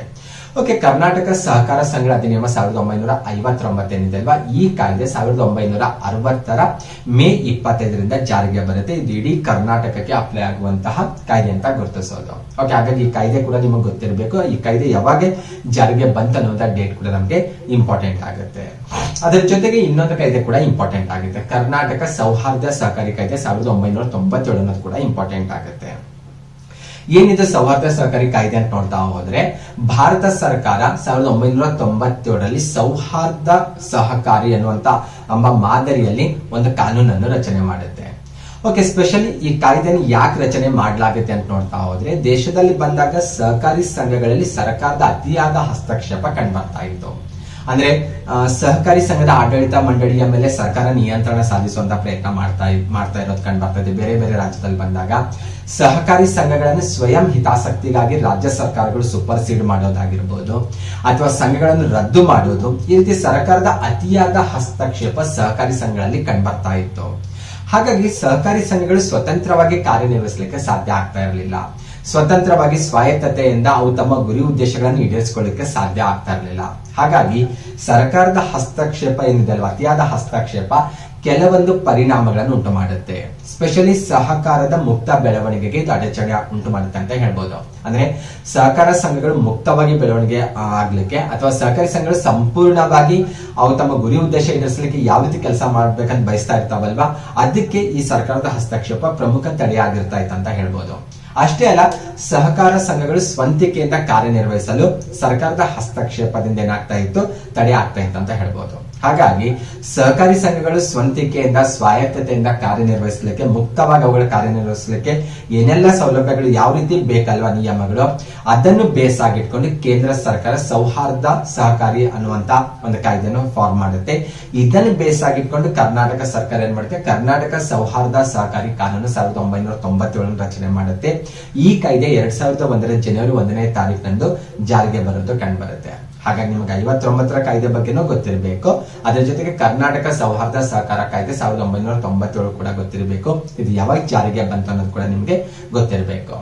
ಓಕೆ, ಸ್ಪೆಷಲ್ ಇದಕ್ಕೆ ರಿಲೇಟೆಡ್ ಆಗಿ ಬಂದಾಗ ಒಂದು ಡೌಟ್ ಸ್ಟಾರ್ಟ್ ಆಗುತ್ತೆ ಈಗ. ಹಾಗಾದ್ರೆ 1959ರ ಕಾಯ್ದೆ ಕತೆ ಏನಾಯ್ತು, ಅದು ಅಸ್ತಿತ್ವದಲ್ಲಿ ಇದೆನಾ, ಅಥವಾ ಈ ಸೌಹಾರ್ದ ಕಾಯ್ದೆ ಬಂದ ನಂತರ ಅದು ರದ್ದಾಯ್ತಾ? ಯಾಕಂದ್ರೆ 1997ರ ಕರ್ನಾಟಕ ಸೌಹಾರ್ದ ಸಹಕಾರ ಕಾಯ್ದೆ 2001 ಜಾರಿಗೆ ಬಂದ ನಂತರ ಹಳೆ ಕಾಯ್ದೆ ಅಂದ್ರೆ 59ರ ಕಾಯ್ದೆ ಏನು ರದ್ದಾಯ್ತಾ ಅಥವಾ ಇದೇನಾ ಅಂತ ಡೌಟ್ ಬರ್ತಾ ಇರಬಹುದು. ಆದ್ರೆ ಗೊತ್ತಿರಲಿ, ಈ ಎರಡೂ ಕಾಯ್ದೆಗಳು ಅಸ್ತಿತ್ವದಲ್ಲಿ ಇರೋದು ಕಂಡು ಬರುತ್ತೆ.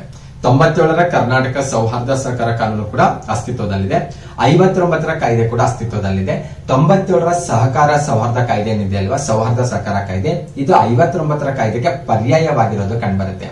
ಪ್ರೆಸೆಂಟ್ ಇವೆರಡು ಅಧಿನಿಯಮಗಳು ಅಸ್ತಿತ್ವದಲ್ಲಿರೋದು ಸಹ ಕಂಡು ಬರುತ್ತೆ.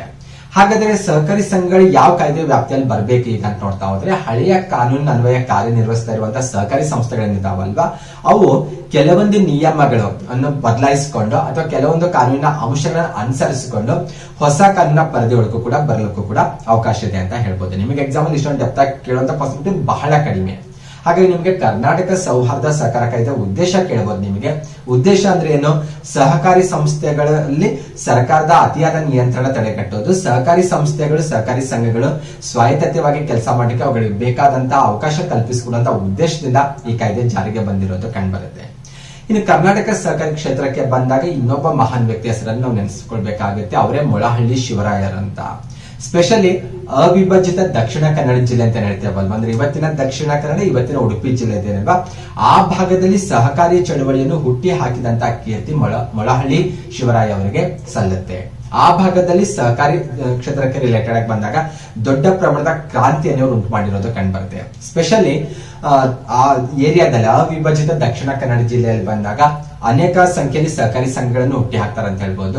ಸ್ಪೆಷಲಿ ಪುತ್ತೂರು ತಾಲೂಕಿನಲ್ಲಿ ಹೆಚ್ಚಿನ ಪ್ರಮಾಣದಲ್ಲಿ ಇವರು ಸಹಕಾರಿ ಸಂಘಗಳನ್ನು ಇವರ ಕಾಲಾವಧಿಯಲ್ಲಿ ಅಥವಾ ಇವರ ಪ್ರೇರಣೆಯಿಂದ ಅಸ್ತಿತ್ವಕ್ಕೆ ಬಂದಿರೋದನ್ನು ಸಹ ನಾವು ಕಾಣ್ತೇವೆ.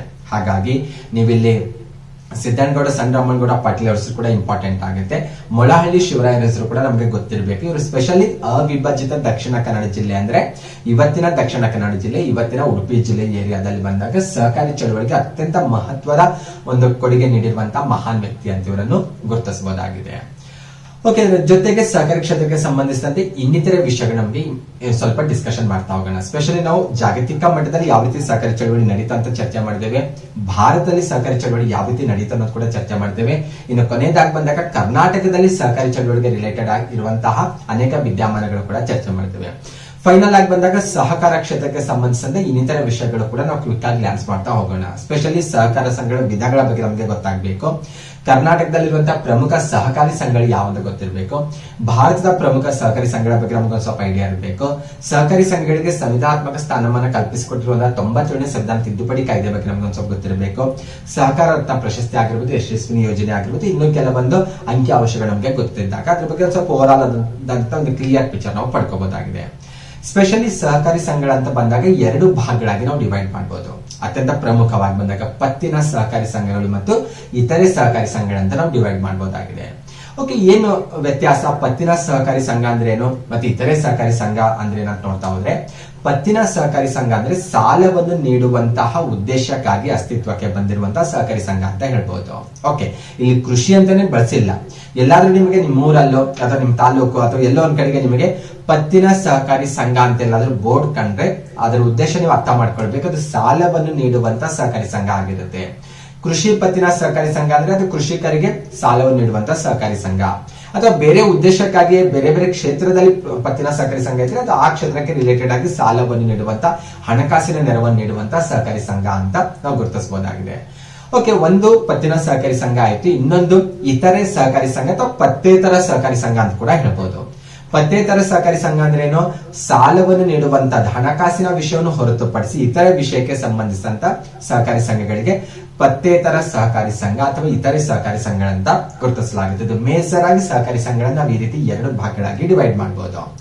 ಓಕೆ, ನೆಕ್ಸ್ಟ್ ಒನ್ ಬಂದಾಗ ನಮಗೆ ಇಂಪಾರ್ಟೆಂಟ್ ಆಗೋದು ಈ ಟಾಪಿಕ್ ಅಲ್ಲಿ ಬಂದಾಗ ಪತ್ತಿನ ಸಹಕಾರಿ ಸಂಘ ನಮಗೆ ಇಂಪಾರ್ಟೆಂಟ್ ಆಗುತ್ತೆ. ಸ್ಪೆಷಲಿ ಪತ್ತಿನ ಸಹಕಾರಿ ಸಂಘವನ್ನು ಮತ್ತೆ ನಾವು 2 ಭಾಗ ಮಾಡ್ತೇವೆ. ಆಲ್ರೆಡಿ ನಾವು ಡಿಸ್ಕಷನ್ ಮಾಡ್ತೇವೆ.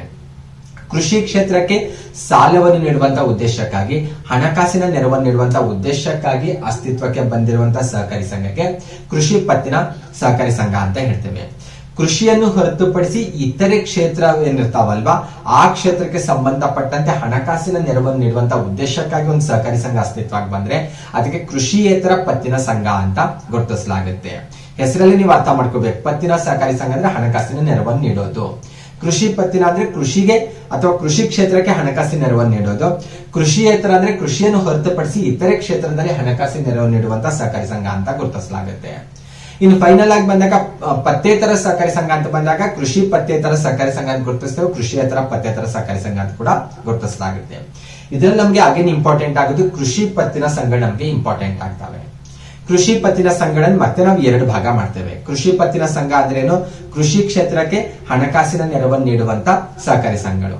ಇದರಲ್ಲಿ 2 ಭಾಗ, ಅಲ್ಪಾವಧಿ ಮತ್ತು ಮಧ್ಯಮಾವಧಿ ಕೃಷಿ ಪತ್ತಿನ ಸಂಘ ಅಂತ ಗುರುತಿಸ್ತೇವೆ. ಇನ್ನೊಂದು ದೀರ್ಘಾವಧಿ ಕೃಷಿ ಪತ್ತಿನ ಸಂಘಗಳಂತ ಗುರುತಿಸೋದು.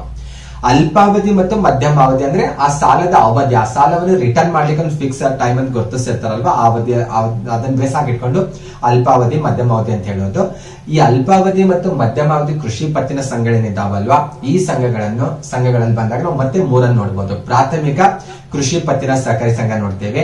ಜಿಲ್ಲಾ ಮಟ್ಟದಲ್ಲಿ ಬಂದಾಗ ಜಿಲ್ಲಾ ಕೇಂದ್ರ ಸಹಕಾರಿ ಬ್ಯಾಂಕ್ ಅಂತ ನೋಡ್ತೇವೆ, ಡಿಸಿಸಿ ಬ್ಯಾಂಕ್ ಅಂತ ಹೇಳ್ತೇವೆ. ಇನ್ನು ರಾಜ್ಯ ಮಟ್ಟದಲ್ಲಿ ಬಂದಾಗ ರಾಜ್ಯ ಸಹಕಾರಿ ಬ್ಯಾಂಕ್ ಅಂತ ಹೇಳ್ತೇವೆ. 3 ಹಂತದಲ್ಲಿರೋದು ಕಂಡುಬರುತ್ತೆ. ರಾಜ್ಯ ಮಟ್ಟದಲ್ಲಿ ಒಂದು, ಜಿಲ್ಲಾ ಮಟ್ಟದಲ್ಲಿ ಒಂದು, ಮತ್ತೆ ಜಿಲ್ಲಾ ಮಟ್ಟದ ತಳಭಾಗದಲ್ಲಿ ಒಂದು ಸಹಕಾರಿ ಸಂಘ ಇರೋದು ಕಂಡುಬರುತ್ತೆ. ಇವೆಲ್ಲವೂ ಕೂಡ ಅಲ್ಪಾವಧಿ ಮತ್ತು ಮಧ್ಯಮಾವಧಿ ಕೃಷಿ ಪತ್ತಿನ ಸಂಘಗಳು. ಎಕ್ಸಾಮ್ ಅಲ್ಲಿ ಕೇಳಬಹುದು, ಡಿಸಿಸಿ ಬ್ಯಾಂಕ್ ಯಾವ ಪ್ರಕಾರದ ಕೃಷಿ ಪತ್ತಿನ ಸಂಘ ಅಂತ ಕೇಳಬಹುದು. ಅಥವಾ ಡಿಸಿಸಿ ಬ್ಯಾಂಕ್ ಬೇಸಿಕ್ಲಿ ಏನಂತ ಕೇಳಬಹುದು. ಡಿಸಿಸಿ ಬ್ಯಾಂಕ್ ಬೇಸಿಕ್ಲಿ ಕೃಷಿ ಪತ್ತಿನ ಸಂಘ ಅಂತಾನೆ ಹೇಳೋದನ್ನು. ಓಕೆ, ಯಾವ ವಿಧದ ಅಂತ ಕೇಳಿದ್ರೆ ಅಲ್ಪಾವಧಿ ಮತ್ತು ಮಧ್ಯಮಾವಧಿ ಕೃಷಿ ಪತ್ತಿನ ಸಂಘದಲ್ಲಿ ಅದನ್ನು ಗುರುತಿಸಲಾಗಿದೆ. ಜಿಲ್ಲಾ ಮಟ್ಟದಲ್ಲಿ ಅದು ಕಾರ್ಯನಿರ್ವಹಿಸುತ್ತೆ ಅಂತ ಹೇಳ್ಬೋದು. ಇನ್ನು ರಾಜ್ಯ ಸಹಕಾರಿ ಬ್ಯಾಂಕು ಕೇಳ್ಬೋದು ನಿಮಗೆ ಯಾವ್ದಂತ, ಅದು ಕೂಡ ಅಷ್ಟೇ ಅಲ್ಪಾವಧಿ ಮತ್ತು ಮಧ್ಯಮಾವಧಿ ಕೃಷಿ ಪತ್ತಿನ ಸಂಘ ಅಂತ ಗುರುತಿಸಬಹುದು. PSCS ಎಲ್ಲಾನು ನೆಕ್ಸ್ಟ್ ಅದ್ರ ಬಗ್ಗೆ ಚರ್ಚೆ ಮಾಡ್ತಾ ಹೋಗೋಣ.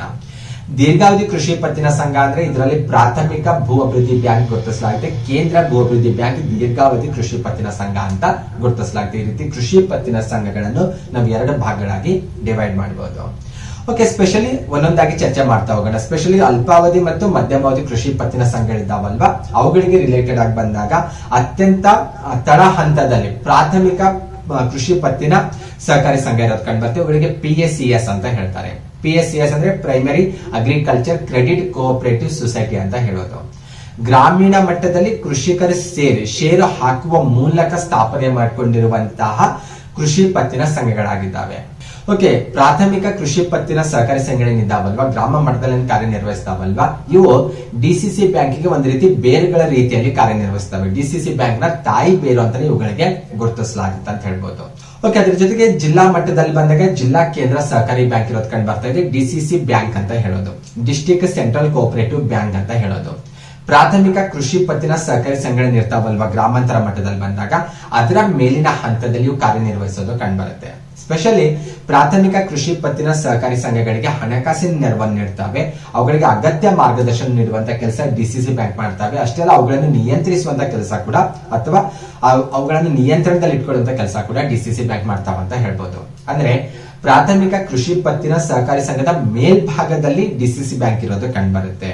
ಓಕೆ, ಅದನ್ನು ಕ್ಲಿಯರ್ ಆಗಿ ಅರ್ಥ ಮಾಡ್ಕೊಳ್ಬೇಕು. ಹಾಗಾಗಿ ಪ್ರಾಥಮಿಕ ಕೃಷಿ ಪತ್ತಿನ ಸಹಕಾರಿ ಸಂಘಗಳಿಗೆ DCC ಬ್ಯಾಂಕ್ ನ ತಾಯಿ ಬೇರು ಅಂತ ಗುರುತಿಸಲಾಗುತ್ತೆ. ಇನ್ನು ರಾಜ್ಯ ಮಟ್ಟದಲ್ಲಿ ಬಂದಾಗ ರಾಜ್ಯ ಸಹಕಾರಿ ಬ್ಯಾಂಕ್ ಇರೋದು ಕಂಡು ಬರುತ್ತೆ. ರಾಜ್ಯ ಮಟ್ಟದಲ್ಲಿ ಸಹಕಾರಿ ಕ್ಷೇತ್ರಕ್ಕೆ ರಿಲೇಟೆಡ್ ಆಗಿ ಬಂದಾಗ DCC ಬ್ಯಾಂಕ್ ನ ಮೇಲ್ ಹಂತದಲ್ಲಿರುವಂತಹ ಬ್ಯಾಂಕ್ ಇದಾಗಿದೆ. ಇದಕ್ಕೆ ಅಪೆಕ್ಸ್ ಬ್ಯಾಂಕ್ ಅಂತ ಕೂಡ ಕರೆಯಲಾಗುತ್ತೆ. ಯಾವ ರೀತಿ DCC ಬ್ಯಾಂಕ್ ಪ್ರಾಥಮಿಕ ಕೃಷಿ ಪತ್ತಿನ ಸಹಕಾರಿ ಸಂಘಗಳಿಗೆ ರಿಲೇಟೆಡ್ ಆಗಿ ಏನ್ ಜವಾಬ್ದಾರಿ ನಿರ್ವಹಿಸುತ್ತಲ್ವಾ, ಸೇಮ್ ಅದೇ ರೀತಿ ಜವಾಬ್ದಾರಿ ಅಪೆಕ್ಸ್ ಬ್ಯಾಂಕ್ DCC ಬ್ಯಾಂಕ್ ಗಳಿಗೆ ಸಂಬಂಧಪಟ್ಟಂತೆ ಚಲಾಯಿಸುತ್ತೆ. ಅಂದ್ರೆ ರಾಜ್ಯ ಸಹಕಾರಿ ಬ್ಯಾಂಕು DCC ಬ್ಯಾಂಕ್ ಗಳಿಗೆ ಅಗತ್ಯ ಮಾರ್ಗದರ್ಶನ ನೀಡುತ್ತೆ, ಆರ್ಥಿಕ ನೆರವನ್ನು ನೀಡುತ್ತೆ ಮತ್ತು ಮೇಲ್ವಿಚಾರಣೆ ಕೂಡ ಮಾಡುತ್ತೆ ಅಂತ ಹೇಳ್ಬೋದು. ಹಾಗಾಗಿ ನಿಮಗೆ ಈ 3 ಹಂತದ ಏನು ಅಲ್ಪಾವಧಿ ಮತ್ತು ಮಧ್ಯಮಾವಧಿ ಕೃಷಿ ಪತ್ತಿನ ಸಂಘಗಳಿದ್ದಾವಲ್ವ ಇವುಗಳ ಬಗ್ಗೆ ನಿಮಗೆ ಮಾಹಿತಿ ಇರಬೇಕು. ಎಲ್ಲಕ್ಕಿಂತ ಕೆಳ ಹಂತದಲ್ಲಿ ಬಂದಾಗ ಪ್ರಾಥಮಿಕ ಕೃಷಿ ಪತ್ತಿನ ಸಹಕಾರಿ ಸಂಘ ಇರುತ್ತೆ, ಅದರ ಮೇಲ್ ಹಂತದಲ್ಲಿ DCC ಬ್ಯಾಂಕ್ ಇರೋದು ಕಂಡು ಬರುತ್ತೆ, ಅದರ ಮೇಲ್ ಹಂತದಲ್ಲಿ ರಾಜ್ಯ ಸಹಕಾರಿ ಬ್ಯಾಂಕ್ ಇರೋದು ಕಂಡು ಬರುತ್ತೆ. ಓಕೆ, 3 ಕೂಡ ಸ್ಪಷ್ಟವಾಗಿ ಗೊತ್ತಿರಬೇಕು. ಎಕ್ಸಾಮ್ ಅಲ್ಲಿ ನಿಮಗೆ ಇವುಗಳನ್ನು ಕ್ರಮಬದ್ಧವಾಗಿ ಜೋಡಿಸ್ಲಿಕ್ಕೂ ಹೇಳ್ಬೋದು ಅಥವಾ ಅವುಗಳ ಜವಾಬ್ದಾರಿ ಕೂಡ ಹೇಳ್ಬೋದು. ಯಾವ ಹಂತದಲ್ಲಿ ಯಾವ್ದಿರುತ್ತೆ ಅಂತ ಕೇಳ್ಬೋದು. ಅಲ್ಪಾವಧಿ ಮತ್ತು ಮಧ್ಯಮಾವಧಿಗೆ ರಿಲೇಟೆಡ್ ಆಗಿ ರಾಜ್ಯ ಮಟ್ಟದಲ್ಲಿರುವಂತಹ ಸಹಕಾರಿ ಸಂಘ ಯಾವ್ದಂತ ಕೇಳ್ಬೋದು, ಜಿಲ್ಲಾ ಮಟ್ಟದಲ್ಲಿರುವಂತಹ ಸಹಕಾರಿ ಸಂಘ ಯಾವ್ದಂತ ಕೇಳ್ಬೋದು, PSCS ಯಾವ ಹಂತದಲ್ಲಿ ಇರುತ್ತೆ ಅಂತ ಕೇಳ್ಬೋದು. ಹಾಗಾಗಿ ಇವುಗಳ ಬಗ್ಗೆ ಸ್ಪಷ್ಟವಾದಂತಹ ಒಂದು ಮಾಹಿತಿ ನಿಮಗೆ ಇರಬೇಕು. ಓಕೆ, ನಬಾರ್ಡ್ ಬಗ್ಗೆ ಒಂದು ಸ್ವಲ್ಪ ನಮ್ಗೆ ಇನ್ಫಾರ್ಮೇಶನ್ ಗೊತ್ತಿರಬೇಕು. ಆಲ್ರೆಡಿ ನಬಾರ್ಡ್ ಬಗ್ಗೆ ಡಿಸ್ಕಷನ್ ಮಾಡಿದ್ವಿ, ಹಾಗೆ ಒಂದು ಟೈಮ್ ರಿಕಾಲ್ ಮಾಡ್ಕೊಳ್ಳುವಂತ ಪ್ರಯತ್ನ ಮಾಡೋಣ. ಓಕೆ, ಬೇಸಿಕಲಿ ನಬಾರ್ಡ್ ಕೃಷಿ ಪತ್ತಿನ ಕೇಂದ್ರ ಬ್ಯಾಂಕ್ ಆಗಿದೆ ಅನ್ನೋದು ಗೊತ್ತಿರಬೇಕು. ಕೃಷಿ ಮತ್ತು ಗ್ರಾಮೀಣ ಅಭಿವೃದ್ಧಿಗೆ ಹಣಕಾಸಿನ ನೆರವನ್ನು ನೀಡುವಂತ ಒಂದು ಬ್ಯಾಂಕ್ ಆಗಿದೆ. ಅದೇ ಉದ್ದೇಶಕ್ಕಾಗಿ ಅಸ್ತಿತ್ವಕ್ಕೆ ಬಂದಿರೋದು ಸಹ ನಮಗೆ ಗೊತ್ತಿರುವಂತ ವಿಚಾರವಾಗಿದೆ.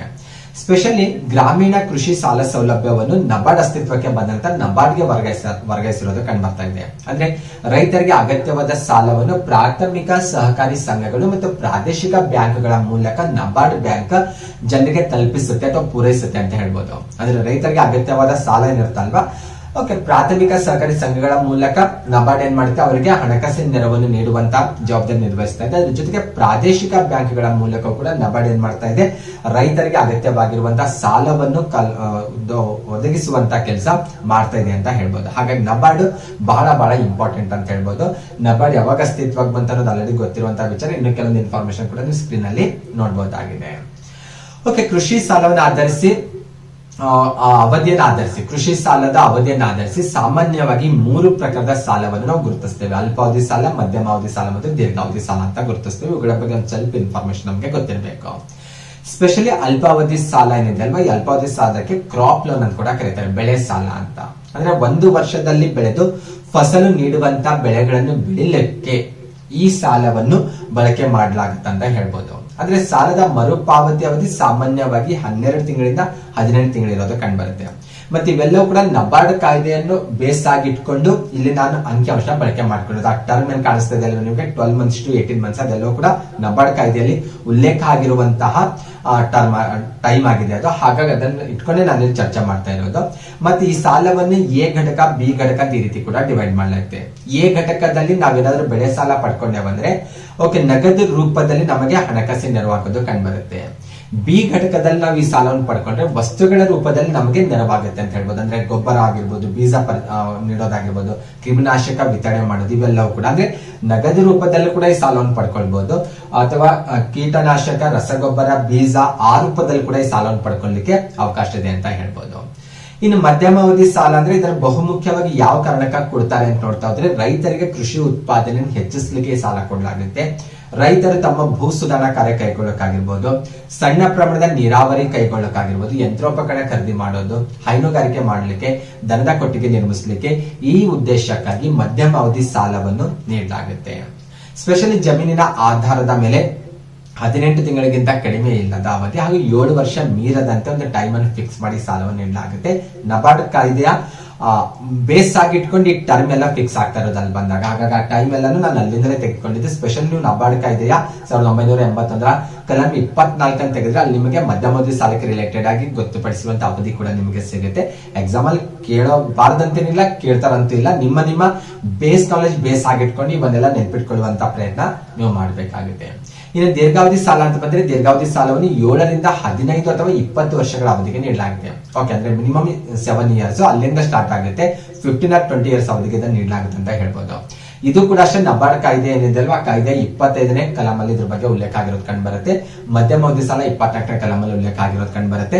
ನಬಾರ್ಡ್ ಕಾಯ್ದೆ ಬೇಸ್ ಆಗಿಟ್ಕೊಂಡು ಈ ಟರ್ಮ್ ತೆಗೆದುಕೊಂಡಿದ್ದು. ಬಿಕಾಸ್ ಬೇರೆ ಬೇರೆ ಬುಕ್ಸ್ ಅಲ್ಲಿ ಬಂದಾಗ ಬೇರೆ ಬೇರೆ ಸ್ವಲ್ಪ ವ್ಯತ್ಯಾಸ ಇರೋದು ಕಂಡು ಬರುತ್ತೆ ಆ ಟೈಮ್ ಅಲ್ಲಿ ಬಂದಾಗ. ಹಾಗಾಗಿ ನಾನು ನಬಾರ್ಡ್ ಕಾಯ್ದೆಯನ್ನು ರೆಫರೆನ್ಸ್ ಆಗಿಟ್ಕೊಂಡು ಇಲ್ಲಿ ಉಲ್ಲೇಖ ಮಾಡಿ ನಿಮ್ಗೆ ಚರ್ಚೆ ಮಾಡ್ತಾ ಇರೋದು.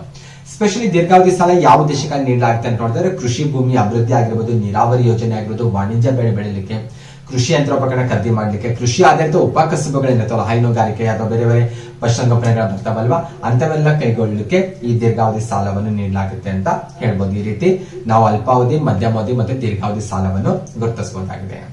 ಇನ್ನು ಕರ್ನಾಟಕದ ಪ್ರಮುಖ ಸಹಕಾರಿ ಸಂಘಗಳ ಬಗ್ಗೆ ಸ್ವಲ್ಪ ನಮಗೆ ಗೊತ್ತಿರಬೇಕು. ಎಕ್ಸಾಮ್ ಅಲ್ಲಿ ಸ್ವಲ್ಪ ಬಹಳ ಸಿಂಪಲ್ ಆಗಿ ಬೇಸ್ ಆಗಿ ನಿಮಗೆ ಕ್ವಶನ್ಸ್ ಕೇಳ್ತಾ ಇರ್ತಾರೆ. ಹಾಗೆ ಒಂದು ಟೈಮ್ ಬ್ರೀಫ್ ಆಗಿ ನಾನು ನಿಮ್ ಜೊತೆ ಡಿಸ್ಕಷನ್ ಮಾಡ್ತಾ ಹೋಗ್ತೀನಿ. ಸ್ಪೆಷಲಿ ಗ್ರಾಮಾಂತರ ಭಾಗದ ಸಹಕಾರಿ ಸಂಘಗಳಿಗೆ ಹೆಚ್ಚು ಫೋಕಸ್ ಮಾಡ್ತೀನಿ. ಯಾವ್ದಾದ್ರು ವಿಶೇಷ ಇದ್ರೆ ಅದ್ರ ಬಗ್ಗೆ ಕೂಡ ನಾವು ಚರ್ಚೆ ಮಾಡ್ತಾ ಹೋಗೋಣ. ಸ್ಪೆಷಲಿ ಇಲ್ಲಿ ಕೆಲವೊಂದು ಅಂಕಿಅಂಶಗಳು ಕೂಡ ನಾವು ಚರ್ಚೆ ಮಾಡಬೇಕಾಗುತ್ತೆ. ಎಷ್ಟು ಸಂಖ್ಯೆಯಲ್ಲಿ ಇದ್ದಾವೆ, ಎಷ್ಟು ಸಂಖ್ಯೆಯಲ್ಲಿ ನಾವು ಡೆವಲಪ್ ಆಗಿರೋದು ನೋಡ್ತೇವೆ, ಯಾವ ಸೆಕ್ಟರ್ ಜಾಸ್ತಿ ಇದ್ದಾವೆ, ಈ ರೀತಿ ನಾವು ಬೇರೆ ಬೇರೆ ಅಂಕಿಅಂಶಗಳು ನಾವು ಇಲ್ಲಿ ನೋಡ್ಬೇಕಾಗುತ್ತೆ. ನಾನು ಇಲ್ಲಿ ಬಳಕೆ ಮಾಡ್ಕೊಂಡಿರುವಂತಹ ಅಂಕಿಅಂಶ ಎಲ್ಲಿಂದ ತೆಗೆದುಕೊಂಡಿದ್ದಂದ್ರೆ ನ್ಯಾಷನಲ್ ಕೋಆಪರೇಟಿವ್ ಡೇಟಾಬೇಸ್ 2023 ಇದು ಬಹಳ ಅಥೆಂಟಿಕ್ ಆದಂತಹ ಸೋರ್ಸ್ ಅಂತ ಹೇಳ್ಬೋದು. ಆ ರಿಪೋರ್ಟ್ 2023 ರಿಪೋರ್ಟ್ ಲೇಟೆಸ್ಟ್ ರಿಪೋರ್ಟ್. ಈ ವಿಚಾರಕ್ಕೆ ಬಂದಾಗ ನಾವಿಲ್ಲಿ ಇವತ್ತು ಕ್ಲಾಸ್ ಅಪ್ಲೋಡ್ ಮಾಡ್ತಾ ಇದ್ದೇವಲ್ವಾ, ಈ ಡೇಟಿಗೆ ಬಂದಾಗ ಇದು ಲೇಟೆಸ್ಟ್ ಆಗಿರುವಂತಹ ಒಂದು ಡಾಟಾವಾಗಿದೆ. ಹಾಗಾಗಿ ಈ ಡೇಟಾವನ್ನು ಬೇಸ್ ಆಗಿಟ್ಕೊಂಡು ಇಲ್ಲಿ ಕೆಲವೊಂದು ಅಂಕಿಅಂಶ ಬಂದ್ರೆ ಅದನ್ನ ನಾನು ನಿಮ್ ಜೊತೆ ಚರ್ಚೆ ಮಾಡ್ತಾ ಹೋಗ್ತೀನಿ. ಸ್ಪೆಷಲಿ ಫಸ್ಟ್ ಒಂದು ಹುಕ್ಕೇರಿ ಗ್ರಾಮೀಣ ವಿದ್ಯುತ್ ಸಹಕಾರಿ ಸಂಘ ಬಹಳ ಇಂಪಾರ್ಟೆಂಟ್ ಆಗಿರುವಂತಹ ಸಹಕಾರಿ ಸಂಘವಾಗಿದೆ. ಸ್ಪೆಷಲಿ ಇದು ಗ್ರಾಮೀಣ ವಿದ್ಯುತ್ ಶಕ್ತಿ ಸಹಕಾರಿ ಸಂಘ ನಿಮ್ಗೆ ಗೊತ್ತಿರಬೇಕು. ಯಾವ ರೀತಿ ನಾವು ಬೆಸ್ಕಾಮ್, ಹೆಸ್ಕಾಮ್, ಜಸ್ಕಾಮ್ ಅಂತೆಲ್ಲ ನಾವು ಚರ್ಚೆ ಮಾಡ್ತೀವಲ್ವಾ, ವಿದ್ಯುತ್ ಶಕ್ತಿ ಪೂರೈಕೆ ಅಂತ ಬಂದಾಗ, ಸರಬರಾಜು ಅಂತ ಬಂದಾಗ, ಅದೇ ರೀತಿ ಒಂದು ಗ್ರಾಮೀಣ ವಿದ್ಯುತ್ ಶಕ್ತಿ ಸಹಕಾರಿ ಸಂಘ ನಮ್ಮ ರಾಜ್ಯದಲ್ಲಿ ಕೆಲಸ ಮಾಡ್ತಾ ಇದೆ. ಅದು ಹುಕ್ಕೇರಿ ಗ್ರಾಮೀಣ ವಿದ್ಯುತ್ ಸಹಕಾರಿ ಸಂಘ ಅನ್ನೋದು ನಿಮ್ಗೆ ಗೊತ್ತಿರಬೇಕು. ಎಕ್ಸಾಮ್ ಅಲ್ಲಿ ಕೇಳ್ಬೋದು ನಿಮಗೆ. ಓಕೆ, ಯಾವ ರೀತಿ ಬೆಸ್ಕಾಮ್ ಹೆಸ್ಕಾಮ್ ಇದೆ ಅಲ್ವಾ, ಅದೇ ರೀತಿ ಗ್ರಾಮೀಣ ಭಾಗದಲ್ಲಿ ವಿದ್ಯುತ್ ಶಕ್ತಿ ಸಹಕಾರ ಸಂಘ ಒಂದು ನಮ್ಮ ರಾಜ್ಯದಲ್ಲಿ ಕೆಲಸ ಮಾಡ್ತಾ ಇದೆ. ಅದು ಯಾವ್ದಂತ ಕೇಳ್ಬೋದು ನಿಮ್ಗೆ. ಹಾಗಾಗಿ ಗೊತ್ತಿರಬೇಕು, ಹುಕ್ಕೇರಿ ಗ್ರಾಮೀಣ ವಿದ್ಯುತ್ ಸಹಕಾರಿ ಸಂಘ ಅನ್ನುವಂತ ಒಂದು ಸಹಕಾರಿ ಸಂಘ ಪ್ರೆಸೆಂಟ್ ನಮ್ಮ ಸ್ಟೇಟ್ ಅಲ್ಲಿ ಕೆಲಸ ಮಾಡ್ತಾ ಇದೆ ಅಂತ ಹೇಳ್ಬೋದು. ಸ್ಪೆಷಲಿ ಈ ಸಹಕಾರಿ ಸಂಘ 1969ರಲ್ಲಿ ನೋಂದಣಿಯಾಗಿದೆ. ಬೆಳಗಾವಿ ಜಿಲ್ಲೆಯಲ್ಲಿ ಇರೋದು. ಹುಕ್ಕೇರಿ ಗೊತ್ತು ನಿಮ್ಗೆ. ಬೆಳಗಾವಿ ಜಿಲ್ಲೆಯಲ್ಲಿ ಈ ಸಹಕಾರಿ ಸಂಘದ ಸರ್ವಿಸ್ ನಾವು ಪಡೆದುಕೊಳ್ತಾ ಇರೋದು. ಭಾರತದಲ್ಲಿ ನೋಂದಣಿಯಾದಂತಹ ಮೊದಲ ಗ್ರಾಮೀಣ ವಿದ್ಯುತ್ ಸಹಕಾರಿ ಸಂಘ ಇದಾಗಿದೆ. ನಮ್ಗೆ ಎಕ್ಸಾಮ್ ಅಲ್ಲಿ ಟಾಪಿಕ್ ಇರೋದೇನು ಗ್ರಾಮೀಣ ಸಹಕಾರ ಸಂಸ್ಥೆಗಳ ವಿಷಯ ಅಂತ ಇರೋದು. ಹಾಗಾಗಿ ಇದನ್ನ ನಾನು ಇಲ್ಲಿ ಹೆಚ್ಚು ಫೋಕಸ್ ಮಾಡ್ತಾ ಇರೋದು. ಭಾರತದಲ್ಲಿ ರಿಜಿಸ್ಟರ್ ಆಗಿರುವಂತಹ ಮೊದಲ ಗ್ರಾಮೀಣ ವಿದ್ಯುತ್ ಸಹಕಾರಿ ಸಂಘ ಅಂತ ಇದನ್ನು ಗುರುತಿಸಲಾಗುತ್ತೆ. ಸ್ಪೆಷಲಿ ಇಡೀ ಹುಕ್ಕೇರಿ ತಾಲೂಕು ಆಗಿರ್ಬೋದು, ಅದ್ರ ಜೊತೆಗೆ ಬೆಳಗಾವಿ, ಗೋಕಾಕ್ ಮತ್ತು ಚಿಕ್ಕೋಡಿ ತಾಲೂಕಿನ ಕೆಲ ಗ್ರಾಮಗಳಿಗೆ ವಿದ್ಯುತ್ ಅನ್ನು ಸರಬರಾಜು ಮಾಡುವಂತ ಒಂದು ಸಹಕಾರಿ ಸಂಘ ಇದಾಗಿದೆ. ಹಾಗಾಗಿ ಇದ್ರ ಬಗ್ಗೆ ನಿಮಗೆ ಗೊತ್ತಿರಬೇಕು, ಎಕ್ಸಾಮ್ ಅಲ್ಲಿ ಕೂಡ ಕೇಳ್ತಾರೆ. ಈ ಸಂಸ್ಥೆ 6 ವಲಯಗಳನ್ನು ಹೊಂದಿದೆ ಅಂತ ಹೇಳ್ಬೋದು. ಹುಕ್ಕೇರಿ ನಗರ, ಹುಕ್ಕೇರಿ ಗ್ರಾಮೀಣ ಆಗಿರ್ಬೋದು, ಸಂಕೇಶ್ವರ ಆಗಿರ್ಬೋದು, ಮತ್ತೆ ಅದ್ರ ಜೊತೆಗೆ ಸಂಕೇಶ್ವರ ಗ್ರಾಮೀಣ ಮತ್ತು ನಗರ ಆಗಿರ್ಬೋದು, ಅದರ ಜೊತೆಗೆ ಹಿಡಕಲ್ ಅಣೆಕಟ್ಟು ಆಗಿರ್ಬೋದು, ಯಮಕನ ಮರ್ದಿ ಆಗಿರ್ಬೋದು, ಇವೆಲ್ಲವೂ ಕೂಡ ಈ ಸಂಸ್ಥೆಯ 6 ವಲಯಗಳು. ಮತ್ತೆ ಅದನ್ನ ಡಿವೈಡ್ ಮಾಡ್ಕೊಂಡು ಒಳ್ಳೆ ಸರ್ವಿಸ್ ಕೊಡ್ತಾ ಇದ್ದಾರೆ ಅಂತ ಹೇಳ್ಬಹುದಾಗಿದೆ. ಇನ್ನು ಸಾರಿಗೆ ಸಹಕಾರ ಸಂಘಗಳ ವಿಚಾರಕ್ಕೆ ಬಂದಾಗ ಕರ್ನಾಟಕದಲ್ಲಿ ಪ್ರೆಸೆಂಟ್ 13 ಸಹಕಾರ ಸಾರಿಗೆ ಸಂಘಗಳು ಕೆಲಸ ಮಾಡ್ತಾ ಇದ್ದಾವೆ. ಇಲ್ಲಿರುವಂತಹ ಡಾಟಾ ಆಲ್ರೆಡಿ ನಾನು ಹೇಳಿದೆ 2023 ಏನು ಕೋಪರೇಟಿವ್ ಡಾಟಾ ಇದೆ ಅಲ್ವಾ, ಓಕೆ, ಅದಕ್ಕೆ ರಿಲೇಟೆಡ್ ಆಗಿ ಇಲ್ಲಿಂದ ನಾನು ಈ ಡಾಟಾ ತೆಗೆದುಕೊಂಡಿದ್ದು ನ್ಯಾಷನಲ್ ಕೋಪರೇಟಿವ್ ಡೇಟಾಬೇಸ್ 2023 ರಿಪೋರ್ಟ್ ಅನ್ನು ಬೇಸ್ ಆಗಿಟ್ಕೊಂಡು ಎಲ್ಲಾ ಅಂಗಾಂಶಗಳು ನಿಮ್ ಜೊತೆ ನಾನು ಚರ್ಚೆ ಮಾಡ್ತಾ ಇರೋದು. ಪ್ರೆಸೆಂಟ್ ಕರ್ನಾಟಕದಲ್ಲಿ 13 ಸಹಕಾರ ಸಾರಿಗೆ ಸಂಘಗಳಿದ್ದಾವೆ. ಯಾವ ಜಿಲ್ಲೆಯಲ್ಲಿ ಎಷ್ಟೆಷ್ಟು ಇದಾವೆ ಅನ್ನೋದು ಕೂಡ ನಿಮ್ಗೆ ಸುಮ್ಮನೆ ಗೊತ್ತಿರ್ಬೇಕು. ಹೈಯೆಸ್ಟ್ ಇರೋದಾದ್ರೆ ನನ್ನ ಪ್ರಕಾರ ಗೊತ್ತಿರಬೇಕು. ಬೆಳಗಾವಿ ಆಗಿರ್ಬೋದು, ಬೆಂಗಳೂರು ಅರ್ಬನ್ ಅಲ್ಲಿ 4 ಸಹಕಾರಿ ಸಾರಿಗೆ ಸಂಘಗಳು ಕೆಲಸ ಮಾಡ್ತಾ ಇದಾವೆ ಅನ್ನೋದು ಕೂಡ ನಿಮ್ಗೆ ಗೊತ್ತಿರಬೇಕು. ನೀವು ಅಥೆಂಟಿಕ್ ವೆಬ್ಸೈಟ್ ಹೋಗಿ ಕೂಡ ನೀವು ಇದಕ್ಕೆ ರಿಲೇಟೆಡ್ ಆಗಿ ಅಪ್ಡೇಟ್ ಬೇಕಾದ್ರೂ ಪಡ್ಕೋಬಹುದು. ಇನ್ ಕೇಸ್ ಏನಾದ್ರು ಬಾಳ ಗ್ಯಾಪ್ ಆದ್ರೆ ಇನ್ನೊಂದ್ಸರಿ ಅಂಕಿಅಂಶ ನೋಡ್ಕೊಳ್ಳಂಗಿದ್ರೆ ಅಲ್ಲಿ ಹೋಗಿ ಕೂಡ ನೀವು ಈ ಮಾಹಿತಿ ಪಡ್ಕೋಬಹುದಾಗಿದೆ. ಸ್ಪೆಷಲಿ ಕ್ರೀಡಾ ಉತ್ತೇಜನ ಮತ್ತು ಅಭಿವೃದ್ಧಿ ಸಹಕಾರ ಸಂಘ ಅನ್ನುವಂತ ಒಂದು ಸಹಕಾರಿ ಸಂಘ ಬೆಳಗಾವಿ ಜಿಲ್ಲೆಯ ಚಂದರಗಿಯಲ್ಲಿರೋದು ಕಂಡು ಬರುತ್ತೆ. ಇದು ಕೂಡ ಗ್ರಾಮೀಣ ಭಾಗದಲ್ಲಿರುವಂತಹ ಒಂದು ಸಹಕಾರಿ ಸಂಘ ಅಂತ ಹೇಳೋದು. ಸ್ಪೆಷಲಿ ಇದು ಕ್ರೀಡಾ ಶಾಲೆ ಅಂತಾನೆ ಫೇಮಸ್ ಆಗಿದೆ. ಕ್ರೀಡಾ ಶಾಲೆ ಚಂದರಗಿ ಅಂತಾನೆ ಗುರುತಿಸಲಾಗುತ್ತೆ. ಇದು ಬಂದಾಗ ಕ್ರೀಡಾ ಉತ್ತೇಜನ ಮತ್ತು ಅಭಿವೃದ್ಧಿ ಸಹಕಾರ ಸಂಘ ಅಂತ ಗುರುತಿಸೋದು. ಇದು ರಾಜ್ಯ ಮಟ್ಟದ ಸಂಸ್ಥೆ ಆಗಿದೆ. ಕ್ರೀಡೆಯನ್ನು ಪ್ರೋತ್ಸಾಹಿಸೋದಕ್ಕಾಗಿ 1983 ಸಂಸ್ಥೆ ನೋಂದಣಿ ಆಗಿರೋದು ಕಂಡು ಬರುತ್ತೆ.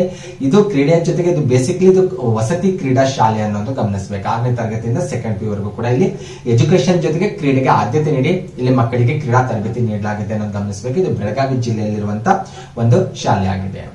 ಇನ್ನು ಹುಬ್ಬಳ್ಳಿಯ ಕಾಟನ್ ಸೇಲ್ಸ್ ಸೊಸೈಟಿ ಕೂಡ ಇಂಪಾರ್ಟೆಂಟ್ ಆಗಿರುವಂತಹ ಸಹಕಾರಿ ಸಂಘ ಅಂತ ಗುರುತಿಸೋದು. 1915 ಹುಬ್ಬಳ್ಳಿಯಲ್ಲಿ ಇದು ಸ್ಥಾಪನೆ ಆಗುತ್ತೆ. ದೇಶದ ಮೊದಲನೇ ಸಹಕಾರಿ ವಲಯದ ಹತ್ತಿ ಮಾರಾಟ ಸಹಕಾರಿ ಸಂಘ ಅಂತ ಗುರುತಿಸಲಾಗಿದೆ. ಸಹಕಾರಿ ವಲಯದ ಹತ್ತಿ ಮಾರಾಟ ಸಹಕಾರ ಸಂಘ ಅನ್ನೋದು ಇಂಪಾರ್ಟೆಂಟ್ ಆಗುತ್ತೆ. ಈ ಸಹಕಾರ ಸಂಘ ಇವತ್ತಿಗೂ ಕೂಡ ಕಾರ್ಯನಿರ್ವಹಿಸ್ತಾ ಇರೋದು ಮತ್ತೊಂದು ವಿಶೇಷ ಅಂತ ಗುರುತಿಸೋದು. ಅದರ ಜೊತೆಗೆ ಹಿರಣ್ಯಕೇಶಿ ಸಹಕಾರಿ ಸಕ್ಕರೆ ಕಾರ್ಖಾನೆ ಇದು ಕೂಡ ಇಂಪಾರ್ಟೆಂಟ್ ಆಗ್ತದೆ. 1950 ಗುರುತಿಸೋದು. ಬೆಳಗಾವಿ ಜಿಲ್ಲೆ ಸಂಕೇಶ್ವರದಲ್ಲಿ ಇರೋದು ಕಂಡು ಬರುತ್ತೆ.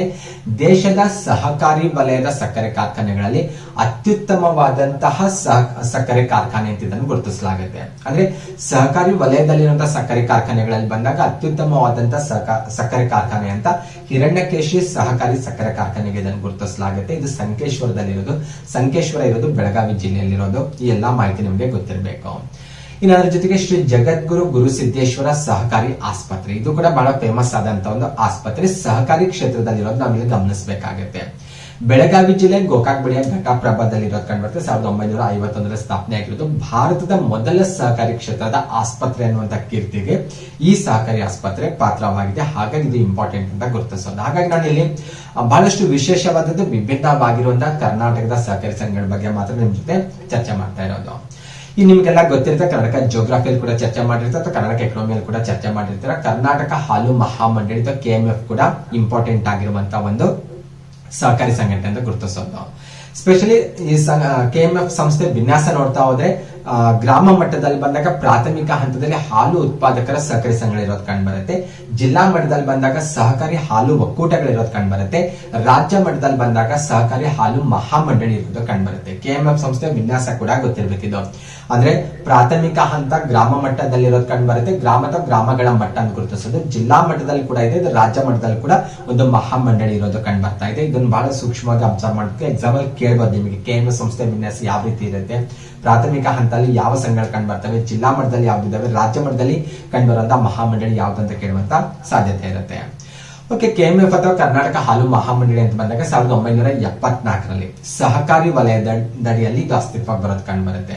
ಸ್ಪೆಷಲಿ ಕರ್ನಾಟಕ ಹಾಲು ಮಹಾಮಂಡಳಿ ಏನಿದೆ ಇದು ತನ್ನ ಉತ್ಪನ್ನಗಳನ್ನೆಲ್ಲ ನಂದಿನಿ ಅನ್ನುವಂತಹ ಬ್ರ್ಯಾಂಡ್ ಅಲ್ಲಿ ಇದು ಸೇಲ್ ಮಾಡಲಿಕ್ಕೆ ಆರಂಭಿಸುತ್ತೆ. ಮತ್ತೆ ಇದು ಬಹಳ ದೇಶದ ಅತ್ಯಂತ ಪ್ರತಿಷ್ಠಿತವಾದಂತಹ ಒಂದು ಹಾಲು ಮತ್ತು ಹಾಲಿನ ಉತ್ಪನ್ನಗಳನ್ನು ತಯಾರಿಸುವಂತಹ ಒಂದು ಅತ್ಯುತ್ತಮವಾದಂತಹ ಕ್ವಾಲಿಟಿ ಇರುವಂತಹ ಒಂದು ಸಹಕಾರಿ ಮಂಡಳಿಯ ಉತ್ಪಾದನೆ ಅಂತ ಇದನ್ನು ಗುರುತಿಸಲಾಗುತ್ತೆ. ಪ್ರೆಸೆಂಟ್ ಕರ್ನಾಟಕದಲ್ಲಿ ಬಂದಾಗ ಜಿಲ್ಲಾ ಸಹಕಾರಿ ಹಾಲು ಒಕ್ಕೂಟ ಅಂತ ಬಂದಾಗ 15 ಜಿಲ್ಲಾ ಸಹಕಾರಿ ಹಾಲು ಒಕ್ಕೂಟಗಳಿರೋದು ಕಂಡು ಬರುತ್ತೆ. ಕೆಲವೊಂದು ಕಡೆಗೆ 16 ಅಂತೂ ಇದೆ, ಇಲ್ಲ ಅನ್ನಂಗಿಲ್ಲ. ಆದ್ರೆ ಎಕನಾಮಿಕ್ ಸರ್ವೆನ ಅಬ್ಸರ್ವ್ ಮಾಡಿದಾಗ ಮತ್ತು KMF ನ ಅಧಿಕೃತ ವೆಬ್ಸೈಟ್ ಅನ್ನು ನಾವು ಸರ್ಚ್ ಮಾಡಿದಾಗ 15 ಜಿಲ್ಲಾ ಸಹಕಾರಿ ಹಾಲು ಒಕ್ಕೂಟಗಳಿರೋದು ಕಂಡು ಬರುತ್ತೆ. ಇದು ಸ್ವಲ್ಪ ಕೆಲವೊಮ್ಮೆ ಕರೆಂಟ್ ಅಫೇರ್ಸ್ ಅಲ್ಲಿ ಕೂಡ ಬರ್ತಾ ಇರುತ್ತೆ. ಅಂದ್ರೆ ಕೆಲವೊಂದು ಜಿಲ್ಲೆಗಳು ನಮಗೆ ಪ್ರತ್ಯೇಕ ಹಾಲು ಒಕ್ಕೂಟ ರಚನೆ ಮಾಡಿ ಅನ್ನುವಂತ ಬೇಡಿಕೆ ಇರೋದು ಕಂಡು ಬರ್ತಾ ಇದೆ. ಸುಮಾರು ದಿನಗಳಿಂದಲೂ ಚಿಕ್ಕಬಳ್ಳಾಪುರ ಬೇಡಿಕೆ ಇದೆ. ಮಿಡಲ್ ಅಲ್ಲಿ ಅದನ್ನ ಸ್ಥಾಪನೆ ಮಾಡ್ತಾ ಅಂತ ಅನೌನ್ಸ್ ಮಾಡಿದ್ರು ಆಕ್ಚುಲಿ ಬಂದಾಗ, ಆದ್ರೆ ಇನ್ನೂ ಅಧಿಕೃತವಾಗಿ ಅದು ಸ್ಥಾಪನೆ ಆಗಿಲ್ಲ. ಹಾಗಾಗಿ ಇದೆಲ್ಲ ಅಥೆಂಟಿಕ್ ಸೋರ್ಸ್ ಅಂತ ತೆಗೆದುಕೊಂಡಾಗ 15 ಜಿಲ್ಲಾ ಸಹಕಾರಿ ಹಾಲು ಒಕ್ಕೂಟಗಳು ಪ್ರೆಸೆಂಟ್ ಇರೋದು ಕಂಡು ಬರುತ್ತೆ. ಅವು ಯಾವ ನಿಮ್ಗೆ ಗೊತ್ತಿರಬೇಕು. ಎಕ್ಸಾಮ್ ಅಲ್ಲಿ ಯಾವ್ದು ಜಿಲ್ಲಾ ಸಹಕಾರಿ ಹಾಲು ಒಕ್ಕೂಟ ಆಗಿದೆ ಅಥವಾ ಆಗಿಲ್ಲ ಆ ರೀತಿ ಕ್ವಶನ್ ಕೇಳುವಂತ ಸಾಧ್ಯತೆ ಇರುತ್ತೆ. ಹಾಗಾಗಿ ಒನ್ ಟೈಮ್ ಅವು ಯಾವ್ದನ್ನ ನೀವು ನೋಡ್ಕೊಂಡಿರ್ಬೇಕು. ಇನ್ನು ಕರ್ನಾಟಕ ಹಾಲು ಮಹಾಮಂಡಳಿ ಅಂತ ಬಂದಾಗ ಸಹಕಾರಿ ಹೈನು ಉದ್ಯಮದಲ್ಲಿ ದೇಶದಲ್ಲಿ 2ನೇ ಸ್ಥಾನದಲ್ಲಿ ಇರೋದು ಕಂಡು ಬರ್ತದೆ. ಅಂದ್ರೆ ಅಮೂಲ್ ನಂತರ ಗುಜರಾತ್ ಹಾಲು ಒಕ್ಕೂಟ ಏನಿದೆ ಅಲ್ವಾ, ಅಮೂಲ್ ನಂತರದ ಸ್ಥಾನದಲ್ಲಿ ನಮ್ಮ ನಂದಿನಿ ಅಥವಾ KMF ಇರೋದು ಕಂಡು ಬರುತ್ತೆ. ದಕ್ಷಿಣ ಭಾರತದಲ್ಲಿ ಹಾಲು ಶೇಖರಣೆ ಮತ್ತು ಮಾರಾಟದಲ್ಲಿ ಬಂದಾಗ ಇದು ಮೊದಲ ಸ್ಥಾನದಲ್ಲಿ ಇರೋದು ಕಂಡು ಬರುತ್ತೆ. ಆ ಮಾಹಿತಿ ಕೂಡ ನಿಮ್ಗೆ ಗೊತ್ತಿರಬೇಕು. ಇನ್ನು ಲ್ಯಾಂಪ್ಸ್ ಬಗ್ಗೆ ಗೊತ್ತಿರಬೇಕು. ಆಲ್ರೆಡಿ ನಾವು ಡಿಸ್ಕಷನ್ ಮಾಡಿದೆವು, ಲ್ಯಾಂಪ್ಸ್ ಬಗ್ಗೆ ಅವಾಗಲೇ ಡಿಸ್ಕಷನ್ ಮಾಡಿದೆವು ನಾವು. ಅದನ್ನಾಗೆ ಇಲ್ಲಿ ನಿಮ್ಗೆ ಕ್ಲಾರಿಟಿ ಕೊಡುವಂತ ಪ್ರಯತ್ನ ಮಾಡ್ತೀನಿ ನಾನು. ಲ್ಯಾಂಪ್ಸ್ ಅಂದ್ರೆ ಏನು ಅಂತ ನೋಡ್ತಾ ಹೋದ್ರೆ, ಲಾರ್ಜ್ ಸೈಜ್ಡ್ ಆದಿವಾಸೀಸ್ ಮಲ್ಟಿಪರ್ಪಸ್ ಸೊಸೈಟೀಸ್ ಅಂತ ಹೇಳೋದು. ಲ್ಯಾಂಪ್ಸ್ ನ ವಿಸ್ತೃತ ರೂಪ ಕೂಡ ನಿಮ್ಗೆ ಕೇಳಬಹುದು. ಅರಣ್ಯ ಪ್ರದೇಶಗಳಲ್ಲಿರುವ ಗಿರಿಜನರ ಆರ್ಥಿಕ ಮತ್ತು ಸಾಮಾಜಿಕ ಅಭಿವೃದ್ಧಿಗಾಗಿ ಸ್ಥಾಪನೆ ಮಾಡಿರುವಂತಹ ಮಲ್ಟಿಪರ್ಪಸ್ ಸೊಸೈಟೀಸ್ ಗಳು ಇವಾಗಿದ್ದಾವೆ. ಅಂದ್ರೆ ಲ್ಯಾಂಪ್ ಸಹಕಾರಿ ಸಂಘದ ಬಹುಮುಖ್ಯ ಉದ್ದೇಶ ಅಂದ್ರೆ ಅರಣ್ಯ ಪ್ರದೇಶದಲ್ಲಿರುವಂತಹ ಗಿರಿಜನರನ್ನು ಆರ್ಥಿಕವಾಗಿ ಸಾಮಾಜಿಕವಾಗಿ ಅವರನ್ನು ಅಭಿವೃದ್ಧಿಪಡಿಸೋದು, ಅವರ ಸ್ಥಿತಿಗತಿಯನ್ನು ಉತ್ತಮಪಡಿಸುವಂತಹ ಉದ್ದೇಶಕ್ಕಾಗಿ ಅಸ್ತಿತ್ವಕ್ಕೆ ಬಂದಿರುವಂತಹ ಸಹಕಾರಿ ಸಂಘಗಳಾಗಿದ್ದಾವೆ. ಇದರ ಬಗ್ಗೆ ಲ್ಯಾಂಪ್ಸ್ ಬಗ್ಗೆ ನಾವು ಆಲ್ರೆಡಿ ಡಿಸ್ಕಷನ್ ಮಾಡಿದೇವಲ್ಲ, ಅದ್ರ ಬಗ್ಗೆ ಕ್ಲಾರಿಟಿ ನಿಮಗೆ ಇಲ್ಲಿ ಸಿಗ್ತಾ ಇದೆ ಅಂತ ಹೇಳ್ಬೋದು. ಪ್ರೆಸೆಂಟ್ ಕರ್ನಾಟಕದಲ್ಲಿ ಬಂದಾಗ ಎಷ್ಟು ಇದಾವೆ ಅಂತ ಲ್ಯಾಂಪ್ಸ್ ಸಹಕಾರಿ ಸಂಘ ಅಂತ ನೋಡ್ತಾ ಅಂದ್ರೆ 25 ಲ್ಯಾಂಪ್ಸ್ ಸಹಕಾರಿ ಸಂಘ ಇರೋದು ಕಂಡು ಬರುತ್ತೆ. ಅತಿ ಹೆಚ್ಚು ಲ್ಯಾಂಪ್ಸ್ ಸಹಕಾರಿ ಸಂಘ ನಮ್ಗೆ ಕಂಡು ಬರುತ್ತೆ ಚಾಮರಾಜನಗರದಲ್ಲಿ ಕಂಡು ಬರುತ್ತೆ. ದಕ್ಷಿಣ ಕನ್ನಡದಲ್ಲಿ 4 ಇರೋದು ಕಂಡು ಬರುತ್ತೆ. ಈಗ ಬೇರೆ ಬೇರೆ ಜಿಲ್ಲೆ ಅಂಕಿಅಂಶ ಕೂಡ ನಿಮ್ಗೆ ಇರೋದು ಕಂಡು ಬರುತ್ತೆ. ಪ್ರೆಸೆಂಟ್ 25 ಇರೋದು ಕಂಡು ಬರುತ್ತೆ. ಓಕೆ, ಹಾಪ್ಕಾಮ್ಸ್ ಬಗ್ಗೆ ಕೂಡ ಕೇಳಬಹುದು ಕೆಲವೊಂದ್ಸರಿ ಬಂದಾಗ. ಇದು ತೋಟಗಾರಿಕೆಗೆ ರಿಲೇಟೆಡ್ ಆಗಿ ಬಂದಾಗ ಹಾಪ್ಕಾಮ್ಸ್ ಯಾವಾಗ ಸ್ಥಾಪನೆ ಆಯಿತು, ಇದನ್ನು ಸ್ಥಾಪನೆ ಮಾಡಿದ್ರೆ ಯಾವ್ದಾದ್ರೆ ಕೇಂದ್ರ ಕಚೇರಿಯಲ್ಲಿದೆ, ಅದೆಲ್ಲವೂ ಕೂಡ ಇನ್ಫಾರ್ಮೇಶನ್ ಸ್ಕ್ರೀನ್ ಮೇಲೆ ಕಾಣಿಸ್ತಾ ಇದೆ. ಒನ್ ಟೈಮ್ ನೀವು ಅಬ್ಸರ್ವ್ ಮಾಡಬೇಕು. ಆಲ್ರೆಡಿ ಗೊತ್ತಿರುತ್ತೆ ಅನ್ನೋ ಕಾರಣಕ್ಕಾಗಿ ನಾನು ಸ್ವಲ್ಪ ಫಾಸ್ಟ್ ಆಗಿ ಇದನ್ನು ಬ್ರೀಫ್ ಆಗಿ ನಿಮ್ ಜೊತೆ ಡಿಸ್ಕಷನ್ ಮಾಡ್ತಾ ಇದ್ದೀನಿ. ಸ್ಪೆಷಲಿ ಆಲ್ರೆಡಿ ನಿಮ್ಗೆ ಗೊತ್ತಿರುವ ಹಾಗೆ ತೋಟಗಾರಿಕಾ ಉತ್ಪಾದಕರ ಸಹಕಾರಿ ಮಾರುಕಟ್ಟೆ ಮತ್ತು ಸಂಸ್ಕರಣಾ ಸೊಸೈಟಿ ಇದಾಗಿದೆ ಹಾಪ್ಕಾಮ್ಸ್ ಅನ್ನೋದು. ರೈತರು ಬೆಳೆದ ಬೆಳೆಗಳನ್ನು ಗ್ರಾಹಕರಿಗೆ ನೇರವಾಗಿ ತಲುಪಿಸುವಂತಹ ವ್ಯವಸ್ಥೆ ಇಲ್ಲಿ ಮಾಡಲಾಗಿದೆ. ಇದರ ಬಗ್ಗೆ ಕೂಡ ಗೊತ್ತಿರಬೇಕು. 1965ರಲ್ಲಿ ಸ್ಥಾಪನೆ ಆಗಿದೆ ಹಾಪ್ಕಾಮ್ ಸ್ಥಾಪನೆ ಆಗಿದ್ದು. MH ಮರಿಗೌಡ ಅವರು ಇದರ ಫೌಂಡರ್ ಅಂತ ಗುರುತಿಸಲಾಗುತ್ತೆ. ಓಕೆ, ಇದರ ಕೇಂದ್ರಕ್ಕೆ ಇದು ಸ್ಥಾಪನೆ ಆಗಿದ್ದು ಬೆಂಗಳೂರಲ್ಲಿ ಅನ್ನೋದು ಕೂಡ ನಿಮ್ಗೆ ಗೊತ್ತಿರಬೇಕು. ಹೆಡ್ ಕ್ವಾರ್ಟರ್ ಇರೋದು ಬೆಂಗಳೂರಿನ ಲಾಲ್ಬಾಗ್ ನಲ್ಲಿ ಇರುವಂತಹ ಮಾಹಿತಿ ಕೂಡ ನಿಮ್ಗೆ ಗೊತ್ತಿರುತ್ತೆ. ಇನ್ನು ರಾಜ್ಯದ ಮೊದಲ ಮಹಿಳಾ ಸಹಕಾರಿ ಸಂಘ ಅಂತ ಅಸ್ತಿತ್ವಕ್ಕೆ ಬಂದಿದ್ದು ಆರ್ಯ ಭಗಿನಿ ಪರಸ್ಪರ ಸಹಕಾರಿ ಸಂಘ ಅನ್ನುವಂತ ಹೆಸರಲ್ಲಿ 1929ರಲ್ಲಿ. ಅಂದ್ರೆ ಮೈಸೂರು ನಗರದಲ್ಲಿ ಮನೆ ಕೆಲಸದಲ್ಲಿ ತೊಡಗಿದ್ದ ಬೆರಣಿ ಮಾರಿ ಜೀವನ ಸಾಗಿಸುತ್ತಿದ್ದ ಬಡ ಮಹಿಳೆಯರಿಗೆ ಹಣದ ಸಹಾಯ ಮಾಡುವಂತಹ ಉದ್ದೇಶಕ್ಕಾಗಿ ಆರ್ಯ ಭಗಿನಿ ಪರಸ್ಪರ ಸಹಕಾರ ಸಂಘವನ್ನು ಸ್ಥಾಪಿಸಲಾಗಿದೆ. ಇದು ರಾಜ್ಯದ ಮೊದಲ ಮಹಿಳಾ ಸಹಕಾರಿ ಸಂಘ ಎನ್ನುವಂತ ಕೀರ್ತಿ ಕೂಡ ಇದು ಪಾತ್ರವಾಗಿದೆ. ಇನ್ನು ರಾಜ್ಯದ ಪ್ರಥಮ ಸಹಕಾರ ವಲಯದ ಶಿಕ್ಷಣ ಸಂಸ್ಥೆ ಗದಗ್ನಲ್ಲಿ ಅಸ್ತಿತ್ವಕ್ಕೆ ಬರುತ್ತೆ 1919ರಲ್ಲಿ. ಗದಗ ಜಿಲ್ಲೆಯ ಹುಲಿಕೋಟೆಯಲ್ಲಿ ಅಸ್ತಿತ್ವಕ್ಕೆ ಬರುತ್ತೆ. ಆಂಗ್ಲೋ ವರ್ನಾಕುಲರ್ ಶಿಕ್ಷಣ ಸಂಸ್ಥೆ ಅನ್ನುವಂತ ಹೆಸರಲ್ಲಿ ಅಸ್ತಿತ್ವಕ್ಕೆ ಬರುತ್ತೆ. ಇದು ಯೂನಿಯನ್ ಸೊಸೈಟಿಯಿಂದ ಆರಂಭ ಆಗಿರುವಂತಹ ಶಿಕ್ಷಣ ಸಂಸ್ಥೆ ಆಗಿರುತ್ತೆ. ಇದು ರಾಜ್ಯದ ಪ್ರಥಮ ಸಹಕಾರಿ ವಲಯದ ಶಿಕ್ಷಣ ಸಂಸ್ಥೆ ಅಂತ ಗುರುತಿಸಲಾಗುತ್ತೆ. ಓಕೆ, ಇವಿಷ್ಟು ಕೂಡ ಕರ್ನಾಟಕದ ಅತ್ಯಂತ ಪ್ರಮುಖ ಸಹಕಾರಿ ಸಂಘ ಅಂತ ಗುರುತಿಸ್ತೇವೆ. ಅದರ ಜೊತೆಗೆ ಸಹಕಾರ ರತ್ನ ಪ್ರಶಸ್ತಿ ಬಗ್ಗೆ ಒಂದು ಸ್ವಲ್ಪ ಗೊತ್ತಿರಬೇಕು. ಕರ್ನಾಟಕ ಸರ್ಕಾರ 2003ರಲ್ಲಿ ಸಹಕಾರ ರತ್ನ ಪ್ರಶಸ್ತಿಯನ್ನು ಆರಂಭಿಸುತ್ತೆ. ಸ್ಪೆಷಲಿ ಸಹಕಾರ ವಲಯದ ಧುರೀಣರನ್ನು ಗುರುತಿಸಿ ಸಹಕಾರಿ ವಲಯಕ್ಕೆ ಕಾಂಟ್ರಿಬ್ಯೂಷನ್ ನೀಡಿರುವಂತಹ ಮಹನೀಯರನ್ನು ಗುರುತಿಸಿ ಅವರಿಗೆ ಪ್ರಶಸ್ತಿ ನೀಡಲಾಗುತ್ತೆ. ಅದರ ಜೊತೆಗೆ ಪ್ರತಿ ವರ್ಷ ನವೆಂಬರ್ 14ರಿಂದ ಒಂದು ವಾರವನ್ನು ಸಹಕಾರಿ ಸಪ್ತಾಹ ಅಂತ ಆಚರಿಸಲಾಗುತ್ತೆ. ಸಾಮಾನ್ಯವಾಗಿ ಅದೇ ಸಂದರ್ಭದಲ್ಲಿ ಈ ಪ್ರಶಸ್ತಿಯನ್ನು ವಿತರಣೆ ಕೂಡ ಮಾಡಲಾಗುತ್ತೆ ಅಂತ ಹೇಳ್ಬೋದು. ಇನ್ನು ಯಶಸ್ವಿನಿ ಯೋಜನೆ ಬಗ್ಗೆ ಒಂದು ಸ್ವಲ್ಪ ನಮಗೆ ಮಾಹಿತಿ ಗೊತ್ತಿರಬೇಕು. ಇದು ಕೂಡ ಸಹಕಾರ ಕ್ಷೇತ್ರಕ್ಕೆ ರಿಲೇಟೆಡ್ ಆಗಿರುವಂತಹ ಯೋಜನೆ ಆಗಿದೆ. ಸ್ಪೆಷಲಿ ಯಶಸ್ವಿನಿ ಯೋಜನೆ ಯಾವುದಕ್ಕೆ ರಿಲೇಟೆಡ್ ಅಥವಾ ಮುಖ್ಯ ಉದ್ದೇಶ ಏನು, ಯಾವಾಗ ಜಾರಿಗೆ ಬಂದ ನೋಡ್ತಾ ಹೋದ್ರೆ ಸಹಕಾರಿ ಸಂಘದ ಸದಸ್ಯರಿಗೆ ಇರುವಂತ ಆರೋಗ್ಯ ರಕ್ಷಣಾ ಯೋಜನೆ ಇದಾಗಿದೆ. ನಿಮ್ಗೆ ಸಾಕಷ್ಟು ಎಕ್ಸಾಮ್ ಅಲ್ಲಿ ಕೇಳುವಂತ ಪಾಸಿಬಿಲಿಟಿ ಇರುತ್ತೆ. ಸಹಕಾರಿ ಸಂಘದ ಸದಸ್ಯರಿಗೆ ಇರುವಂತ ಆರೋಗ್ಯ ರಕ್ಷಣಾ ಯೋಜನೆ ಅಂತ ಗುರುತಿಸೋದು 2003ರ ಜೂನ್ ನಲ್ಲಿ ಇದನ್ನು ಜಾರಿಗೆ ತರಲಾಗುತ್ತೆ ಕರ್ನಾಟಕ ಸರ್ಕಾರ. ಗ್ರಾಮೀಣ ಪ್ರದೇಶದ ಸಹಕಾರ ಸಂಘದ ಸದಸ್ಯರಿಗಾಗಿ ಜಾರಿಗೆ ತಂದಿರುವಂತಹ ಯೋಜನೆ ಇದಾಗಿದೆ. 2014-15ನೇ ಸಾಲಿನಿಂದ ಈ ಯೋಜನೆಯನ್ನು ನಗರ ಪ್ರದೇಶದ ಸಹಕಾರಿ ಸಂಘದ ಸದಸ್ಯರಿಗೂ ಕೂಡ ವಿಸ್ತರಿಸಲಾಗಿದೆ. 2003ರಲ್ಲಿ ಈ ಯೋಜನೆ ಜಾರಿಗೆ ಬರುತ್ತಲ್ವಾ, ಅಲ್ಲಿಂದ ಇದು ಮೇನ್ ಇಂಟೆನ್ಷನ್ ಗ್ರಾಮೀಣ ಭಾಗದಲ್ಲಿರುವಂತಹ ಸಹಕಾರಿ ಸಂಘದ ಸದಸ್ಯರಿಗೆ ಆರೋಗ್ಯ ರಕ್ಷಣೆ ಯೋಜನೆ ಆಗಿದ್ದು ಅನುಷ್ಠಾನಕ್ಕೆ ತಂದಿರ್ತಾರೆ. 2014-15ನೇ ಸಾಲಿನಿಂದ ಈ ಯೋಜನೆಯನ್ನು ಏನ್ ಮಾಡ್ತಾರೆ ಅಂದ್ರೆ ನಗರ ಪ್ರದೇಶದ ಸಹಕಾರಿ ಸಂಘದ ಸದಸ್ಯರಿಗೂ ಕೂಡ ಇದನ್ನು ವಿಸ್ತರಿಸ್ತಾರೆ ಅಂತ ಹೇಳ್ಬೋದು. ಹಾಗೆ ಪ್ರೆಸೆಂಟ್ ಗ್ರಾಮೀಣ ಮತ್ತು ನಗರದ ಸಹಕಾರಿ ಸಂಘದ ಸದಸ್ಯರು ಇದರ ಲಾಭವನ್ನು ಪಡ್ಕೊಳ್ಬಹುದಾಗಿದೆ. ಆರೋಗ್ಯ ರಕ್ಷಣೆ ಯೋಜನೆಯಾಗಿ ಇದನ್ನು ಅವರು ಯುಟಿಲೈಸ್ ಮಾಡ್ಕೋಬಹುದಾಗಿದೆ. ಬೇಸಿಕ್ಲಿ ಏನಿದು ಆರೋಗ್ಯ ರಕ್ಷಣೆ ಯೋಜನೆ ಅಂತ ನೋಡ್ತಾ ಹೋದ್ರೆ ಇದು ನಗದು ರಹಿತ ಚಿಕಿತ್ಸಾ ಸೌಲಭ್ಯ ಅಂತ ಗುರುತಿಸೋದು. ಅಂದ್ರೆ ರಾಜ್ಯಾದ್ಯಂತ ಯಶಸ್ವಿನಿ ಯೋಜನೆಯಡಿಯಲ್ಲಿ ಕೆಲವೊಂದು ಆಸ್ಪತ್ರೆಗಳನ್ನು ಗುರುತಿಸಲಾಗಿದೆ. ಆ ಆಸ್ಪತ್ರೆಗಳಲ್ಲಿ ನೀವು ನಗದು ರಹಿತ ಚಿಕಿತ್ಸಾ ಸೌಲಭ್ಯವನ್ನು ಪಡೆದುಕೊಳ್ಬಹುದಾಗಿದೆ ಅಂತ ನಾವು ಗುರುತಿಸಬಹುದು. ಓಕೆ, 2016-17ವರೆಗೆ ಈ ಯೋಜನೆಯ ಅನುಷ್ಠಾನ ಸಹಕಾರ ಇಲಾಖೆಯಿಂದ ಆಗ್ತಾ ಇತ್ತು. ಸಹಕಾರ ಇಲಾಖೆಯಲ್ಲಿ ಅನುಷ್ಠಾನಗೊಳಿಸಿತ್ತು. 2017-18ರಲ್ಲಿ ಬಂದಾಗ ಸರ್ಕಾರ ಏನ್ ಮಾಡುತ್ತೆ, ಇದನ್ನು ಆರೋಗ್ಯ ಮತ್ತು ಕುಟುಂಬ ಕಲ್ಯಾಣ ಇಲಾಖೆಗೆ ವರ್ಗಾಯಿಸುತ್ತೆ. ಇದರ ಅನುಷ್ಠಾನದ ಜವಾಬ್ದಾರಿಯನ್ನು ಆರೋಗ್ಯ ಮತ್ತು ಕುಟುಂಬ ಕಲ್ಯಾಣ ಇಲಾಖೆಗೆ ವರ್ಗಾಯಿಸಲಾಗುತ್ತೆ. 1/6/2018ರಿಂದ ಈ ಯೋಜನೆಯನ್ನು ಸ್ಥಗಿತಗೊಳಿಸಲಾಗಿತ್ತು ಅಂತ ಕೂಡ ಗೊತ್ತಿರಬೇಕು. ಓಕೆ, ಯಾವಾಗಿಂದ ಸ್ಥಗಿತಗೊಳ್ಳುತ್ತಲ್ವಾ ಅಂದ್ರೆ ಬಹಳ ಉತ್ತಮ ಉದ್ದೇಶ ಇರುವಂತಹ ಒಂದು ಯೋಜನೆ ಅಂತ ಇದನ್ನು ಗುರುತಿಸಲಾಗುತ್ತೆ. ಸಹಕಾರಿ ಸಂಘದ ಸದಸ್ಯರಿಗೆ ಆರೋಗ್ಯ ರಕ್ಷಣೆ ಯೋಜನೆಯಾಗಿದ್ದು ಕರ್ನಾಟಕದಲ್ಲಿ ಅತ್ಯಂತ ಪ್ರಮುಖ ಯೋಜನೆ ಅಂತ ಇದನ್ನು ಗುರುತಿಸಲಾಗುತ್ತೆ. ಆದ್ರೆ ಯಾವಾಗಿಂದ ಸ್ಥಗಿತಗೊಳಿಸಲಾಗುತ್ತಲ್ವಾ ಅವಾಗ ಮತ್ತೆ ಇದನ್ನು ಸ್ಥಾಪನೆ ಮಾಡಲೇಬೇಕು, ಇದನ್ನು ಮತ್ತೆ ಅನುಷ್ಠಾನ ತರಬೇಕು, ಮತ್ತೆ ಜಾರಿಗೆ ತರಬೇಕು ಅನ್ನುವಂತ ಒಂದು ಒತ್ತಾಯ ಬೇಡಿಕೆ ಆರಂಭ ಆಗುತ್ತೆ. ಹಾಗಾಗಿ ರಾಜ್ಯದ ಎಲ್ಲ ಸಹಕಾರಿಗಳ ಮತ್ತು ರೈತರ ನಿರಂತರ ಒತ್ತಾಯ ಮತ್ತು ಬೇಡಿಕೆಯ ಮೇರೆಗೆ 2022-23ನೇ ಸಾಲಿನ ಆಯವ್ಯಯದಲ್ಲಿ ಪರಿಷ್ಕೃತ ಯಶಸ್ವಿನಿ ಯೋಜನೆಯನ್ನು ಕರ್ನಾಟಕ ಸರ್ಕಾರ ಮತ್ತೆ ಘೋಷಣೆ ಮಾಡಿದೆ ಅನ್ನೋ ಕೂಡ ಮಾಹಿತಿ ನಿಮ್ಗೆ ಗೊತ್ತಿರಬೇಕು. ಓಕೆ, ಯಶಸ್ವಿನಿ ಯೋಜನೆಗೆ ರಿಲೇಟೆಡ್ ಆಗಿ ಬಂದಾಗ ಒಂದು ಟ್ರಸ್ಟ್ ಕೂಡ ಇದೆ ಅನ್ನೋದು ಗೊತ್ತಿರಬೇಕು. ಯಶಸ್ವಿನಿ ಸಹಕಾರಿ ಸದಸ್ಯರ ಆರೋಗ್ಯ ರಕ್ಷಣಾ ಟ್ರಸ್ಟ್ ಇರೋದು ಕಂಡು ಬರುತ್ತೆ. ಈ ಟ್ರಸ್ಟ್ಗೆ ಮಾನ್ಯ ಮುಖ್ಯಮಂತ್ರಿಗಳು ಮಹಾಪೋಷಕರಾಗಿರ್ತಾರೆ ಅನ್ನೋದು ಗೊತ್ತಿರಬೇಕು. ಸಹಕಾರ ಸಚಿವರೇನಿರ್ತಾರಲ್ವಾ ರಾಜ್ಯದಲ್ಲಿ, ಕರ್ನಾಟಕ ರಾಜ್ಯದ ಸಹಕಾರ ಸಚಿವರ ಪೋಷಕರಾಗಿರ್ತಾರೆ ಅಂತ ಗೊತ್ತಿರಬೇಕು. ಸಹಕಾರ ಇಲಾಖೆಯ ಸರ್ಕಾರದ ಪ್ರಧಾನ ಕಾರ್ಯದರ್ಶಿ ಇರ್ತಾರಲ್ವಾ ಅವರು ಈ ಟ್ರಸ್ಟ್ಗೆ ಅಧ್ಯಕ್ಷರಾಗಿರ್ತಾರೆ ಅನ್ನುವಂತ ಮಾಹಿತಿ ಕೂಡ ನಿಮ್ಗೆ ಗೊತ್ತಿರಬೇಕು. ಓಕೆ, ಆಲ್ರೆಡಿ ನಿಮಗೆ ಗೊತ್ತು ನ್ಯಾಷನಲ್ ಕೋಆಪರೇಟಿವ್ ಡೇಟಾಬೇಸ್ 2023 ರಿಪೋರ್ಟ್ ಇತ್ತೀಚಿನ ಲೇಟೆಸ್ಟ್ ರಿಪೋರ್ಟ್ ಅಂತ ನಾವು ಡಿಸ್ಕಷನ್ ಮಾಡ್ತಾ ಇರೋದು. ಅದಕ್ಕೆ ರಿಲೇಟೆಡ್ ಆಗಿ ಬಂದಾಗ ಸಾಕಷ್ಟು ಅಂಕಿಅಂಶಗಳು ನಾನು ಇಲ್ಲಿಂದ ತೆಗೆದುಕೊಂಡಿದ್ದೆ ಅಂತ ಡಿಸ್ಕಷನ್ ಮಾಡಿದೆ. ಇದರ ಜೊತೆಗೆ ಕರ್ನಾಟಕಕ್ಕೆ ಸಂಬಂಧಪಟ್ಟಂತೆ ಕೆಲವೊಂದು ಅಂಕಿಅಂಶಗಳು ಕೂಡ ನಿಮಗೆ ಗೊತ್ತಿರಬೇಕು. 2023ರ ರಿಪೋರ್ಟ್ ಪ್ರಕಾರ ಒಟ್ಟು ಸಹಕಾರಿ ಸಂಘಗಳು ಕರ್ನಾಟಕದಲ್ಲಿ ಒಟ್ಟಾರೆ ಅಂತ ಬಂದಾಗ 44,005 ಸಹಕಾರಿ ಸಂಘಗಳಿರೋದು ಕಂಡು ಬರುತ್ತೆ. ಸಹಕಾರಿ ಸಂಘಗಳ ಸದಸ್ಯರ ಸಂಖ್ಯೆ ಎಷ್ಟಿದೆ ಅಂತ ನೋಡ್ತಾ ಹೋದ್ರೆ 3,33,14,744 ಸದಸ್ಯರು ಕಂಡು ಬರ್ತೇವೆ. ಒಟ್ಟಾರೆ ಸಹಕಾರಿ ಸಂಘ ಅಂತ ಬಂದಾಗ ಎಲ್ಲಾ ರೀತಿಯ ಸಹಕಾರಿ ಸಂಘಗಳನ್ನು ತೆಗೆದುಕೊಂಡಾಗ ಅತಿ ಹೆಚ್ಚು ಸಹಕಾರಿ ಸಂಘಗಳು ಯಾವ ಜಿಲ್ಲೆಯಲ್ಲಿ ಇದಾವೆ ಅಂತ ಕೇಳಿದ್ರೆ ಬೆಳಗಾವಿ ಜಿಲ್ಲೆಯಲ್ಲಿ ಇರೋದು ಕಂಡು ಬರುತ್ತೆ. ಅತಿ ಕಡಿಮೆ ಸಹಕಾರಿ ಸಂಘಗಳು ಯಾವ ಜಿಲ್ಲೆಯಲ್ಲಿ ಕಂಡು ಬರ್ತಾವ ಅಂದ್ರೆ ಕೊಡಗು ಜಿಲ್ಲೆಯಲ್ಲಿ ಇರೋದು ಕಂಡು ಬರುತ್ತೆ. ಈ ರೀತಿಯ ಸ್ವಲ್ಪ ಅಂಕಿಅಂಶಗಳು ಕೂಡ ನಿಮಗೆ ಗೊತ್ತಿರಬೇಕು. ಬೆಳಗಾವಿ ಕೊಡಗುದಲ್ಲಿ ಎಷ್ಟೆಷ್ಟು ಸಹಕಾರಿ ಸಂಘಗಳಿದ್ದಾವೆ ಅನ್ನೋ ಮಾಹಿತಿ ಕೂಡ ಇದೆ.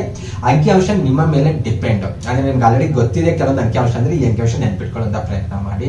ಇಲ್ಲ ನಮ್ಗೆ ಗೊತ್ತಿಲ್ಲ ಅಂದ್ರೆ ಫಸ್ಟ್ ಒಂದು ಮಾತ್ರ ಇಂಪಾರ್ಟೆಂಟ್, ಒಟ್ಟು ಸಹಕಾರಿ ಸಂಘಗಳಂತ ಎಕ್ಸಾಕ್ಟ್ ಆಗಿ ಗೊತ್ತಿರಬೇಕು. ಆಮೇಲೆ ನಿಮ್ಗೆ ಆಪ್ಷನ್ಸ್ ಅದು ನಿಮ್ಮ ನಾಲೆಜ್ ಬೇಸ್ ಮೇಲೆ ನೀವು ಅದನ್ನ ನೆನ್ಪಿಟ್ಕೊಳ್ಳುವಂತ ಪ್ರಯತ್ನ ಮಾಡಬೇಕು. ಕರ್ನಾಟಕಕ್ಕೆ ಸಂಬಂಧಿಸಿದಂತೆ ಇನ್ನು ಕೆಲವೊಂದು ಅಂಕಿಅಂಶ ನೋಡ್ತಾ ಹೋದ್ರೆ ಒಟ್ಟು ಸಹಕಾರಿ ಸಂಘಗಳು 44,005 ಅಂತ ಗೊತ್ತಾಯ್ತು. ಅದರಲ್ಲಿ ಗ್ರಾಮಾಂತರ ಪ್ರದೇಶದಲ್ಲಿರುವಂತಹ ಸಹಕಾರಿ ಸಂಘಗಳ ಸಂಖ್ಯೆನೇ ಜಾಸ್ತಿ ಇದೆ. 30,469 ಸಹಕಾರಿ ಸಂಘಗಳು ಗ್ರಾಮಾಂತರ ಪ್ರದೇಶದಲ್ಲಿ ಕೆಲಸ ಮಾಡ್ತಾ ಇದ್ರೆ 13,536 ಸಹಕಾರಿ ಸಂಘಗಳು ನಗರ ಪ್ರದೇಶದಲ್ಲಿ ಕೆಲಸ ಮಾಡ್ತಾ ಇರೋದು ಕಂಡು ಬರ್ತಾ ಇದೆ. ಹಾಗಾಗಿ ಈ ಅಂಕಿಅಂಶ ಇಂಪಾರ್ಟೆಂಟ್ ಆಗುತ್ತೆ. ಹಾಗಾಗಿ ಒಂದ್ ಸ್ವಲ್ಪ ನೆನ್ಪಿಟ್ಕೊಳ್ಳುವಂತ ಪ್ರಯತ್ನ ನೀವು ಮಾಡಬೇಕು. ಅದ್ರ ಜೊತೆಗೆ ಹೈನುಗಾರಿಕಾ ಸಹಕಾರಿ ಸಂಘಗಳ ಸಂಖ್ಯೆ ರಾಜ್ಯದಲ್ಲಿ 17,514 ಇದೆ. 2023 ರಿಪೋರ್ಟ್ ಪ್ರಕಾರ ನಾನು ಹೇಳ್ತಾ ಇರೋದು.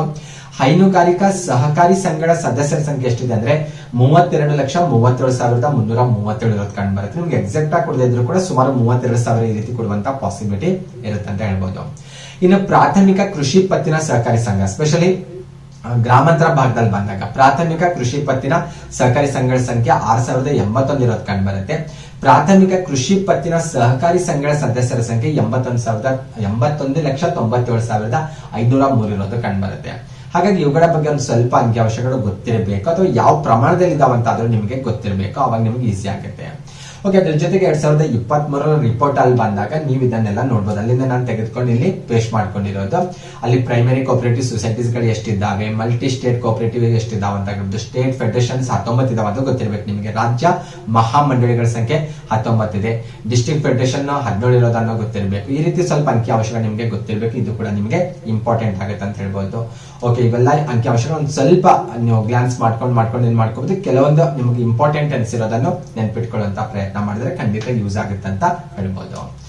ಓಕೆ, ಅದ್ರ ಜೊತೆ top 10 districts as per number of societies ಅಂತ ಹೇಳೋ ಕೋಆಪರೇಟಿವ್ ಸೊಸೈಟೀಸ್ ಅಂತ ಟಾಪ್ 10 ನಿಮ್ಗೆ ಬೇಕಾಗಿಲ್ಲ, ಟಾಪ್ 2-3 ನೀವು ನೆನ್ಪಿಟ್ಕೊಳ್ಳುವಂತ ಪ್ರಯತ್ನ ಮಾಡಬೇಕು. ಒಂದ್ ಸ್ವಲ್ಪ ನೋಟ್ ಮಾಡ್ಕೊಂಡ್ರೆ ನಿಮ್ಗೆ ಹೆಲ್ಪ್ ಆಗುತ್ತೆ, ಅಥವಾ ಗೊತ್ತಿದ್ರೆ ಒಂದ್ ಸ್ವಲ್ಪ ರೀಕಾಲ್ ಮಾಡ್ಕೊಂಡ್ರೆ ಖಂಡಿತ ಹೆಲ್ಪ್ ಆಗುತ್ತೆ ಅಂತ ಹೇಳ್ಬೋದು. ಅರ್ಬನ್ ಕೋಆಪರೇಟಿವ್ಸ್ ಬ್ಯಾಂಕ್ಸ್ ಇನ್ ಕರ್ನಾಟಕ ಅಂತ ಬಂದಾಗ ಅರ್ಬನ್ ಕೋಆಪರೇಟಿವ್ ಬ್ಯಾಂಕ್ಸ್ ಗಳ ಸಂಖ್ಯೆ ಅಂತ ಬಂದಾಗ ಟೋಟಲ್ 279 ಇರೋದು ಕಂಡು ಬರುತ್ತೆ.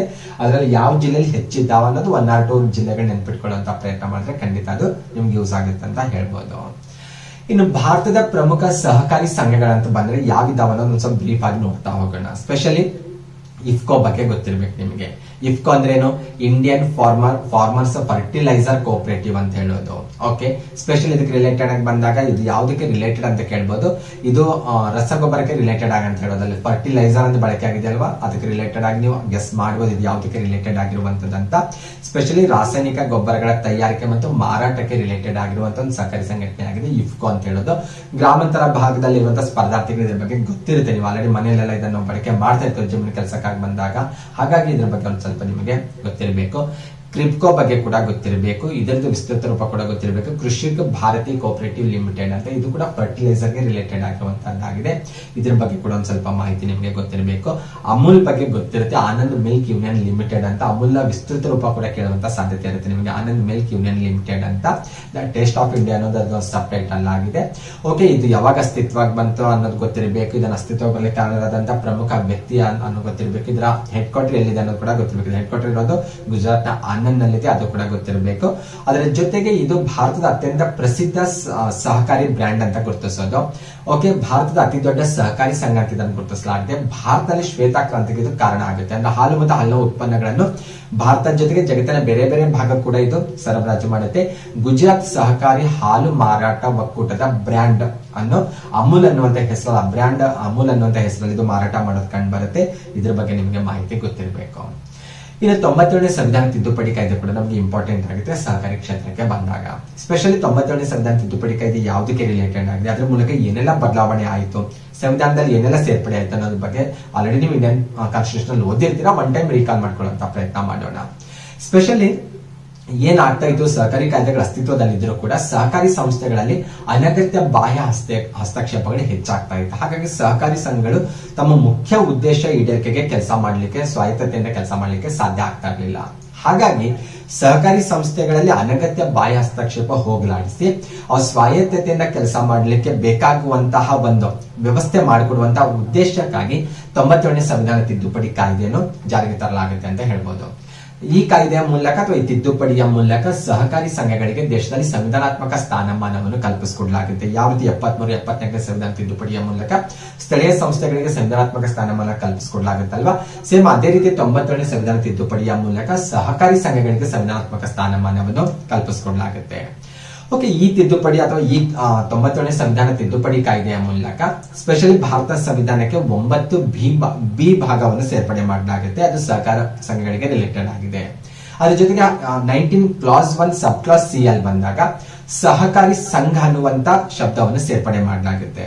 ಸ್ಪೆಷಲಿ 19 ಕ್ಲಾಸ್ 1 ಸಬ್ ಕ್ಲಾಸ್ ಸಿ ಏನಂತ ಓದ್ಬೇಕೀಗ ಅಂತ ನೋಡ್ತಾ ಹೋದ್ರೆ, ಸಮಸ್ತ ನಾಗರಿಕರಿಗೂ ಸಂಸ್ಥೆಗಳನ್ನು, ಸಂಘಗಳನ್ನು, ಸಹಕಾರ ಸಂಘಗಳನ್ನು ರಚಿಸುವ ಹಕ್ಕನ್ನು ಹೊಂದಿರತಕ್ಕದ್ದು ಅನ್ನುವ ರೀತಿಯಲ್ಲಿ ಓದತಕ್ಕದ್ದು. ಈ ತಿದ್ದುಪಡಿಗಿಂತ ಮುಂಚೆ ಇಲ್ಲಿ ಸಹಕಾರ ಸಂಘ ಅನ್ನುವಂತ ವರ್ಡ್ ಇರಲಿಲ್ಲ. ಅವಾಗ ಸಮಸ್ತ ನಾಗರಿಕರಿಗೂ ಸಂಸ್ಥೆಗಳನ್ನು ಅಥವಾ ಸಂಘಗಳನ್ನು ರಚಿಸುವ ಹಕ್ಕು ಹೊಂದಿರತಕ್ಕದ್ದು ಅಂತ ನಾವು ಓದ್ತಾ ಇದ್ದೇವೆ. ಆದ್ರೆ ಈ ತಿದ್ದುಪಡಿಯ ನಂತರ ಬಂದಾಗ 19 ಕ್ಲಾಸ್ 1 ಸಬ್ ಕ್ಲಾಸ್ ಸಿ ಅಲ್ಲಿ ಬಂದಾಗ ಸಹಕಾರಿ ಸಂಘಗಳನ್ನ ಅಂತ ವರ್ಡ್ ಸೇರಿಸಿರೋದು ಕಂಡು ಬರುತ್ತೆ.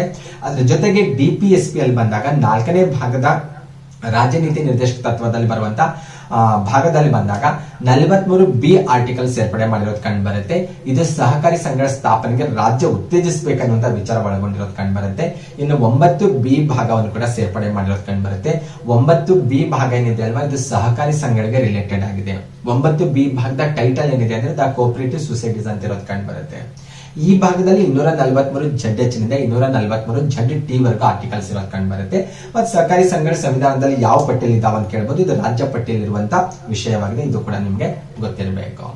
ಓಕೆ, ಇದಕ್ಕೆ ರಿಲೇಟೆಡ್ ಆಗಿ ಇನ್ನೂ ಕೆಲವೊಂದು ವಿಚಾರಗಳು ತಿದ್ದುಪಡಿ ಮೂಲಕ ಏನೆಲ್ಲ ಬದಲಾವಣೆ ಬಂದ ಅಂತ ನೋಡ್ತಾ ಹೋದ್ರೆ, ಸಹಕಾರಿ ಸಂಘಗಳ ನಿರ್ದೇಶಕರಿಗೆ ಮತ್ತು ಪದಾಧಿಕಾರಿಗಳಿಗೆ 5 ವರ್ಷಗಳ ಅವಧಿಯನ್ನು ನಿಗದಿಗೊಳಿಸಲಾಗುತ್ತೆ. ಸಹಕಾರಿ ಸಂಘಗಳಲ್ಲಿ ನಿರ್ದೇಶಕರ ಸಂಖ್ಯೆ ಗರಿಷ್ಠ 21 ಮೀರುವಂತಿಲ್ಲ, ಅದು ಕೂಡ ಗೊತ್ತಿರಬೇಕು.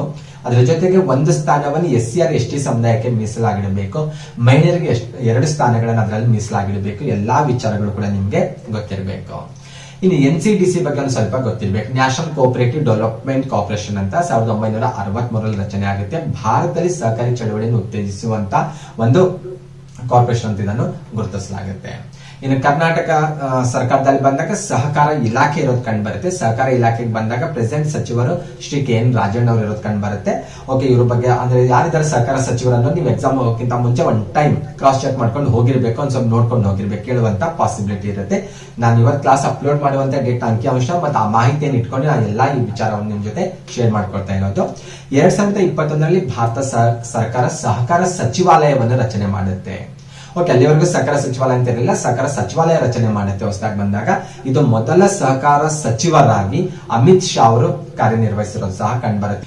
ಓಕೆ, ಇದಿಷ್ಟು ಗ್ರಾಮೀಣ ಸಹಕಾರ ಸಂಘಗಳಿಗೆ ರಿಲೇಟೆಡ್ ಆಗಿರುವಂತಹ ಇನ್ಫಾರ್ಮೇಶನ್ ಆಗಿತ್ತು. ಕೆಲವೊಬ್ಬರಿಗೆ ಇದು ಬಹಳ ಅನಿಸ್ಬೋದು, ಕೆಲವೊಬ್ಬರಿಗೆ ಇಲ್ಲ ಇದು ಬೇಸಿಕ್ ಅನಿಸ್ಬೋದು. ನಾನು ಒಂದು ಎವರೇಜ್ ಅಲ್ಲಿ ಬಹಳ ಡೆಪ್ತ್ ಆಗಿಲ್ಲ, ಬಹಳ ಬೇಸನ್ ಆಗಿಲ್ಲ, ಒಂದು ಎವರೇಜ್ ಲೆವೆಲ್ ಅಲ್ಲಿ ನಿಮಗೆ ಮಿನಿಮಮ್ ಒಂದು ಐಡಿಯಾ ಕೊಡುವಂತ ಪ್ರಯತ್ನ ಈ ಕ್ಲಾಸ್ ಅಲ್ಲಿ ಮಾಡಿದ್ದೀನಿ.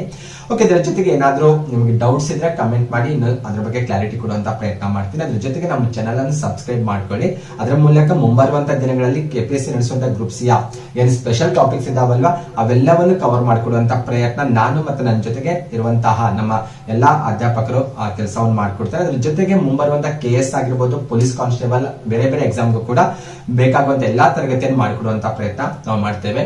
ಅದಕ್ಕಾಗಿ ದಯವಿಟ್ಟು ಎಲ್ಲರೂ ಸಬ್ಸ್ಕ್ರೈಬ್ ಆಗಬೇಕು. ಮತ್ತು ಅದ್ರ ಜೊತೆಗೆ ಕಂಟೆಂಟ್ ಅಲ್ಲಿ ಕ್ವಾಲಿಟಿ ಅನಿಸಿದ್ರೆ ದಯವಿಟ್ಟು ಲೈಕ್ ಮಾಡಿ. ಅದ್ರ ಜೊತೆಗೆ ನೀವು ನಿಮ್ಮ ಫ್ರೆಂಡ್ಸ್ಗೆ ಶೇರ್ ಮಾಡೋದ್ರ ಮೂಲಕ ನಮಗೆ ಸಪೋರ್ಟ್ ಮಾಡ್ಬೇಕಂತ ನಾನು ಕೇಳ್ಕೊಳ್ತಾ ನಾನು ಈ ಕ್ಲಾಸ್ ಅನ್ನು ಮುಗಿಸ್ತೇನೆ. ಎಲ್ಲರಿಗೂ ನಮಸ್ಕಾರಗಳು.